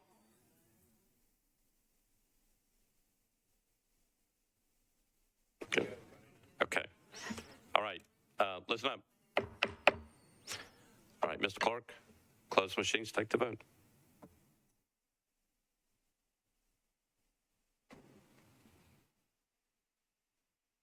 Ayes 23, noes 13, one abstention. The motion passes. So amendment number 27 goes on. All right, we're on amendment number 28, but I'm going to go to Councilmember O'Connell. Councilmember O'Connell, you're recognized.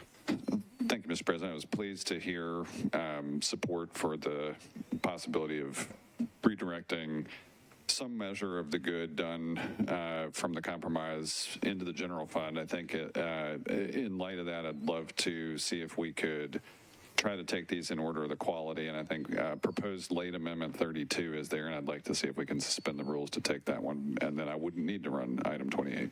Okay, so let's make sure we've got this right. We've got a late filed, this is a late filed amendment, and you had two late filed. So which one do you want to run, the second one? Yeah, late filed amendment, it's late amendment 32, I believe, in the packet. Okay. All right. So everybody clear? Late Councilmember O'Connell wants to go ahead and move the second late filed, his second late filed amendment. He wants to bring it up now. Okay. In order to do that, he has to suspend the rules. We're just taking one out of order. And so Councilmember O'Connell would like to move to suspend the rules to take that one up now. It's late filed, so he has to suspend the rules to get it. I don't mind putting it in front of everything if that's what you want. Is there any objection to suspension of the rules on this one? Seeing none, rules are suspended. You are on your second late filed amendment. Thank you, Mr. President. This I worked on with the council office in response to understanding that there was likely to be an amendment that would limit the funds under the original Taylor Amendment. In this case, this does seek to redirect the funds to the general fund, and the primary reason for that is as we go forward here, and we know how much the Entertainment District Initiative costs from a public safety standpoint. We know that we are facing an effort to threaten public school funding. We generally know that going forward, we are going to have to defend the general fund with as much intensity as we can as a city. And I appreciate Councilmember Gamble's interest in transit and some of the other things that are coming up as clearly expressed community needs. And I think we can resolve all of those things knowing that we have an impact fund that is still sort of evolving, that will fill up with tens of millions of dollars. I still think the best use of this right now with uncertainty ahead is to defend the general fund and encourage colleagues to support late amendment 32. Thank you. All right, so Councilmember O'Connell has moved late filed amendment number 2, properly seconded. Councilmember Sledge, recognized. Thank you, Vice Mayor. I just rise in support of this amendment and wanted to just note that we've got a lot of stuff that we have funded over the last couple of years, primarily affordable housing, that we have funded with ARP dollars. And obviously we'll hear from the administration in the next couple of weeks as to what they propose for all kinds of things within our general fund. But just to note here that we've got stuff that's going to, by the time that this stadium comes online, if it is to come online, when these funds start coming in, those ARP dollars that have been allocated now, most of them will have been deployed. They'll actually be federally required to have been deployed. So I cannot stress enough how important it is to get this money, even though it is not that much. I mean, it's averaging about $4 million a year based on these estimates that we were given, to get this money into the general fund, because we're going to need, as Councilmember O'Connell intimated, every penny to get into here, because we're going to have a lot of expenses to cover on this. I really worry that with the previous amendment, we just capped this to where we'll never be able to get any more out of it, because we'll get preempted from doing any more from this. I could almost guarantee you that's coming next year. But with the money that we do have, that's why it's critical to get it into our general fund so that we can replace some of the ARP money that's going to be running out by that time. So I'd support this amendment. Thank you, Vice Mayor. All right. Councilmember Suara, you're recognized. Thank you, Vice Mayor. I also rise in support of the amendment. The main difference between the Gamble amendment and the O'Connor amendment is where the fund is going. The percentage is the same. It does basically the same thing, but instead of putting it in the impact fund, it actually puts it in the general fund. And so I think that's a better place for it. And so with that, I rise in support of it. Thank you. All right. Thank you. Councilmember Gamble, you're recognized. Thank you, Vice Mayor. I would like to also rise in support of the O'Connell amendment. I think we all agree that we needed to put more revenue from the benefit that's coming from the stadium into the needs of our citizens. However, we had a different opinion into what fund that needed to go in. I'm happy with it going into the general fund, because if it still addresses the needs of the citizens, which have been identified as affordable housing, transit in particular, then we're accomplishing the goal that we set out to accomplish. So I support of this amendment and ask that you all support it as well. Thank you. All right. Councilmember Withers. Thank you, Mr. Vice Mayor. I'm glad to hear all this support for it. I was just wondering perhaps if Director Darby or someone could help us to understand how the late file differs from number 28.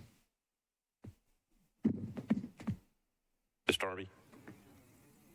So the O'Connell amendment adds language to the intergovernmental project agreement, which recovers some of the mechanics of the funds getting to the metropolitan government. It maintains the provisions that cover additional rent excluded events, the base rent changes that were in the Gamble amendment, and it all the rent definition section, and it then changes where the rent should go, that it will go into the general fund. And then it also provides a section that says that it would be the intent that the funds would be used for MTA purposes, but it's not a mandate, as we've had a lot of discussions yesterday about, I believe. Okay, and so is it accurate to state that? Can I add one more thing? Please do. I failed to mention. It removes the section about the 25% of the development revenues going into the Nashville needs, into the general fund. Apologies. Okay, and so is it accurate to state that it's maybe a little bit more precise, as well as stating some intentions specifically for funding transit and things like that? It is more precise in that it delivers the additional rent funds to the general fund. Wonderful. Well, thank you for that, and I appreciate my colleague for continuing to work on that to refine it. So thank you. That sounds great. Councilmember Pulley. Previous question. Okay, so Councilmember Pulley has called the previous question, so we're not on the amendment, just the previous question. All those in favor of the previous question say aye. Yes. Opposed, no. Previous question prevails. All right, so we are on what we are calling late amendment number 2. That has been sponsored by Councilmember O'Connell. He moved for approval, properly seconded. Mr. Clerk, again, late amendment number 2.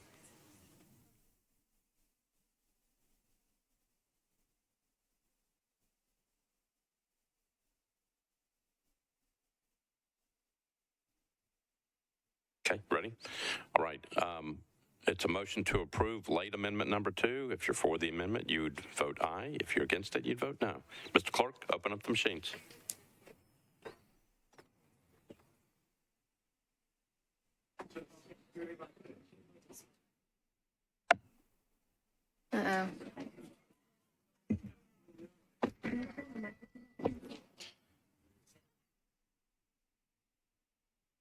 No.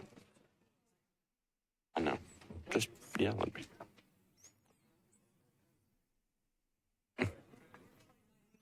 All right, problems with the machines? Everybody good? Problem? Councilmember Bradford?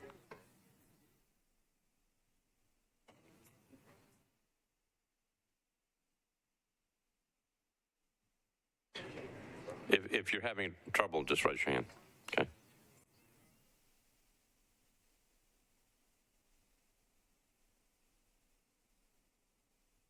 Not personal trouble, Councilmember O'Connell, just trouble with your machines.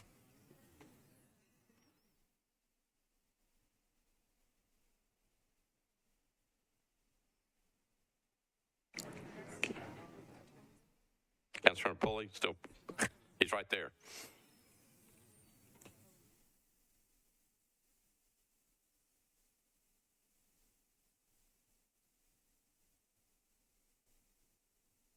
Councilmember Allen, Councilmember Suara.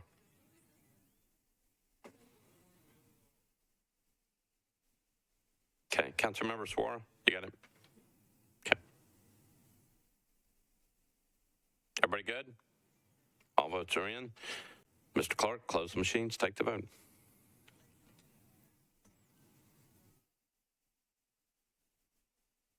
Ayes 34, noes 1, 0 abstentions. The amendment passes. So late amendment number 2 passes. All right, let's go back. All right, Councilmember O'Connell, we're on. Okay, so Councilmember O'Connell is pulling amendment number 28. Let me make sure I got this right. And then he said late amendment number 1, he doesn't need that one either. Okay, so we're down to Councilmember Pulley, Johnston, Hancock, and others. This is amendment number 29. Councilmember Pulley, you recognized. I don't intend to offer this amendment, Mr. Vice Mayor. Okay, so 29 is withdrawn. Councilmember Mendes, amendment number 30. Hold on just a second. Councilmember Hancock, point of order. Amendment number 30 appears to be the exact same as amendment number 3. So, Ms. Darby, do you want to handle this one? Yes, amendment. Motion first. I'm on a point of order. She just, Amendment you number. can have the motion. Amendment number 3 was put back into, as number 30 was put back into the amendments packet. It would essentially, if moved, it would be a renewed motion at a subsequent meeting. Thank you. Okay. Councilor Mendes, you recognize. If the council member had waited 5 seconds, she'd find out that I wasn't going to move it because we talked about it at the last meeting. Okay. All right. So amendment number 30 is withdrawn. All right. Councilmember Withers, we're on your bill as amended. Thank you so much, Mr. Vice Mayor. I'd like to move the bill as amended. Okay. Okay. Properly seconded. Councilmember. So now I'm going to the queue. So if you're in the queue, now I go back to the queue. So Councilmember Withers, any comments before I start hitting the queue? Yes, I just want to thank everyone for all their work. I think we've had a lot of really good discussions, and I believe that we've come to a really good place with the amendments that we have placed on the bill, and I encourage members to support the bill as amended. Okay. Okay, so we're on the queue. Councilmember O'Connell, you're recognized on the bill as amended. Oh, okay. Thank you. Sorry. We are on the bill as amended. So I will say a couple things here. We've had a lot of people take a large swing at this, but at the end of the day, this is the largest deal in Metro history by a lot. The deal anticipates $4 billion in encumbered taxpayer funds, $2.9 billion from new revenues, $500 million from the state, and another $500 million or more for infrastructure. As such, it would also represent the largest public subsidy for an NFL stadium in the history of the NFL. Meanwhile, other cities are seeing fully privately funded stadiums. We are currently playing a losing game for the residents of Nashville. We're First, as we consider the proposal for a new football stadium, the State House just passed a bill that dramatically reduced local control by giving state appointments to 6 of the 13 members of the Sports Authority. We heard about that earlier, which issues bonds on our behalf as Nashvillians. And we heard, too, the reason given was Representative Williams, a Republican from Cookeville, said that the takeover was directly because of the state's $500 million bond issue for a new football stadium. It's clear that the state wants this stadium, but they are blaming Metro needing their money for the takeover. This is an opportunity to resist state overreach, and we should take it. We know from the exercise of the Taylor Amendment that we could have gotten a better deal, and that's what we should be demanding. Yesterday, we experienced a moral Monday in Nashville, and I guess we'll see what kind of Tuesday we're going to have. I will be a no on the bill as amended. I encourage colleagues to vote no. Okay. Councilmember Mendes, you're recognized. Thanks, Vice Mayor. I'll be brief. Through this process over the last, it's just been a month or so with the actual documents. Some of the council members who are in favor of the deal, like Councilmember Pulley and Councilmember Druffel and others, have been clear that they value all the opinions and have been even-handed about it. Some people have gotten frustrated with me having the temerity to continue to talk about this. The reality is, at the term sheet, we got told it was premature to have amendments. On first reading, it wasn't time for amendments. Third reading, it's not amendable. Second reading is the time for amendments. And so I appreciate colleagues that have been working in good faith to get through this. I'm not going to belabor the merits. I think I've been fairly prolific in explaining my views of this. I will be voting against it. Thank you. All right. Councilmember Henderson. Thank you, Vice Mayor. I would like to move a deferral to the next specially called meeting with a public hearing with a brief explanation, please.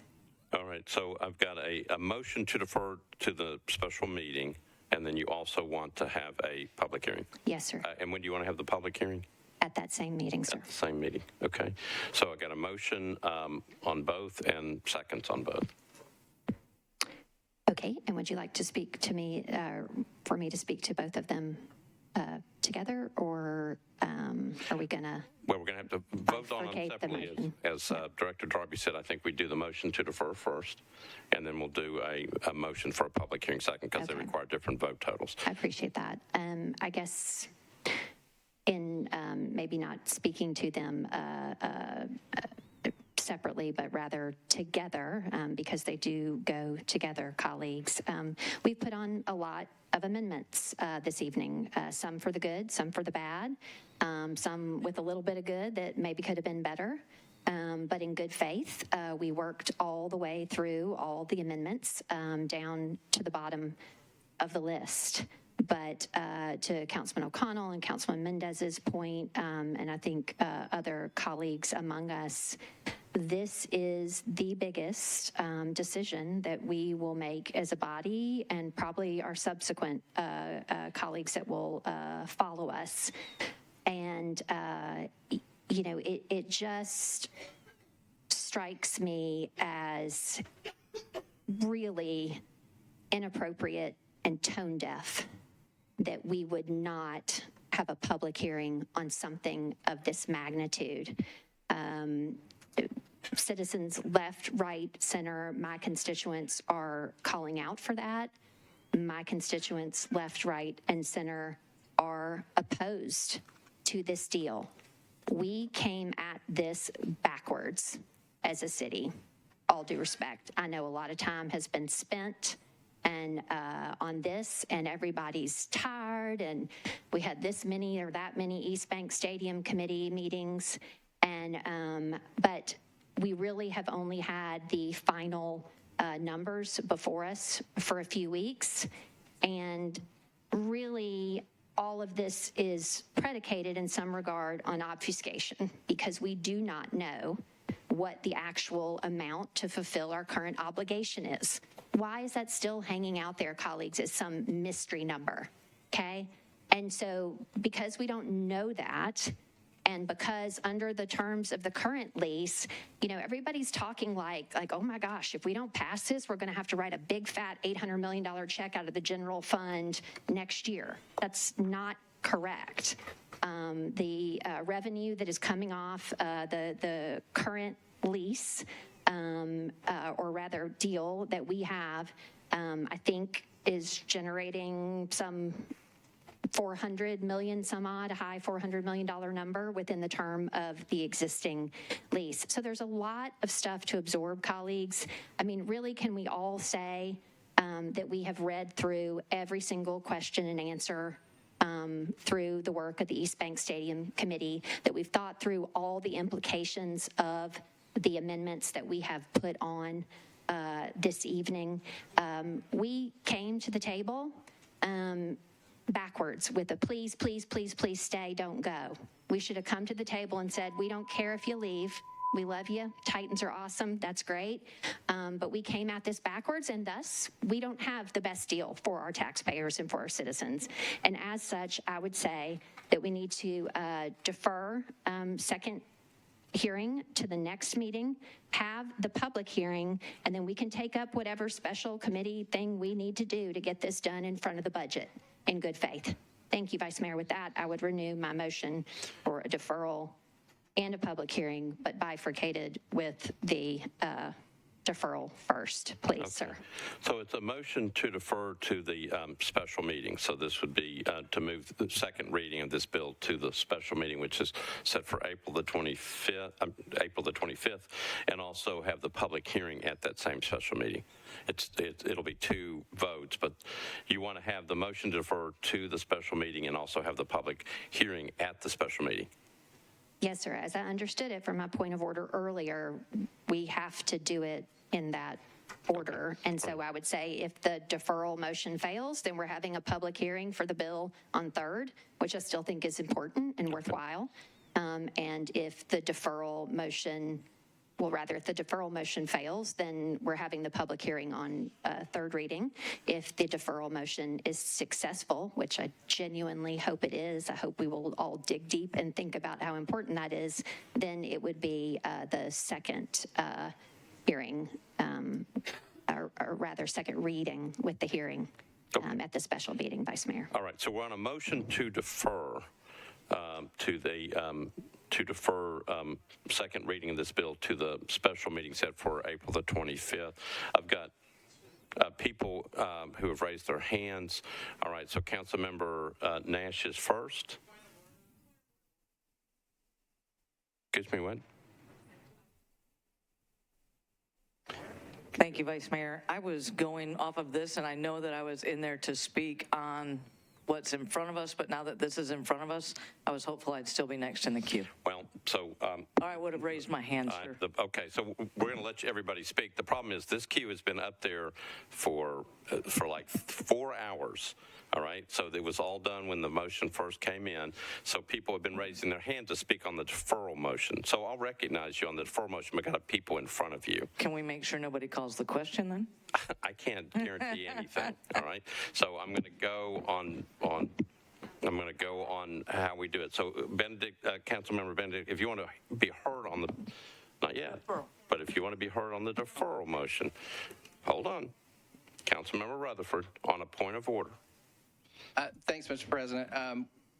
We're taking two separate votes, as I understand it. So when we're speaking, I assume we're taking the deferral first. So if we're speaking, is that solely on deferral, or are we speaking about deferral and the public hearing sort of as a combined speech? You know what? That's a very good question, Ms. Darby. Because the motion has been made at the same time, we're going to have to take two separate votes. I'm happy to try to do the deferral first and then come back and vote and then do the special, then do a public hearing discussion. Ms. Darby, what's the best thing to do? I think that's the proper thing to do. Okay, so let's start with the motion to defer, okay? And because I've got a queue full of people, I just figured it was easier to raise your hands. So if you want to speak on the deferral motion, if you'll raise your hands, then I'm happy to recognize you. So Councilmember Porterfield, I've got you. I've got Councilmember Benedict, and I've got Councilmember Withers. Anybody else? And I had Councilmember Druffel, I had you from before. So if you want to speak on the deferral motion, just let me know, but it's got to be on the deferral motion. Councilmember Taylor? Councilmember Taylor for a point of order. Sorry, hold on. Councilmember Taylor. Thank you. This is, I guess, a technical question. Can we clear the queue for each item? Unfortunately, if you could explain to me how the queue works. This is. Can we not clear the queue and then go back into the queue when we So, get up? Councilmember Taylor, what I'll tell you is that as soon as Councilmember Withers moved the bill, this queue filled up. Okay, it's been filled up the whole time. So what we said at the beginning was when we went through the amendments, I was going to have to take hands because I didn't want to clear the queue. If I clear the queue, that means the people who have been sitting there for 4 hours now get just wiped out. So that's not fair to the people doing it. That's why we're trying to figure out how to do it the best way possible. So if we could clear the queue, this is just a recommendation. So if we could clear the queue each time, I think we remove some of that confusion. And if you want to speak on the bill as amended, or as substituted or whatever, later down the line, can you just not add yourself back to the queue? Unless I'm wrong, everybody who put their name in this queue wants to speak on the bill as amended. So I'm going to. No, I understand that. that. So if I clear the queue, then I just wiped out everybody on the queue. So can we not tap? I just tapped it and it has me in the queue. Yeah. I untap it, and now I'm out of the queue. So I'm asking, can we add people to the queue? We can clear the queue and re-add to the queue. That's all I'm asking. Well, again, so what I'm telling you is that I understood. No need for any additional explanation if you say the same thing. Thank you. All right, so this was said at the beginning of the meeting. We explained this pretty clearly. All right, I'm just looking for transparency on how we communicate. If you want to delete, I don't want to delete the queue because then you will have wiped out everybody that's been sitting in there for 4 hours. I think that's very not how we do things here. Okay, so we're going to stay with this. If you want to speak on the deferral motion, if you simply raise your hand, I am happy to call on you. All right? Councilmember Taylor, on the deferral motion? I just want you to clear the queue, Vice Mayor. I'm not going to do that. That's not fair to everybody who's been in the queue. Okay? It's very unfair. Point of order, Council? You want to talk on the deferral? Okay, gotcha. I have a point of order.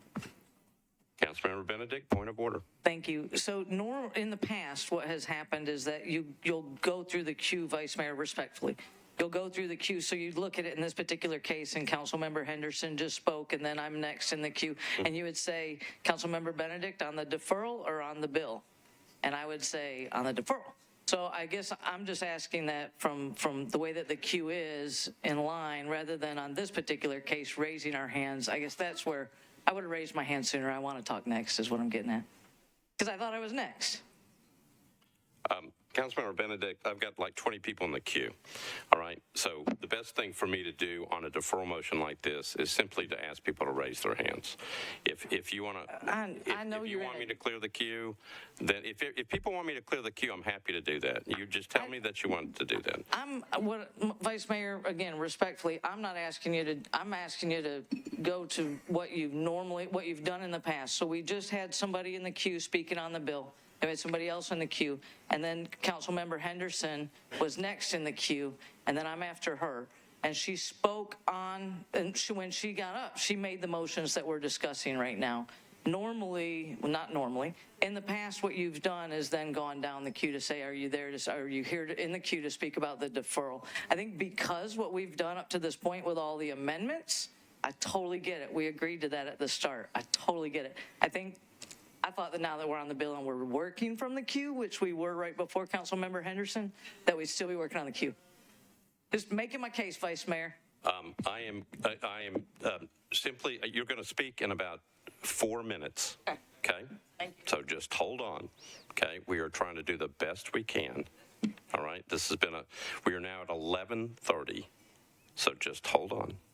Councilmember Nash, you are recognized. Does Porterfield have a? Councilmember Porterfield, Councilmember Nash's hand went up very, very quickly. Do you have a point of order?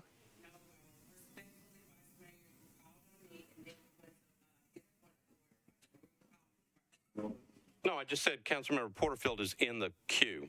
I didn't call on you. I've got Councilmember Nash, Councilmember Druffel, then you, then Councilmember Benedict, then Councilmember Withers, and then Councilmember Parker.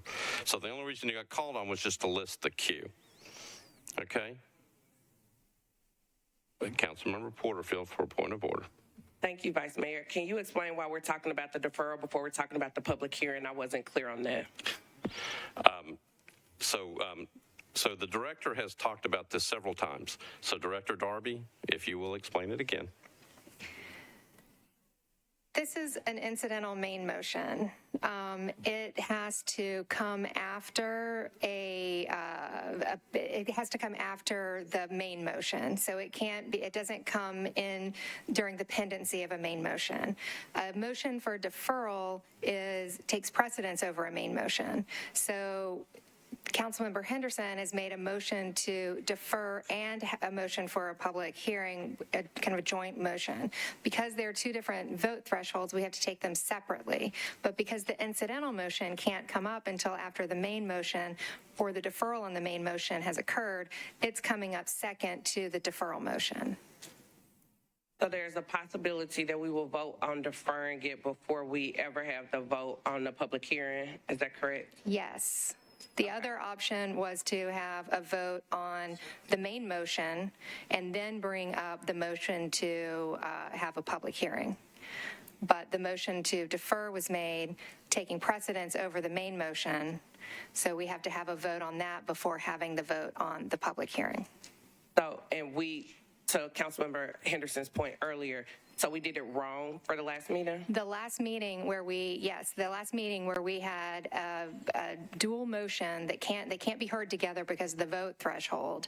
We ended up taking up the motion to have a public hearing prior to the deferral motion, but we ought to have taken them up in the reverse order. So can you tell us why it was done that way for the last meeting, but not for this meeting? It was done in error in the last meeting, and nobody pointed it out, so it ended up moving forward. This meeting, we have recognized the proper order, and that's why we're taking it this way in this meeting. Okay, and where is this in the rules? This is in Robert's Rules of Order. Okay, thank you. Okay. All right, so back to Councilmember Nash, you're recognized on the deferral motion. I think Council Lady Sepulveda mentioned that she's probably the youngest person here.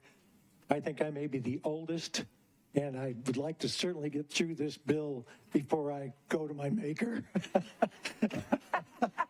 You're not planning on doing anything very soon, are you? I would speak against the deferral. We'll see what happens with whether we do a public hearing or not, but we can have public hearing and then vote on the third reading for or against. It is time to move on again. Okay, thank you, Councilmember Nash. Councilmember Druffel, you're recognized. Yeah, I might be the oldest. I'm not sure. We'll compare gray hairs. I just want to speak against the deferral. I think we've probably had, I just go back to the original design and talk about process just for a second. Vice Mayor Schulman sent a note June 24th last year about this special group. Council Chair Mendez did a great job. We spent 9 months working on this. And when you think of all the time and energy that we've spent and all the meetings we've had with our constituents, we've had over 30 meetings. I've attended 5 or 6.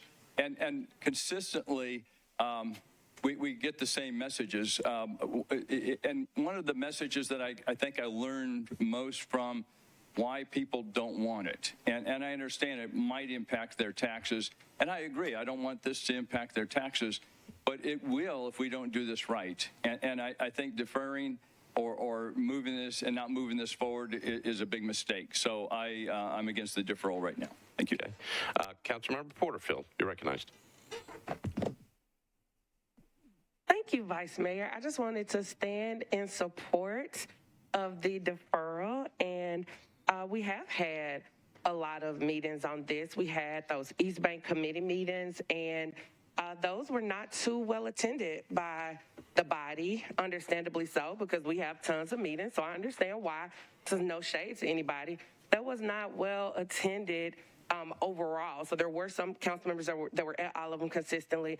There were meetings that were held around the city, but those were not formal meetings. And we need time to consider these amendments that we've put on here. This is a lot of information for us to process, and nothing's going to, it's not going to kill the life support deal if we go ahead and defer this. So I'm just standing and asking that our colleagues would please consider deferring this tonight. Thank you, Vice Mayor. All right, Councilmember Benedict, you're recognized. Thank you, Vice Mayor.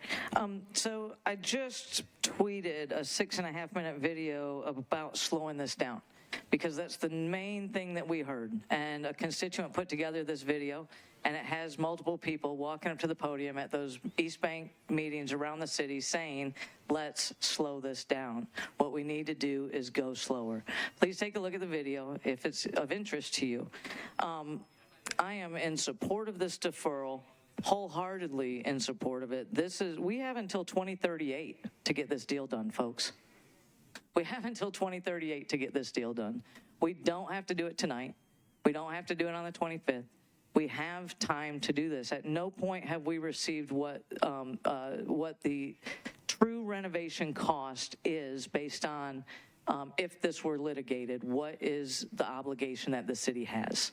I have always said, I hope we never have to go through litigation, but my question is, if this were litigated, what would the number be? And I don't think it's 1.8 billion. I don't think it's 200 million, but it's definitely somewhere in between. And we don't know that number, and I don't think until we know that number, we can make a good decision for the public. I think that we have to know that number in order to make a good decision.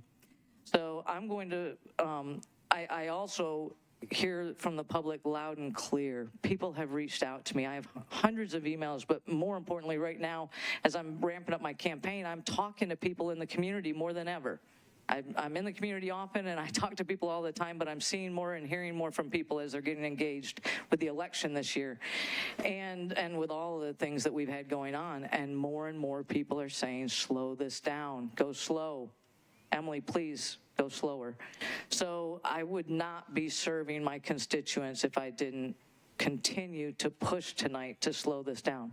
So first, I'm in support of the deferral. Secondly, this is so much larger than our So, Councilmember, Yep. we're on a deferral. I was going to do public hearing. We're Not on that. We're not on that. All right, cool. Thank you. Okay. All right, Councilmember Withers, you're recognized. Thank you, Mr. Vice Mayor. Question for the administration. If this were to be deferred on second, what would that do to the bond financing and the overall cost of the project? What would that deferral accomplish? Ms. Flannery.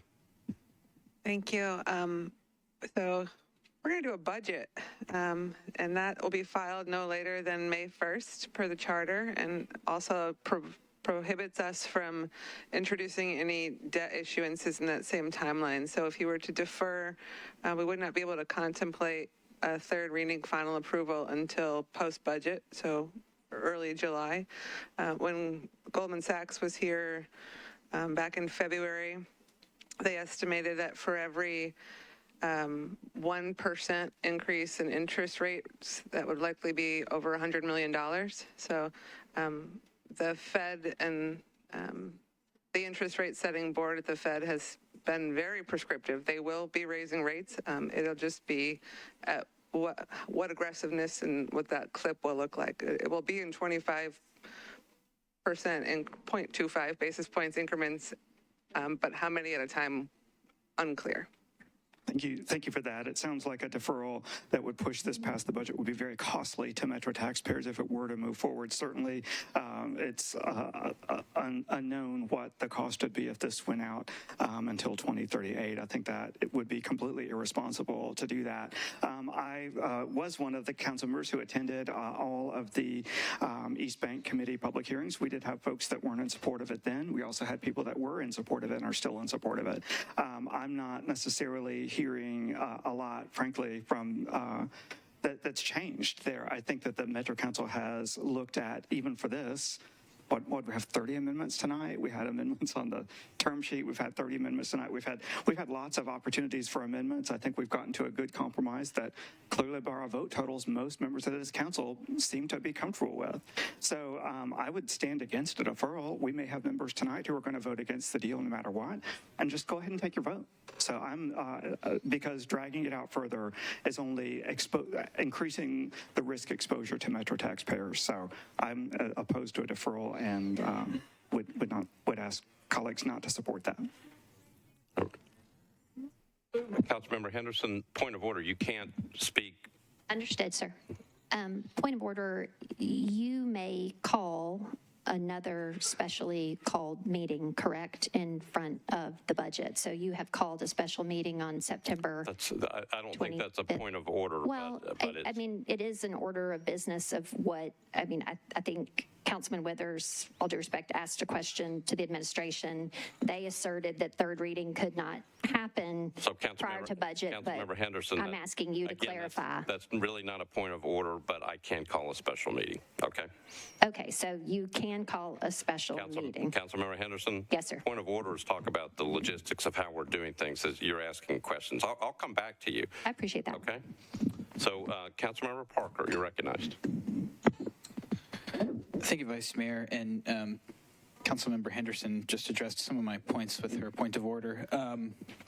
One suggestion I might make is that, we just set a precedent for the kind of stacked meetings where we adjourn one and have another right after. So if this were to remain on second reading for the 25th meeting, another meeting could be scheduled immediately after the conclusion of that meeting to hear it on third reading potentially. I think that the work, I'm in support of the deferral. The work that this body has done, it has been substantial. We saw from the first time we looked at this on second, we saw a $470 million swing in favor of the taxpayer and into the general fund. Today we saw about a $330 million swing in the other direction. Maybe it's just right. Maybe this is the best form, the best and final form that this legislation will take. But I don't think that we should rush away from it being amendable when there's potential for the deal to get even better.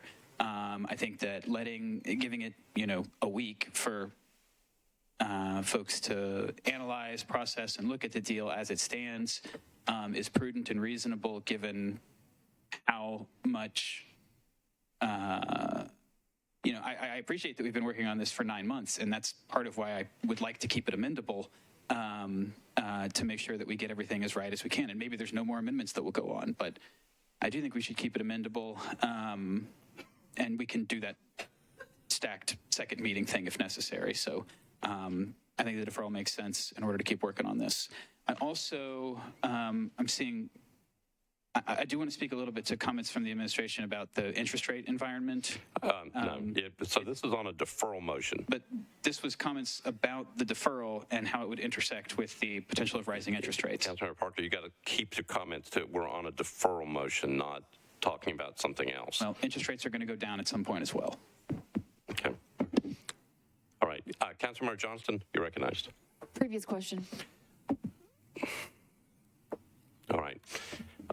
Councilmember Johnston has called the previous question.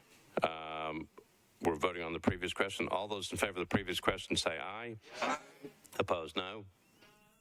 Previous question prevails. So we're on a motion to defer. This is a motion to defer second reading to the special meeting that's going to be held on April 25th. Okay, that's the motion. It was made by Councilmember Henderson, and it was seconded. So we're on the board. All right. So, again, if you're for the deferral, you would vote aye. If you're against the deferral, you vote no. Ready? Okay. So it's a simple motion to defer. Again, if you're for the deferral motion, you'd vote aye. If you're against, you'd vote no. Mr. Clerk, open up the machines.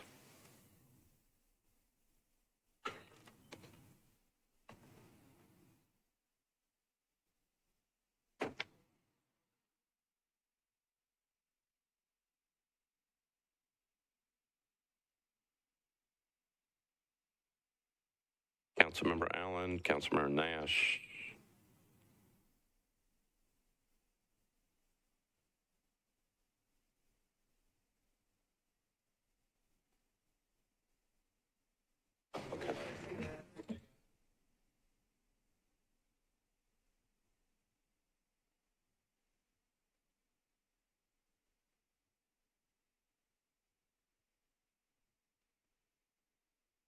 Do you want to say that in between?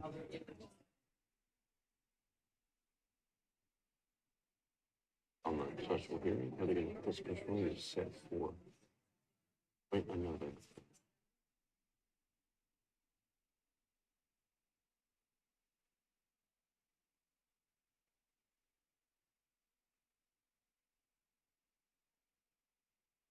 Okay. Okay. So we'll wait for this one. Okay, got it.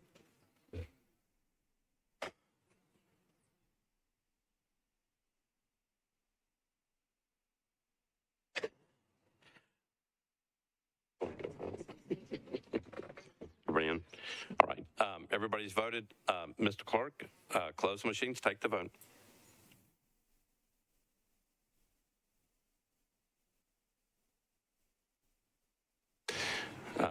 Nine ayes, noes 24, one abstention. The motion to defer fails. All right, so we are now on Councilmember Henderson. I come to you for the next motion, which is a motion to have a public hearing at the special meeting. Thank you, Vice Mayor. I would renew my motion for a public hearing. And for all the reasons that I stated before that I would hope are super obvious to this body. Again, something of this magnitude, why are we not having a public hearing? The East Bank Stadium Committee meetings, while we appreciate community members being there, garnering their input, that was not particular to this bill, this deal as amended.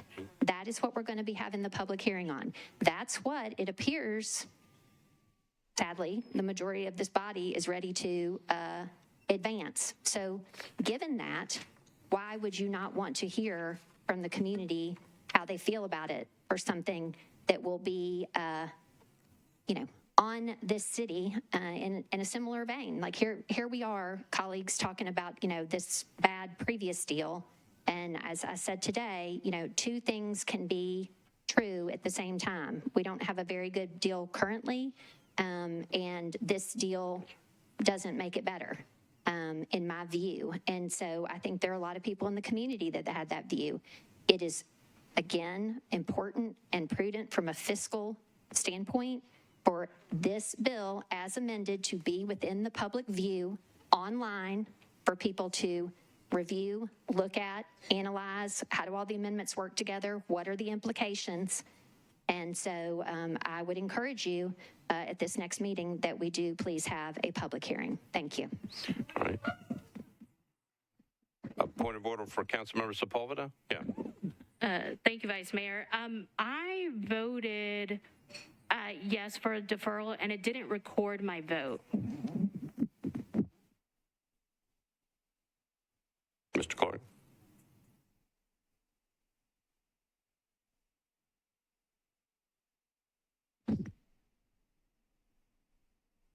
All right, so apparently your vote did not come through. So if you want to, I assume you would vote for, how do you want to vote? For the deferral. Okay. Okay, it is now recorded. All right, thank you.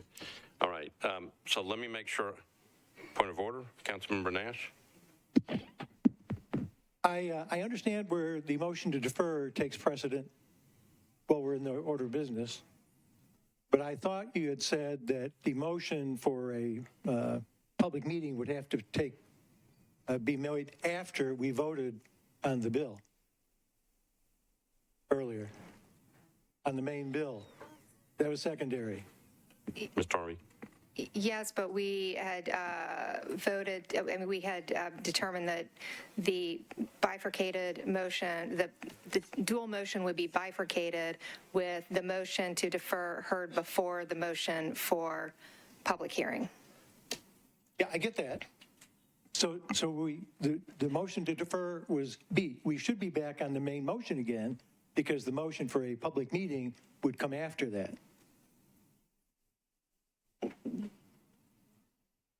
If she had not even mentioned deferral and said, I want to, well, we're still discussing the bill, and had asked for the community the public hearing, they would have had to wait until after we ruled on the bill. Okay, so everybody hold on a second. We're checking the rule. While we're checking the rule, I'm going to make sure that we've got this, the order right. I had Councilmember Nash. Councilmember Porterfield was second. Councilmember Bradford was in the queue. Councilmember Rutherford, Councilmember Sledge, Councilmember Sepulveda, and Councilmember Hancock. Did I miss anybody that wants to speak on the public hearing? Councilor Mendez? Okay. Okay.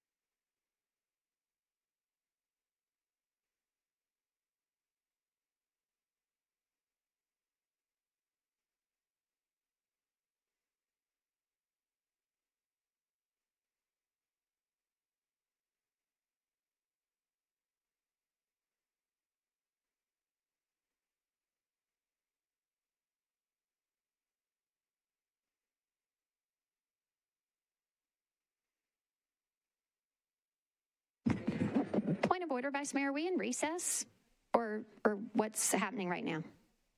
Because a whole lot of going on. I wanted you all to have the ability to read Robert's rules and get it figured out.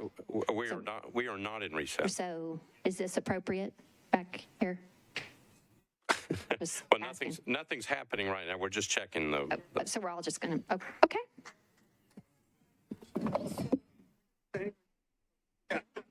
That's not appropriate either.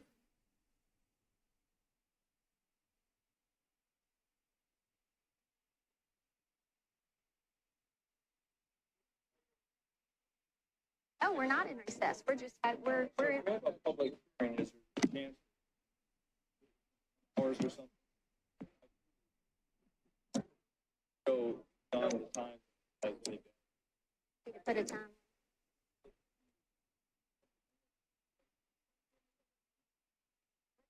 Appropriate motion right now. Okay. So I need to see Councilmember Henderson and Councilmember Nash up in the front.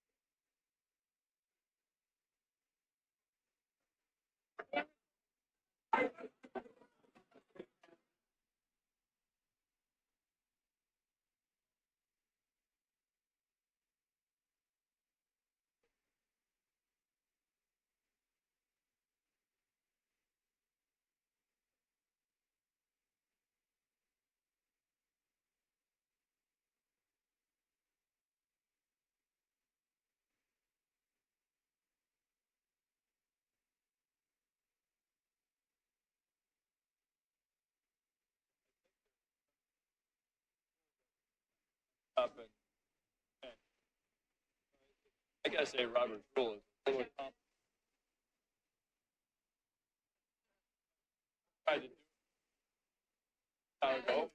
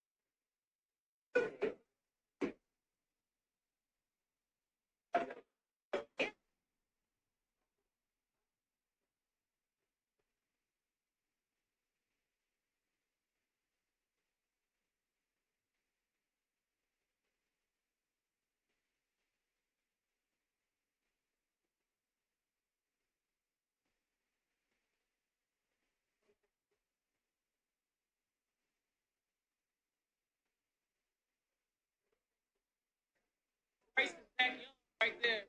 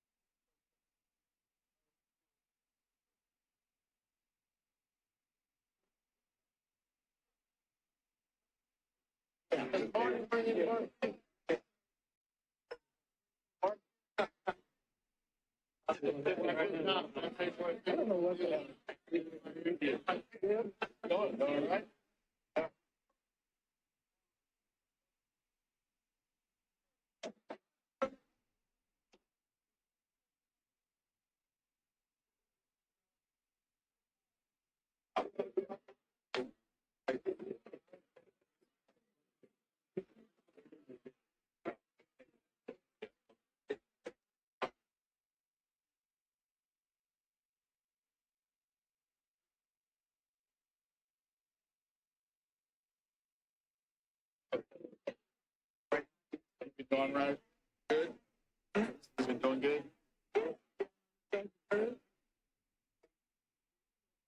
My daughter's been June. I didn't know Mason.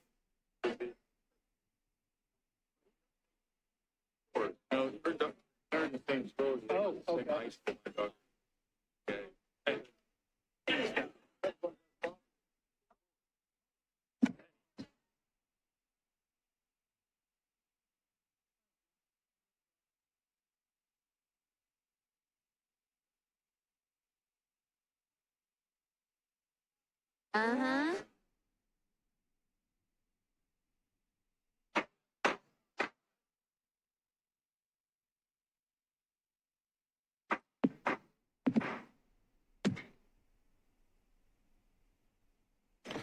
I always wanted to hit the gavel at midnight, so I just did. All right. So go back to, so what we were looking at was Robert's Rules of Order. I'm going to turn it over to Director Darby in just a minute. But based upon the fact that it's a clear motion, but we already had a motion on the floor, it appears that what we have to do is take care of the first motion, the motion that is to pass this bill as amended on second reading. Take care of that first, and then see what happens. And then it would be proper for Councilmember Henderson to make her motion to have a public hearing. I think the way we did it first was that if the whole thing was deferred, then you needed to take up the motion. But based upon Robert's rules, what we would simply do is we'll go back to the discussion on the motion to pass the bill on second reading, take care of that, and then I will immediately go to Councilmember Henderson for her motion on a public hearing. All right. Director Darby, did I say that right? I believe you did. Yes, a incidental main motion can't be made while there is a pending motion on the floor. So when the motion to defer was made, it conceivably would have cut off the main motion had it passed, and then we would have moved on to the motion for the public hearing. Now we need to go back to the approval or the consideration of the main motion. Once that is disposed of, then the motion for the public hearing can be made and considered. Councilmember Porterfield. Thank you. I guess this is a point of order. Am I still next in line after Henderson? You are, so let me go through the list, okay, so you'll remember. Councilmember Porterfield, you'll when we get there, obviously I will let Councilmember Henderson make her motion, okay, properly. Second, if she wants to say anything, that's fine. And then you, Councilmember Porterfield, Councilmember Bradford, Rutherford, Sledge, Sepulveda, Hancock, and Mendes are on my list, okay? Thank you, So you will be next. Councilmember Sepulveda, you're recognized. Thank you, Vice Mayor. I just wanted to get on the record that second vote that was missing from the queue. Yeah, so on the record, Councilmember Sepulveda, her vote did not record on the late amendment number 2, which was Councilmember O'Connell's, and she voted yes, which makes the vote total 35 ayes, 1 no, and 0 abstentions. Okay, and there was one more, which I don't have in front of me. Mr. Clerk, hold on just a second. Too many people in the queue. Okay, Mr. Clerk. On the last motion, it was a motion to defer, and Ms. Sepulveda's vote was not recorded. She indicated that she was voting for the deferral, so the new motion, the vote count was 10 in favor, 24 against, with 1 abstention. Okay. Councilmember Sepulveda, okay? Oh, sorry. There, okay. Yes, thank you. Right. I wasn't aware of that. The first one, right? The first one that was missing on Amendment 2, I believe. I wasn't aware of that one. So I don't know if we need to check at some point, but I don't know if anyone else's didn't go in.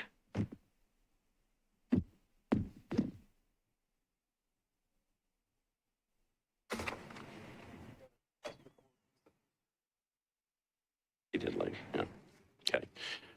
I think everything is hopefully good. So what we're going to do as we close, obviously we've been dealing with these machines, but it's been holding together through the night, but we're going to obviously be checking and making sure that if you're having trouble getting your vote recorded, we're going to watch that, okay? Oh, Councilmember Lee? Yes, Mr. Vice Mayor. I just ask, please, before the next vote, that you specifically say out what we're voting on. Okay. Thank you. You're welcome. All right. So any other questions before we start moving? All right. So let me explain where we are. So we are on Councilmember Withers' motion to approve on second reading Bill 2023-1741 as amended. Okay, we're on that. I am going to, this is the list to talk about the public hearing. This goes right here. And so now I'm going to go back to the queue and start calling on people. So Councilmember Henderson, you're the first person in the queue, so I'm going to take you off, but then I'll come back, okay? Councilmember Benedict, you are next. Say it again. Oh, I'm not in the, sorry. Okay, so Councilmember, all right. Councilmember Welsh, we're on the motion to, you know where we are. It's a motion to pass this bill on second reading, okay? Councilmember Welsh, you're recognized. Thank you, Mr. Vice Mayor. I am really confused as to why we are rushing, because despite what everyone says tonight, we are rushing, and when you rush, you make mistakes, and I'm really afraid that we are making mistakes that we are going to see in the very near future, because I can't stress enough that we are not tied to any time frame. We are not under the gun. It is not now or ever. That is all just a false choice. Just because the mayor's office wants this passed doesn't mean that we have to do it. There's nothing in the charter that says we have to do it. This is just their preference, and we're not obligated to that. We are being asked to approve this deal without knowing what our actual obligations are under our current lease, having only gotten the actual numbers in a $2.5 billion deal 15 days ago, and having the entire deal predicated on having a relationship with the state that is hell-bent on destroying our city. I think that we can and should start from scratch and get a better deal, one that's more equitable, and not just a transfer of wealth to a sports team.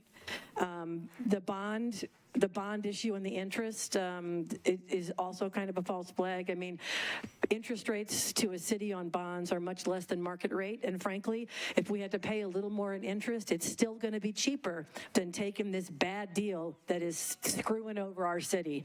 So I really think that we should not pass this on second reading. We should we should kill it, and that's what I'm going to do, and I wish that, hope that my colleagues will join me, because this is bad all the way around. Thank you. All right. Councilmember Nash, you're recognized. Senator, you're great. I would say that this is a deal that is great all around. I think there's been a tremendous amount of good faith negotiations on this. We have seen the Titans move. We've seen the city move. All of the amendments since the term sheet were always in favor of the city. And again, we've got a large overtime unfunded liability.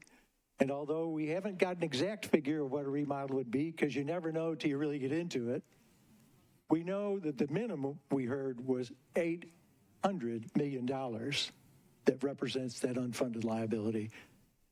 It's time to take this deal. There's always time negotiation when the music stops and you just declare victory. And this is a win-win, and I hope we'll pass it. Thank you, Councilmember. Councilmember Hancock. I don't think we're rushing.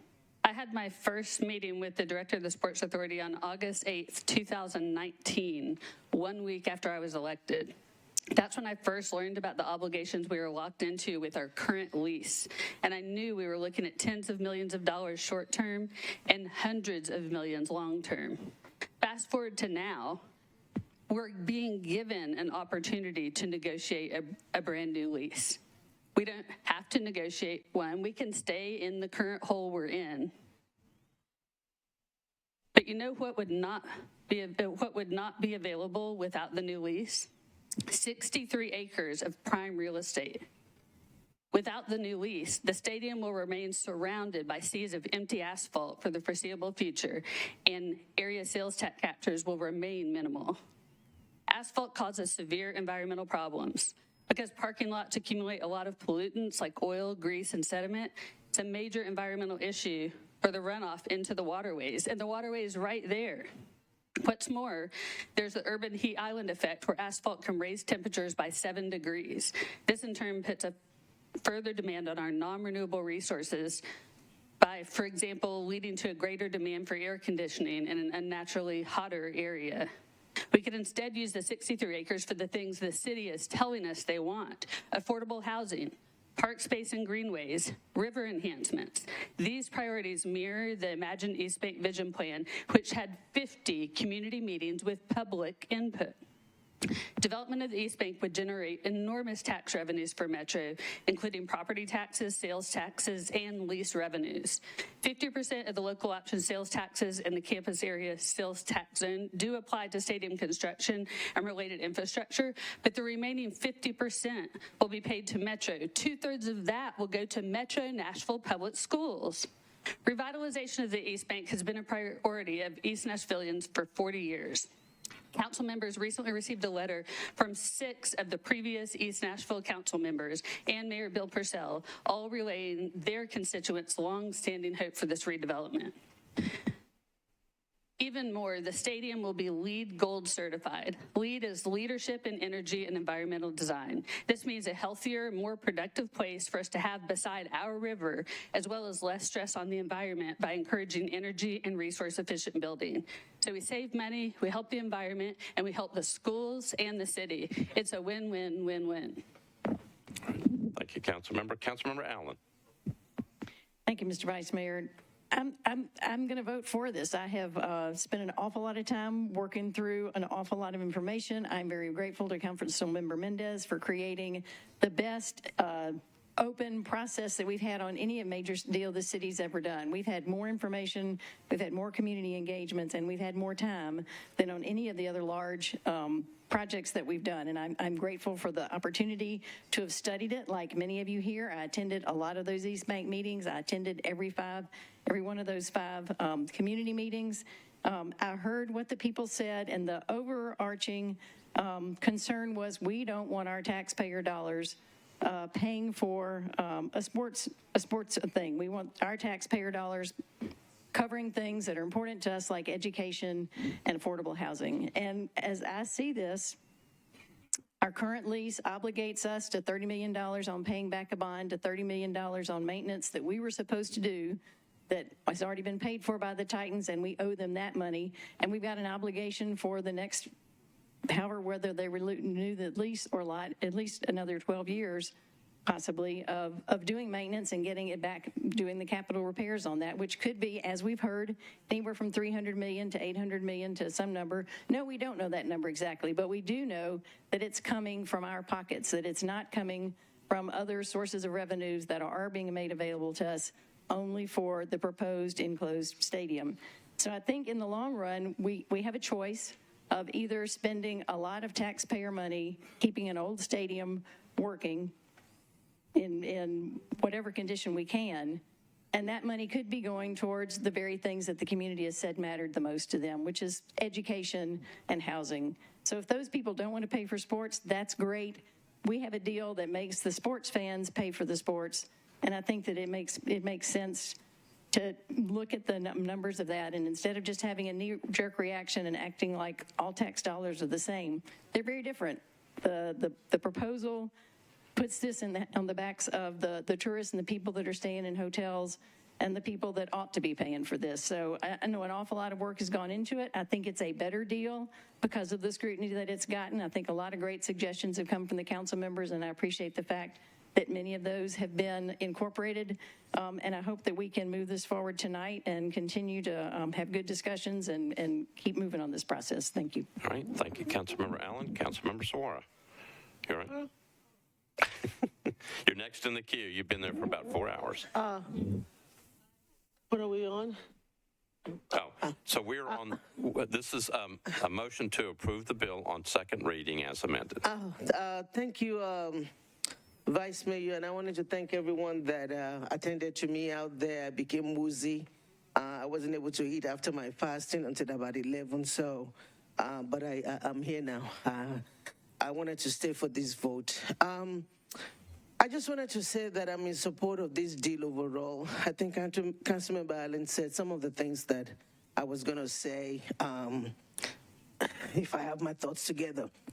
But I do think that, for a lot of people that says that we should walk away, if we really think we're walking away, then we will walk away. But we can't really walk away because we're not walking away. There's still a responsibility here. There's still an obligation here. And that obligation, like Councilmember Allen says, is one that when we look at it, somebody put Minnesota renovating the stadium after 10 years for almost $300 million. Ours is older than that, so we can almost assume it's going to cost us more than that. There's a $600 million out there without maintenance costs. There's the fact that we have to keep renovating to keep it updated. So all of these costs that we don't have an idea on that can balloon is going to cost us more. But this, with the new deal, we know it's a 740. It's a number that we can work with. And like Councilmember Allen also said that the funding source is very important. We were all here when we were trying to raise property taxes. People were telling us, please find another way to pay for all of this. The business of using property taxes to pay for bond payment is not a good thing. And that money of our property taxes, we can use it to fund things that our members want. So these actually allow us to use the revenue bonds to be able to pay for this.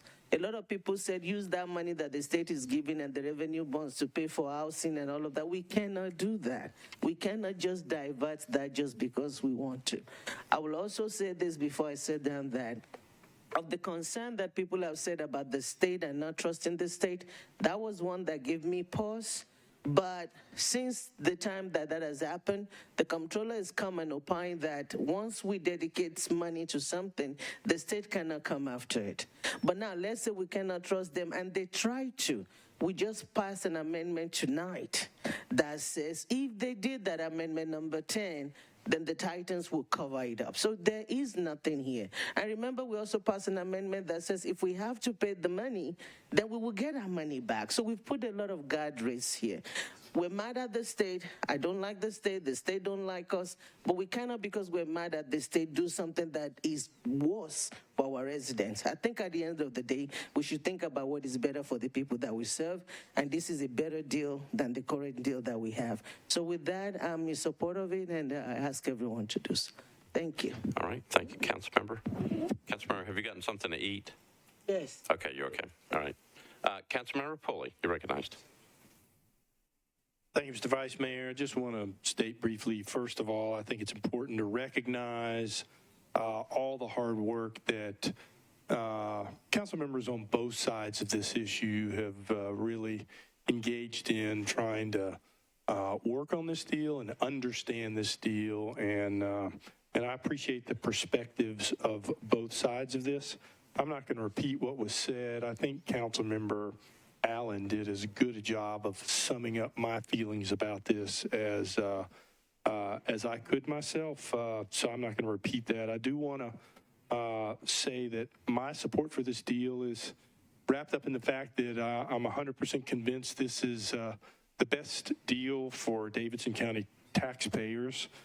We have the opportunity for other people to pay for this stadium, and I'm grateful for those, including the Titans, who have allowed, as a part of this deal, our exit from what really is a bad deal for Davidson County taxpayers, and that's our obligations under the current lease and agreement that we have with Nissan Stadium. So I'm grateful that they're allowing us out of that and into a deal that allows us not only to have somebody else pay for this besides Davidson County taxpayers, but allows us the possibility of future revenue streams as well, and all that goes with this. So I thank you for that, and I'm fully supportive of this deal for those reasons. Thank you. All right, thank you, Councilmember. Councilmember Druffel. Yeah, thanks, Chair. And just for the record, Councilman Nash is slightly older than me, but just by a couple months, I do look older than him, so I'll take my credit for that. When I got a chance to be assigned to this committee, I wanted to, at the end of it, whenever that day was, I wanted to be able to look my constituents in the eye and go, I can assure you that this is the right deal. And I really wanted to give that sense of confidence. And so for the last 9 months, I feel diligent, and again, with Councilman Mendez and everybody, we have worked really hard. What I had a chance to do, I sent a newsletter out to 3,810. And I got to tell you, almost everybody, as you explain this deal, and you really, if you can clarify it, it becomes a good deal. It's really hard for anybody to go, well, that's not really a good deal. And so the reality is I had a community meeting. I go, okay, I'll follow up. I want to make sure this last Saturday, let me have a community meeting. And sure enough, except for a couple of people that I still have a little concerns, everybody believes it's a good deal. So when you start to get the sense of when you can explain it, when people understand it, people really start to follow through. So I can feel very confident that I can look everybody in the eye. In fact, I said at my meeting, I can feel confident 100%. I can look in the eye and say, this is the best deal. It's a big decision, and we are ready to make it. And I'm very glad to be a part of the decision to say yes. Thank you. Okay, thank you. Councilmember Hurt. Call the question. Councilmember Hurt has called the previous question. We're voting on the previous question. All those in favor of the previous question say aye. Opposed, no. Previous question prevails. All right, we are on the board. So this is, let's go all the way back. This is a motion by Councilmember Withers to approve BL 2023-1741 as amended on second reading. If you're for the bill on second reading, you vote aye. If you're against it, you vote no. Mr. Clerk?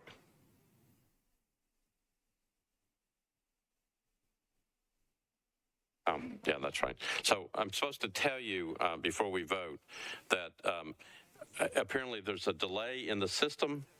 So just if you hit the button, just hold. So when you keep pushing it, again, it's causing the machine to have trouble. Okay.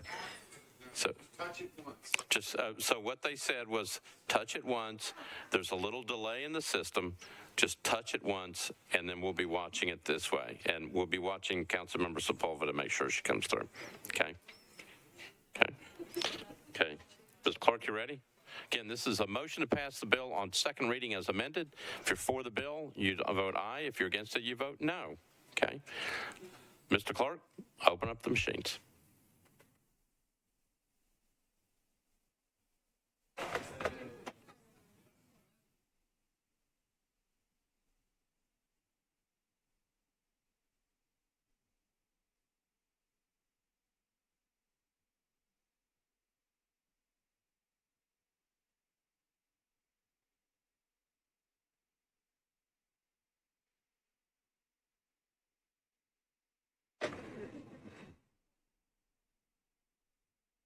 Everybody's in?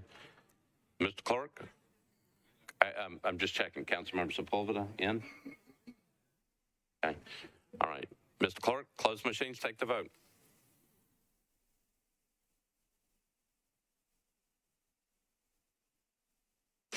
Ayes 25, noes 11, 0 abstentions. The bill passes on second reading as amended. All right. So before I go to Councilmember Henderson, Councilmember Sawara, I'm worried about you. Are you all right? Hannah, can you go check on?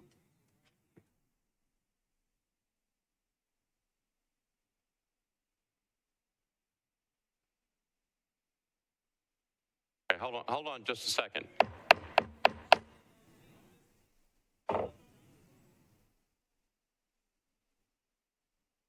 Hold on.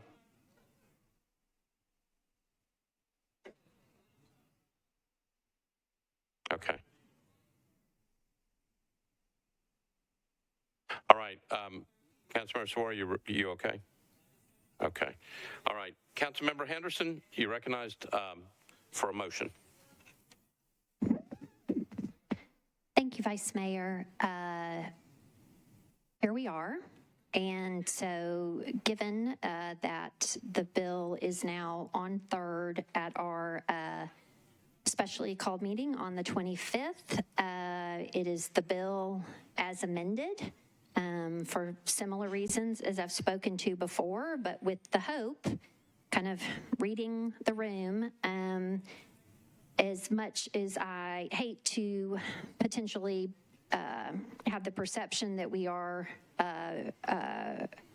curtailing the amount of time that we will listen to the public, I want folks to understand that I think if I do not do so, sadly, this motion for a public hearing will not pass.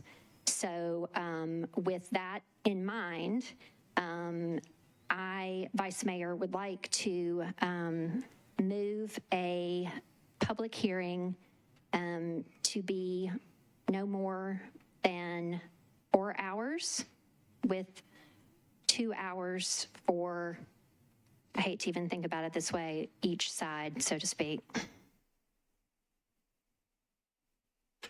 Okay, so Councilmember Henderson, what I've got is what you want to do is you want to have a motion for a public hearing for the 25th, for April the 25th, which is when the special meeting has been called, which starts at 6:30. So we would start that, and you would have a 4-hour public hearing, 2 hours for each side. Yes, a maximum, I guess, setting that. And it's, just to clarify, it's on BL 2023-1741. That's what the bill would be. Yes, Vice Mayor. The Nashville Needs Impact Fund is before us as well. And so I would, I guess, ask if when people are making their comments, don't want to separate those items in any way or make things take longer. But I would ask, since it's related and before us, we would just sort of honor people's ability to speak because I think they're inextricably related as anticipated. So, okay, so the motion would include both the bill and then the needs fund, which is a resolution, which is RS 2023-2044, the Nashville Needs Impact Fund. Yes, sir, but it would not be my intent to have two separate here. Right. I just that those would be fair on which to speak. Please, sir. All right. So I've got the motion. Again, it would start at it would be for April the 25th, that Tuesday, and it would start at 6:30. Yes, sir. And we've already called the special meeting for that. All right. So I've got a motion for that, properly seconded. Discussion on the motion. All right. So Councilmember Benedict, I saw you first, and then Councilmember Bradford. Thank you, Vice Mayor. Is there a point of order? So Councilmember Benedict, hold on. Councilmember Porterfield, you're recognized. I believe we already had a list for Councilmember Henderson's deferral. Okay, sorry. You're right. You're right. Too many things going on. Okay. Thank you, Vice Mayor. It's late, and that's my fault. So. No worries, I understand. Deferral, but we're talking public hearing. You meant public hearing, right? Okay. Okay. Yeah, I'm in public hearing, my bad. All right. All right. So I'm going to go to Councilmember Porterfield first because I've got a list. And Councilmember Benedict, you are not on it, and Councilmember Bradford, you are on it. So Councilmember Porterfield, you're recognized. Thank you, Vice Mayor. Man, 12:30 in the morning. So thank you to everybody that hung out with us, and this was important to people to hear this. I'm standing in support of the public hearing. I'm so tired, I'm calling it a deferral. I'm standing in support of the public hearing, Vice Mayor, and I would ask our colleagues to also support that. I don't love the idea of limiting time or that's just whatever. But here we are, that's the motion that's before us. At our last meeting, a lot of colleagues were a little frustrated because we saw people that were coming to talk about the council reduction and the redistricting. A lot of people were expressing their thoughts on this particular legislation during the time that was open for us to be discussing the redistricting. And people were doing that because there was not an opportunity to have a public hearing. So at that last meeting, when we had a conversation about a public hearing at that time, one of the points that I made then, and I'll make it again now, is that, if you believe that this is a good deal, that shouldn't change by, there should be nothing that you should be afraid of with hearing from the people and hearing from your constituents and hearing from the community. So a lot of people are feeling like they have not been heard, and people just want to be heard. So I ask that my colleagues please vote in support of the public hearing so that we can give people the opportunity to come before us as a body to have this conversation, and so we can hear what people are telling us that they want. Thank you, Vice Mayor. All right. Thank you, Councilmember Porterfield. Councilmember Bradford, you're recognized. Thank you, Vice Mayor. I'm standing in support of the public hearing. When we debated this a couple weeks ago, the one thing that kept being said by those who were against this was, well, we've had East Bank meetings for months ago, and so we really don't need any more public input. I really think that's disingenuous to the voters and to the residents of Davidson County, especially when we're talking about the largest publicly subsidized sports stadium in the country. We are talking about $2.2 billion. So I think having the opportunity for the public to come speak is important. We should not be limiting their opportunities. We should be taking every single advantage to get every last bit of input into this, make sure we are doing the right thing, not for the Titans, not for Amy Adams Strunk, not for the promoters, but for the people of Nashville, the people who live here, people who work here, and the people who pay taxes. They're the ones that have sent us here to do this job on their behalf, and we need to hear from them. So I ask that my colleagues vote in favor of this public hearing. Thank you. All right. Councilmember Rutherford, you're recognized. Thank you, Mr. President. I was not initially in favor of a public hearing on this, but I rise now in support of this one. Basically, where I've come from on this is that I think it's important that we call out the work of the special committee that did so much effort, put in so much time, and heard from so many members of the public during that time frame, starting their work back some 9 months ago. And so we have reached a point where I think we have heard from probably as many people, or I believe this has had as much public engagement as almost any previous project in Metro. But given that, and given the fact that so much has occurred since that time, and now we're addressing a public hearing from a limited standpoint, in the sense, or I should say a structured standpoint is a better way to put it. I think it's important that we give due consideration to that public hearing, and I appreciate Councilmember Henderson for bringing it forward, and I'll be in support of it. And I just want to call out the special committee and all the work that they did, because it was vitally important. And I attended the meeting that took place at the Southeast Community Center. It was overflowing, and we heard from a lot of people that night. But what we're faced with now in terms of being able to hear from our constituents before council, I think is a positive thing. I'm not sure that it will actually move the needle in either direction, but we should give everyone that chance to be heard. Thank you. Thank you. Councilmember Sledge. Thank you, Vice Mayor. I'll be brief. I really just wanted to make sure we were able to get everybody who went out of the room to come back in the room, since this is going to be a fairly high threshold for a vote. So this is more of a procedural thing, but if we could have staff just make sure that everybody who's still here is back in the room in a few minutes, I'd appreciate it. I am voting in favor of the public hearing, so I would ask my colleagues to do the same. All right. Councilmember Sepulveda, you're recognized.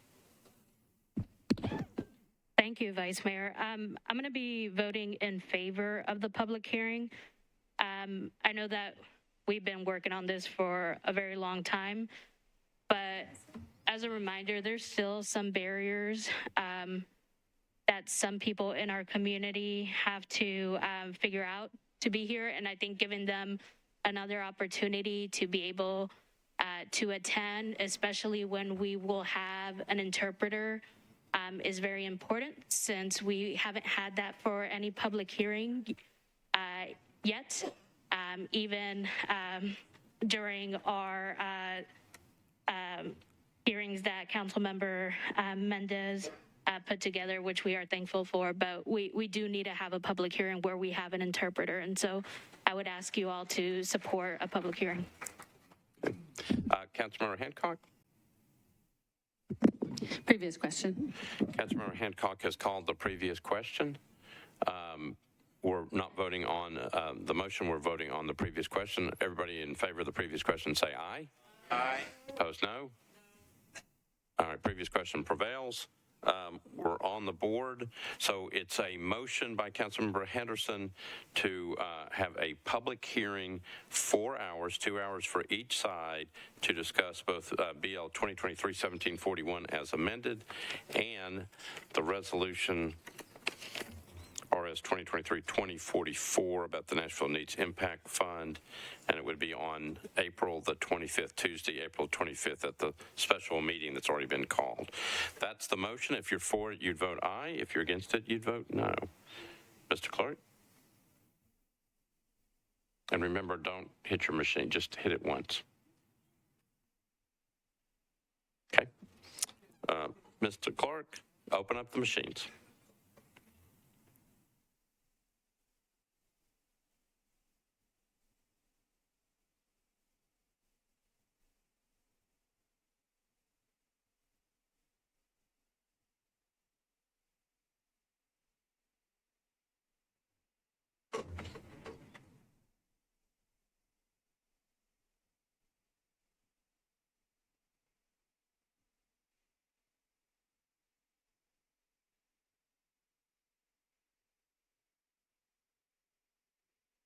Yep, all votes are in. Councilmember Sepulveda.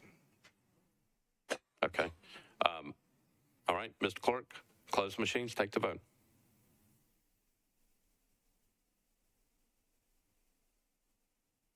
Ayes 26, no 7, 1 abstention. Motion passes. Okay.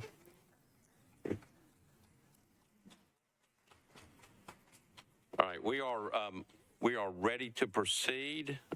We have a couple of bills. I think we have 2 bills left on second reading, and then we have third reading. All right. Item number 52, BL 2023-1793, by Benedict, Roten, Suara, and Withers. This is an ordinance approving a lease agreement by and between the Metropolitan Government of Nashville and Davidson County, acting by and through the Metropolitan Board of Education, East End Prep. Councilmember Benedict, you are recognized. Thank you, Vice Mayor. Committee reports. Budget and Finance, Councilmember Roten. Thank you, Mr. Vice Mayor. Budget and Finance voted in favor, 13 in favor, 0 against. All right, Education Committee, Councilmember Suara. Thank you, Vice Mayor. Education Committee voted on BL 2023-1793, 4 in favor, 0 against, 1 abstention. All right, thank you. And Planning and Zoning, Councilmember Withers. We're on 1793. Thank you. Planning and Zoning recommended approval, 6 in favor, 0 against, 0 abstentions. All right, Councilmember Benedict, you're recognized on your bill. Thank you, Vice Mayor. I'd like to move approval with a brief explanation. All right, so Councilmember Benedict has moved approval of BL 2023-1793. Properly seconded. Back to you. Thank you, Vice Mayor. So this is a lease agreement with a charter school, and it's one that was put in front of us some time back at a less than market rate rent. And so I sent it back, and MNPS was able to negotiate a better rent rate. And so imagine that. We got something from not this body. We negotiated a better price, a better deal for this body, and now we're going to hopefully pass it. So I would encourage my colleagues to vote yes, and I hope that we'll continue to take this approach to the legislation that we're passing tonight. Thanks. All right, Councilmember Benedict has moved approval of BL 2023-1793 for passage on second reading. Properly seconded. Any discussion? Councilmember Bradford, you're recognized. Thank you, Vice Mayor. So I appreciate the sponsor of this bill going back and getting a better deal for the taxpayers, but at the end of the day, it's still a charter school, and it's still taking money away from our traditional public schools, so I still cannot support this. So I ask be listed as a no. Okay. listed as a no on the vote. Any other discussion on this? Seeing none, we're ready to vote. All those in favor of BL 2023-1793 for passes on second reading say aye. Opposed, no. Got one no. Two noes? Abstention? Okay, Councilmember Porterfield is listed as abstention, and so is Councilmember Lee. Okay, anybody else? Okay. All right, bill passes on second reading.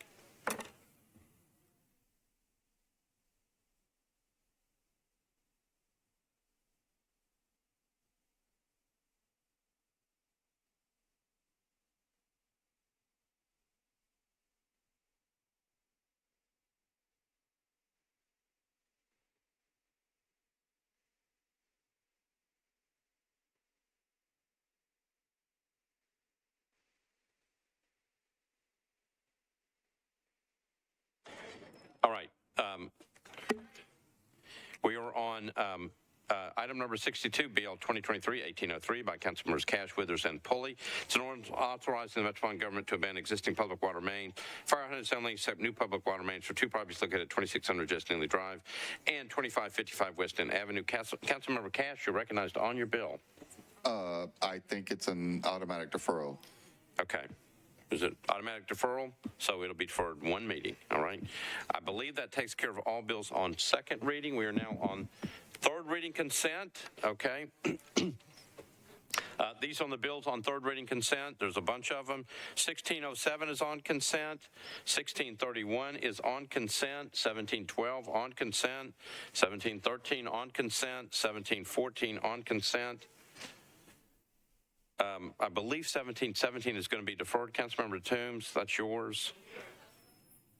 It's going to be deferred. Okay, so it comes off of consent.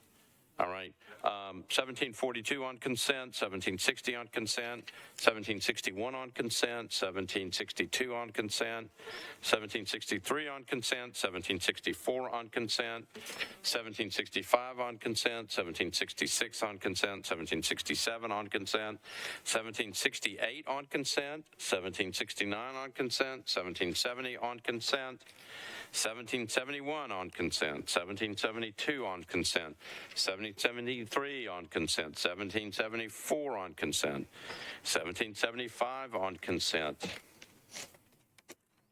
1776 on consent, 1778 is on consent, 1779 is on consent, 1780 is on consent, 1781 is on consent, 1783 on consent, 1784 on consent, 1785 on consent, 1786 on consent, 1787 on consent, 1788 on consent, 1789 on consent, 1790 on consent, 1791 on consent, and 1792 on consent.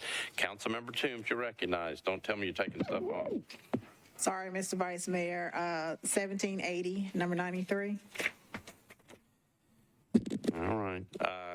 Number 93, BL 2023-1780 is not on consent. Anything else?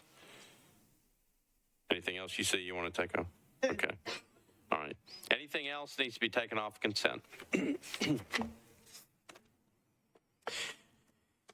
All right. So just remember, we have a couple of bills that we will have to deal with on third reading, okay? All right. Here we go. Third reading consent, BL 2022-1607, Councilmember O'Connell. Ordinance to amend Title 17 by change from CS to MULA-NS zoning. Properties located at 1407 Milson Street, 1402, 1404, 1406, 1410, and 1412 Joe Johnston Avenue. Item number 68, BL 2022-1631, a small miracle. Councilmember Stiles, Welsh, Toombs, and others. An ordinance to amend Title 2 of the Metropolitan Code of Laws, create the Nashville Music, Film, and Entertainment Commission. BL 2023-1712 by Councilmember Taylor. Ordinance to amend Title 17 by changing IR R6 and RM40 to SP on properties located at 2404, 2500, 2518 West Hyman Street and West Hyman Street, unnumbered, approximately 198 feet east of W.H. Davis Drive. BL 2023-1713, the companion bill to 1712. Ordinance authorized building material restrictions requirements for BL 2023-1712. Proposed ordinance requires certain materials restrictions on construction of buildings. Item 71 by Councilmember Toombs, BL 2023-1714. Ordinance to amend amend Title 17 by applying a textual overlay district to various properties along either side of Ashland City Highway and surrounding local streets located north of Hydes Ferry Road and south of Hydesdale Lane. BL 2023-1742, item number 73. Allen, Evans, Saguaro, Porterfield, and others, an ordinance requiring the Metro Division of Housing to establish a public dashboard on how the city is addressing the issue of housing affordability in Nashville and Davidson County. BL 2023-1760, item number 74. Councilmember O'Connell. Ordinance to amend Title 17 of the Metropolitan Code of Laws by changing from OG to SP zoning for properties located at 309, 401, 407 Driftwood Street, approximately 565 feet north of Hermitage Avenue. Councilmember Taylor, item number 75. BL 2023-1761.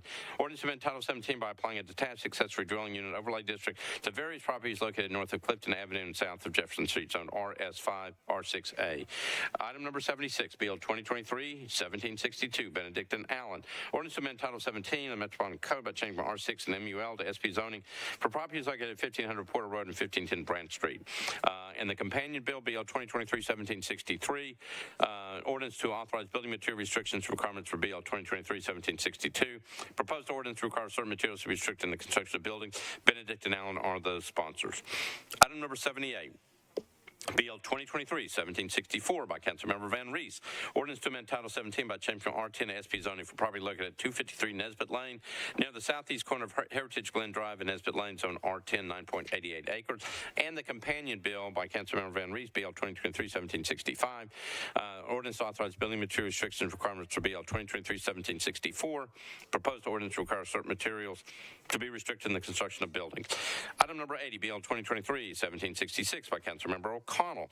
Ordinance to amend Title 17 by changing from MUIA to SP zoning on properties located at 207, 215, 217, 219, 221, and 225 14th Avenue North, southwest of the corner of Pine Street and 14th Avenue North. And the companion bill, BL 2023-1767. Ordinance to authorize building material restrictions requirements for BL 2023-1766. Proposed ordinance requires certain materials restricted in the construction of buildings. Item number 82 by Councilmember Withers. BL 2023-1768. Ordinance to amend Title 17 by changing from CS to SP zoning for property located at 408 Woodland Street, approximately 275 feet north of Stone Bluff Drive. And then the companion bill 1769, ordinance to authorize building material restrictions requirements for BL 2023-1768. Proposed ordinance requires certain materials restricted in the construction of buildings. That's by Councilmember Withers. Item number 84 by Councilmember Taylor. BL 2023-1770. Ordinance to amend Title 17 by changing from RS5 to R6A zoning for property located at 913 33rd Avenue North, approximately 200 feet south of Clare Avenue. Item number 85, BL 2023-1771 by Councilmember Nash. Ordinance to amend Title 17 by changing from R10 to SP zoning. Property located at 5646 Amelie Drive, approximately 560 feet north of Huntington Parkway. And the companion bill, BL 2023-1772 by Councilmember Nash, an ordinance authorized building material restrictions requirements for BL 2023-1771. Proposed ordinance requires certain materials restricting the construction of buildings. BL 2023-1773 by Councilmember Syracuse is item number 87, ordinance to amend Title 17 by applying a two-story overlay district for various properties located east of McGavick Pike and south of Meadowwood Drive. 88 by Councilmember O'Connell, BL 2023-1774, an ordinance to amend Title 17 by changing from DTC to SP zoning for property located at 630 Division Street, approximately 130 feet east of 7th Avenue South. Item number 89, BL 2023-1775 by Councilmember Welsh, ordinance to amend Title 17 by changing from RS 7.5 to R8 zoning.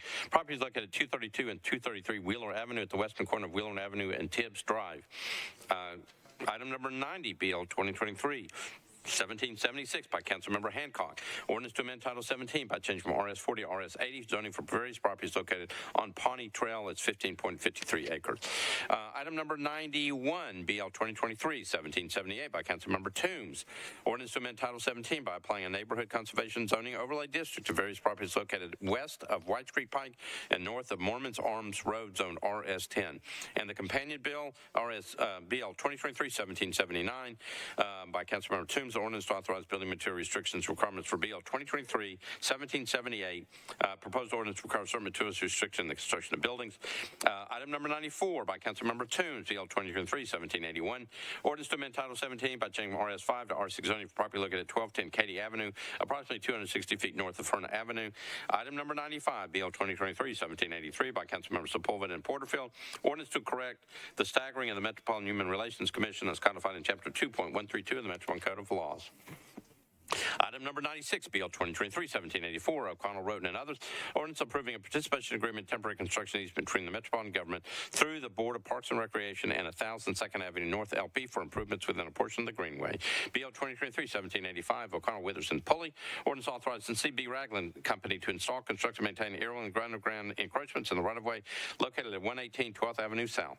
Item number 98, BL 2023-1786, Virtual Withers and Pulley. Ordinance authorizing the Metropolitan government to accept new public water and sanitary sewer mains, fire hydrant, assembly centers, sewer manholes, and easements for property located at 2239 Edgeo Lake Drive, also known as Canyon Ridge Phase 5.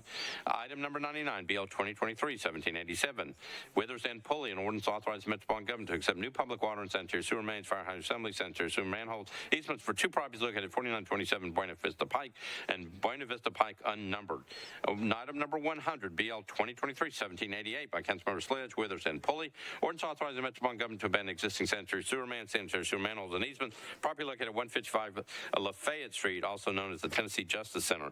Item number 101, BL 2023-1789, Taylor, Withers, and Pulley. Ordinance authorizing the Metropolitan government to abandon existing sanitary sewer mains, manholes, and easements, except new sanitary sewer mains, manholes, and easements for five properties located at 41st Avenue North, Clifton Avenue, and Indiana Avenue. Item number 102, BL 2023-1790 by Toombs, Withers, and Pulley.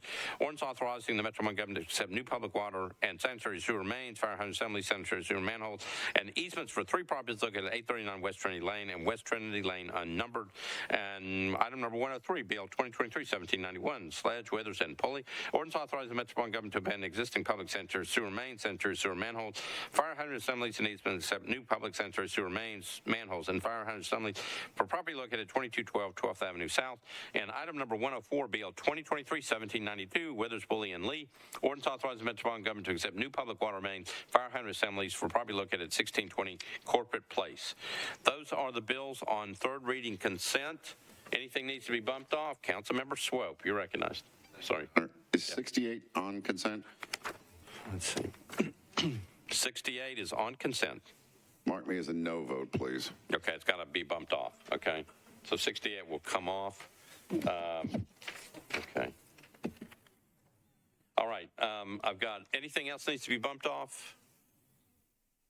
Okay, seeing none, planning and zoning, Councilmember Withers, you've got the report. My apologies. So, Planning and Zoning considered ordinances BL 2023-1607, 1712, 1713, 1714, 1717, 1760, 1761, 1762, 63, 64, 65, 66, 67, 68, 69, 70, 71 as amended, 72, 73, 74, 75, 76, 78, 79, 1780, and 1781, and we recommended approval of all of those items, 6 in favor, 0 against, 0 abstentions. And if that covers most of everything, I would move approval of the consent calendar. I think you said everything really, really well. So I'm checking something.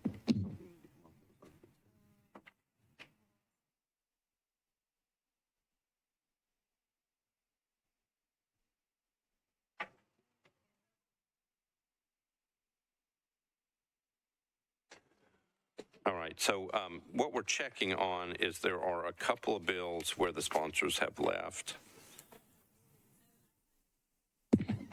Okay, so those are good. I think that's fine. That's okay. We're okay, Sean? Okay. All right, so Councilmember Withers, do you want to repeat everything you just said, or do you want to just make a motion to approve? I would like to move the consent calendar.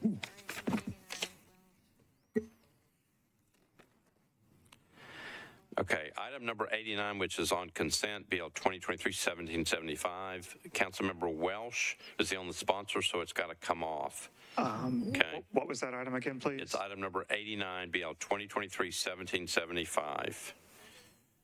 So it'll show up at the next meeting. Okay. She's not here, and so we don't have a sponsor for the bill. All right. So that'll be bumped off. It'll just be deferred. It'll be deferred one meeting. Okay. And will that, just as a point of clarification, would that be to the special meeting on the 25th or the first meeting? It'll be to the first meeting in May.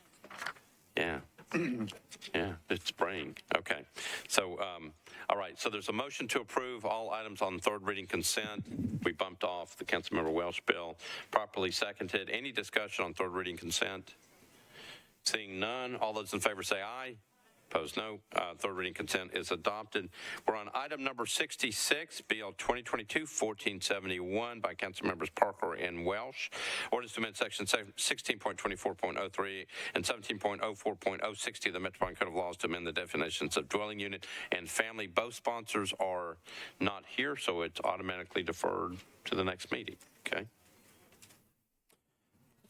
Let's see. I've got item number 68, BL 2022-1631, ordinance to amend Title II of the Metropolitan Code of Laws to create the Nashville Music, Film, and Entertainment Commission. Councilmember Stiles, West Toombs are the sponsors. Councilmember Stiles, you're recognized on your bill. Thank you, Vice Mayor. I'd like to move for approval. All right, Councilmember Stiles moves for approval on third reading of BL 2022-1631, properly seconded. Any discussion? All right. I think we're supposed to be on the board. We're going to have a no vote. All right. So, Mr. Clark.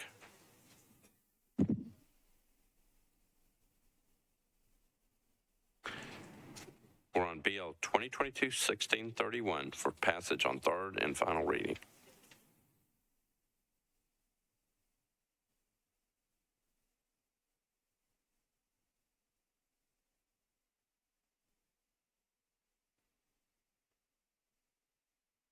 All right, ready? Okay, we're on the board. Again, if you're for the bill on third reading, go ahead and vote aye. If you're against, vote no. Mr. Clerk, open up the machines.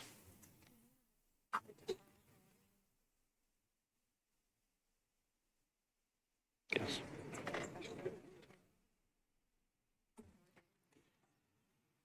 On this one?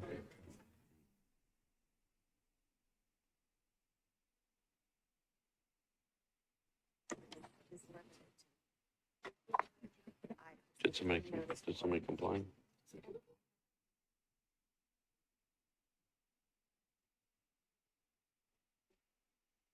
Okay.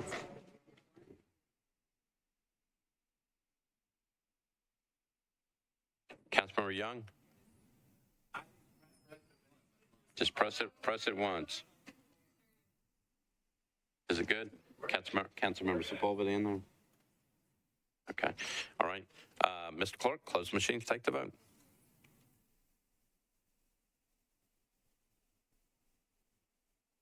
Ayes 27, noes 1 abstention. Bill passes on third and final reading. All right. All right. We are on, let's see, the next one is item number 72. BL 2023-1717 by Councilmember Toombs. It's an ordinance to amend Title 17 by applying a contextual overlay district to various properties located north of Mormon's Arm Road and west of Whites Creek Pike, zone RS10, RS7.5, and R6. Councilmember Toombs, you're recognized. Thank you, Mr. Vice Mayor. Committee report. Councilmember Withers, Planning and Zoning. Planning and Zoning recommended approval, 6 in favor, 0 against, 0 abstentions. All right, Councilmember Toombs. I'd like to move for a one meeting deferral. All right, Councilmember Toombs has moved for a one meeting deferral, one regular meeting deferral, properly seconded. Any discussion? Seeing none, all those in favor of the motion to defer say aye. Opposed, no. That one's deferred.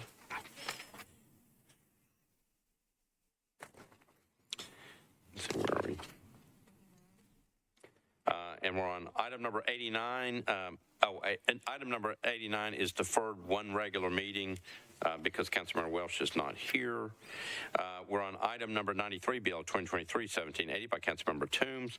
Ordinance to amend Title 17 by change from RS10 to R10 zoning for property located at 2619 Old Buena Vista Road, approximately 300 feet northwest of Day Street. Councilmember Toombs, you're recognized. Thank you, Mr. Vice Mayor. Committee report. Councilmember Withers, Planning and Zoning.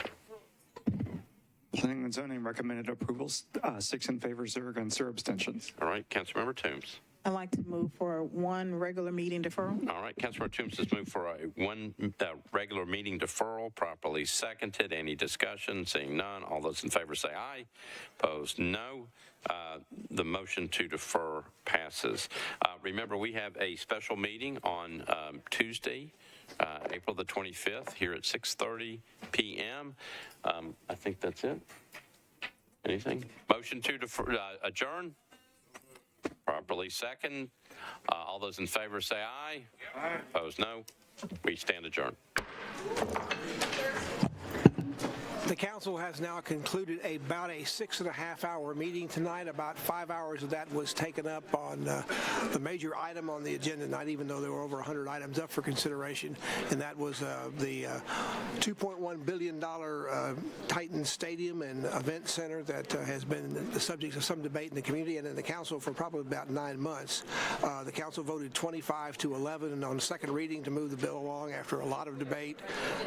There was efforts to call public hearings. There were lots of points of order, lots of consulting of Robert's Rules of Order to make sure they were doing things right here tonight. So it took a while to get that done. The council considered itself over 30 amendments both tonight and at the last meeting 2 weeks ago. So they went through quite a bit of those, took roll call votes on just about all of them, I think, except for one that was tabled. Actually, they had a roll call vote on that as well to table the matter. A lot of those amendments were tabled or withdrawn, but there were a couple that were passed.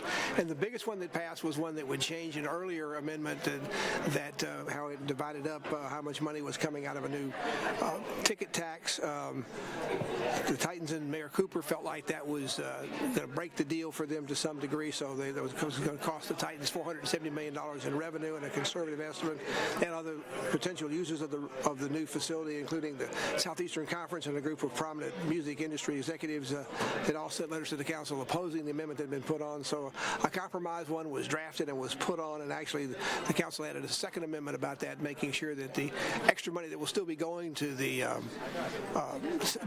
city, back to the city from this new ticket tax will be less than what was in the original bill, but will also be going straight to the general fund and not to some other kind of part of that as well. There is another piece of legislation that the council did not approve tonight. It's a resolution. They'll wait and hold that and do that at the special meeting that the council will have on the 25th, which would be I would say right now a week from tonight, but actually we're in Wednesday morning right now, so it would actually be on Tuesday the 25th next week at 6:30 p.m. The other bill that will be on there is a resolution that has on it talking about this the creation of the Nashville Needs Impact Fund. This is something the Titans are putting up. There's also going to be a board that's going to look over the money. Titans are going to put at least $1 million a year into it to see how that goes. The council did add a couple of amendments to it tonight. They appear to be housekeeping in nature. We'll see what else happens with that. But those two are on the bill, and of course also the public hearing that the council decided they didn't want to have one more public hearing about this. Voted 26 to 7 to 1 abstention in favor of this. This could be up to a 4-hour public hearing. Give people one more time to do that. Will also be held on the 25th as well. But if all those go together, we should have a final action by the council on this whole Titans project and East Bank redevelopment wrapped up by this time next week. There were a fairly large group of supporters and some opponents of this tonight. They filled up the back of the room. I think they also filled up out in the mezzanine area as well, where the council meeting is on television out there. They could watch it, so we could often hear them hooting and hollering and chanting during different parts of the meeting. Sometimes you could hear them within the chambers here itself. The council also, another action tonight, voted against a resolution. The resolution was RS 2023-2100.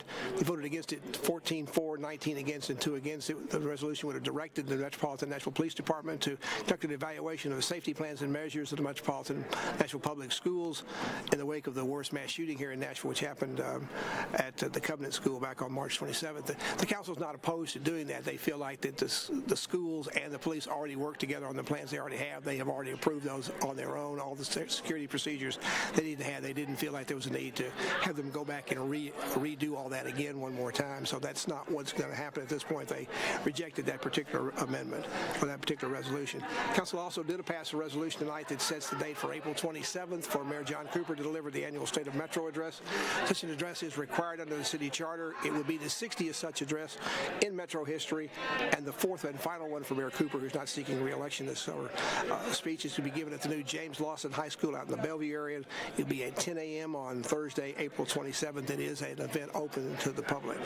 Also tonight, the council approved a resolution that where Metro Juvenile Court receive a $433,000 plus grant from the Tennessee Department of Children's Services to provide community-based case management and probation services to children that are at high risk of state custody. Also approved a resolution that approves an agreement between Middle Tennessee State University and Metro Police Department to provide qualifying police department employees with affordable access to degrees offered by MTSU. Also, they approved a resolution that where social services will receive $185,000 in federal community development block grant funds from the Metropolitan Development Housing Agency. The monies would be used for one-time payments for the first month's rent and rental security utility deposits on behalf of persons experiencing homelessness. Council also approved a $250,000 grant from the Community Foundation. The fund will be used by Metro Water Services to fund a residential food waste pilot program that they will have them get the kind of information they need to perhaps take that on a citywide basis in the future. Also, the council approved receiving a $64 million state grant combined with a Metro match of about $15.6 million and $85.2 million in a capital budget allocation. All those going for a major upgrade at the Dry Creek water reclamation facility. That will include the construction of a new headworks, a new biosolids facility, other residue management improvements and other control improvements and electrical improvements at that particular plant. Under memorializing resolutions, the council recognized Tamia Potter as Vanderbilt University's first African-American female neurosurgeon resident. Two resolutions honored the first responders that went to Covenant School shooting on March 27th, while a second resolution honored Metro Public Schools' responses to the Covenant shooting, including the efforts by Metro bus drivers who assisted with the unification efforts.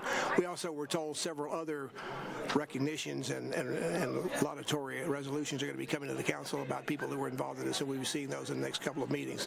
Finally, there were also three other resolutions that recognized the Northwest YMCA's 50th anniversary celebration, designated the month of April as Sexual Assault Awareness Month in Nashville and Davidson County, and finally recognized April 15th through the 22nd as International Dark Skies Week here in Nashville.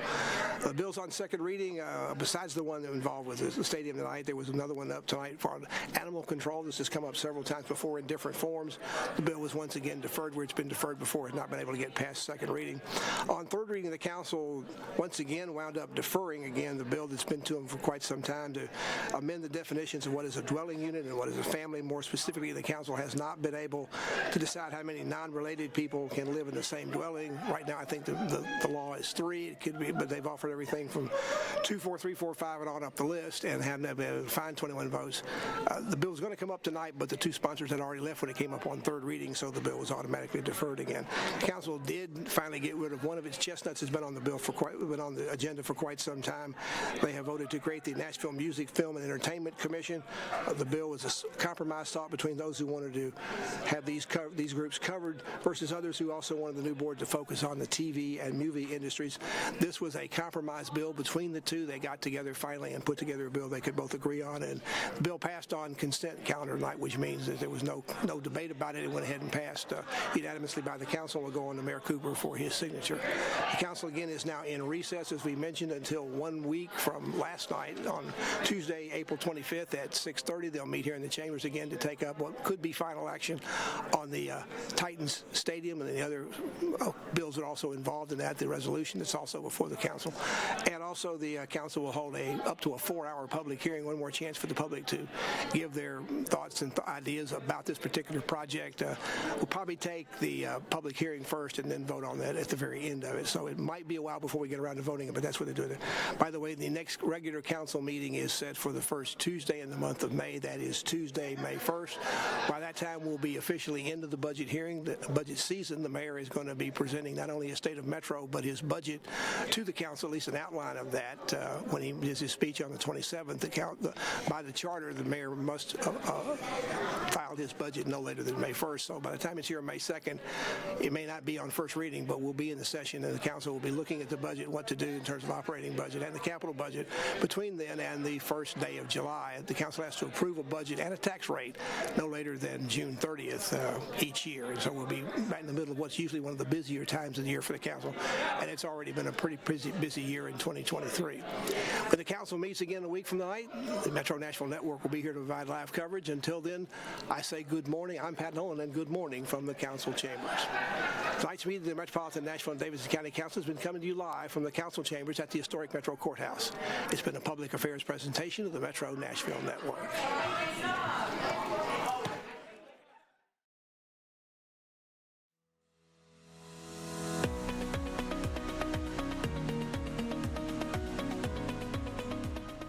been a service of the Metro Nashville Network. If you would like to see this presentation again, or for more information on this and other programs, visit nashville.gov.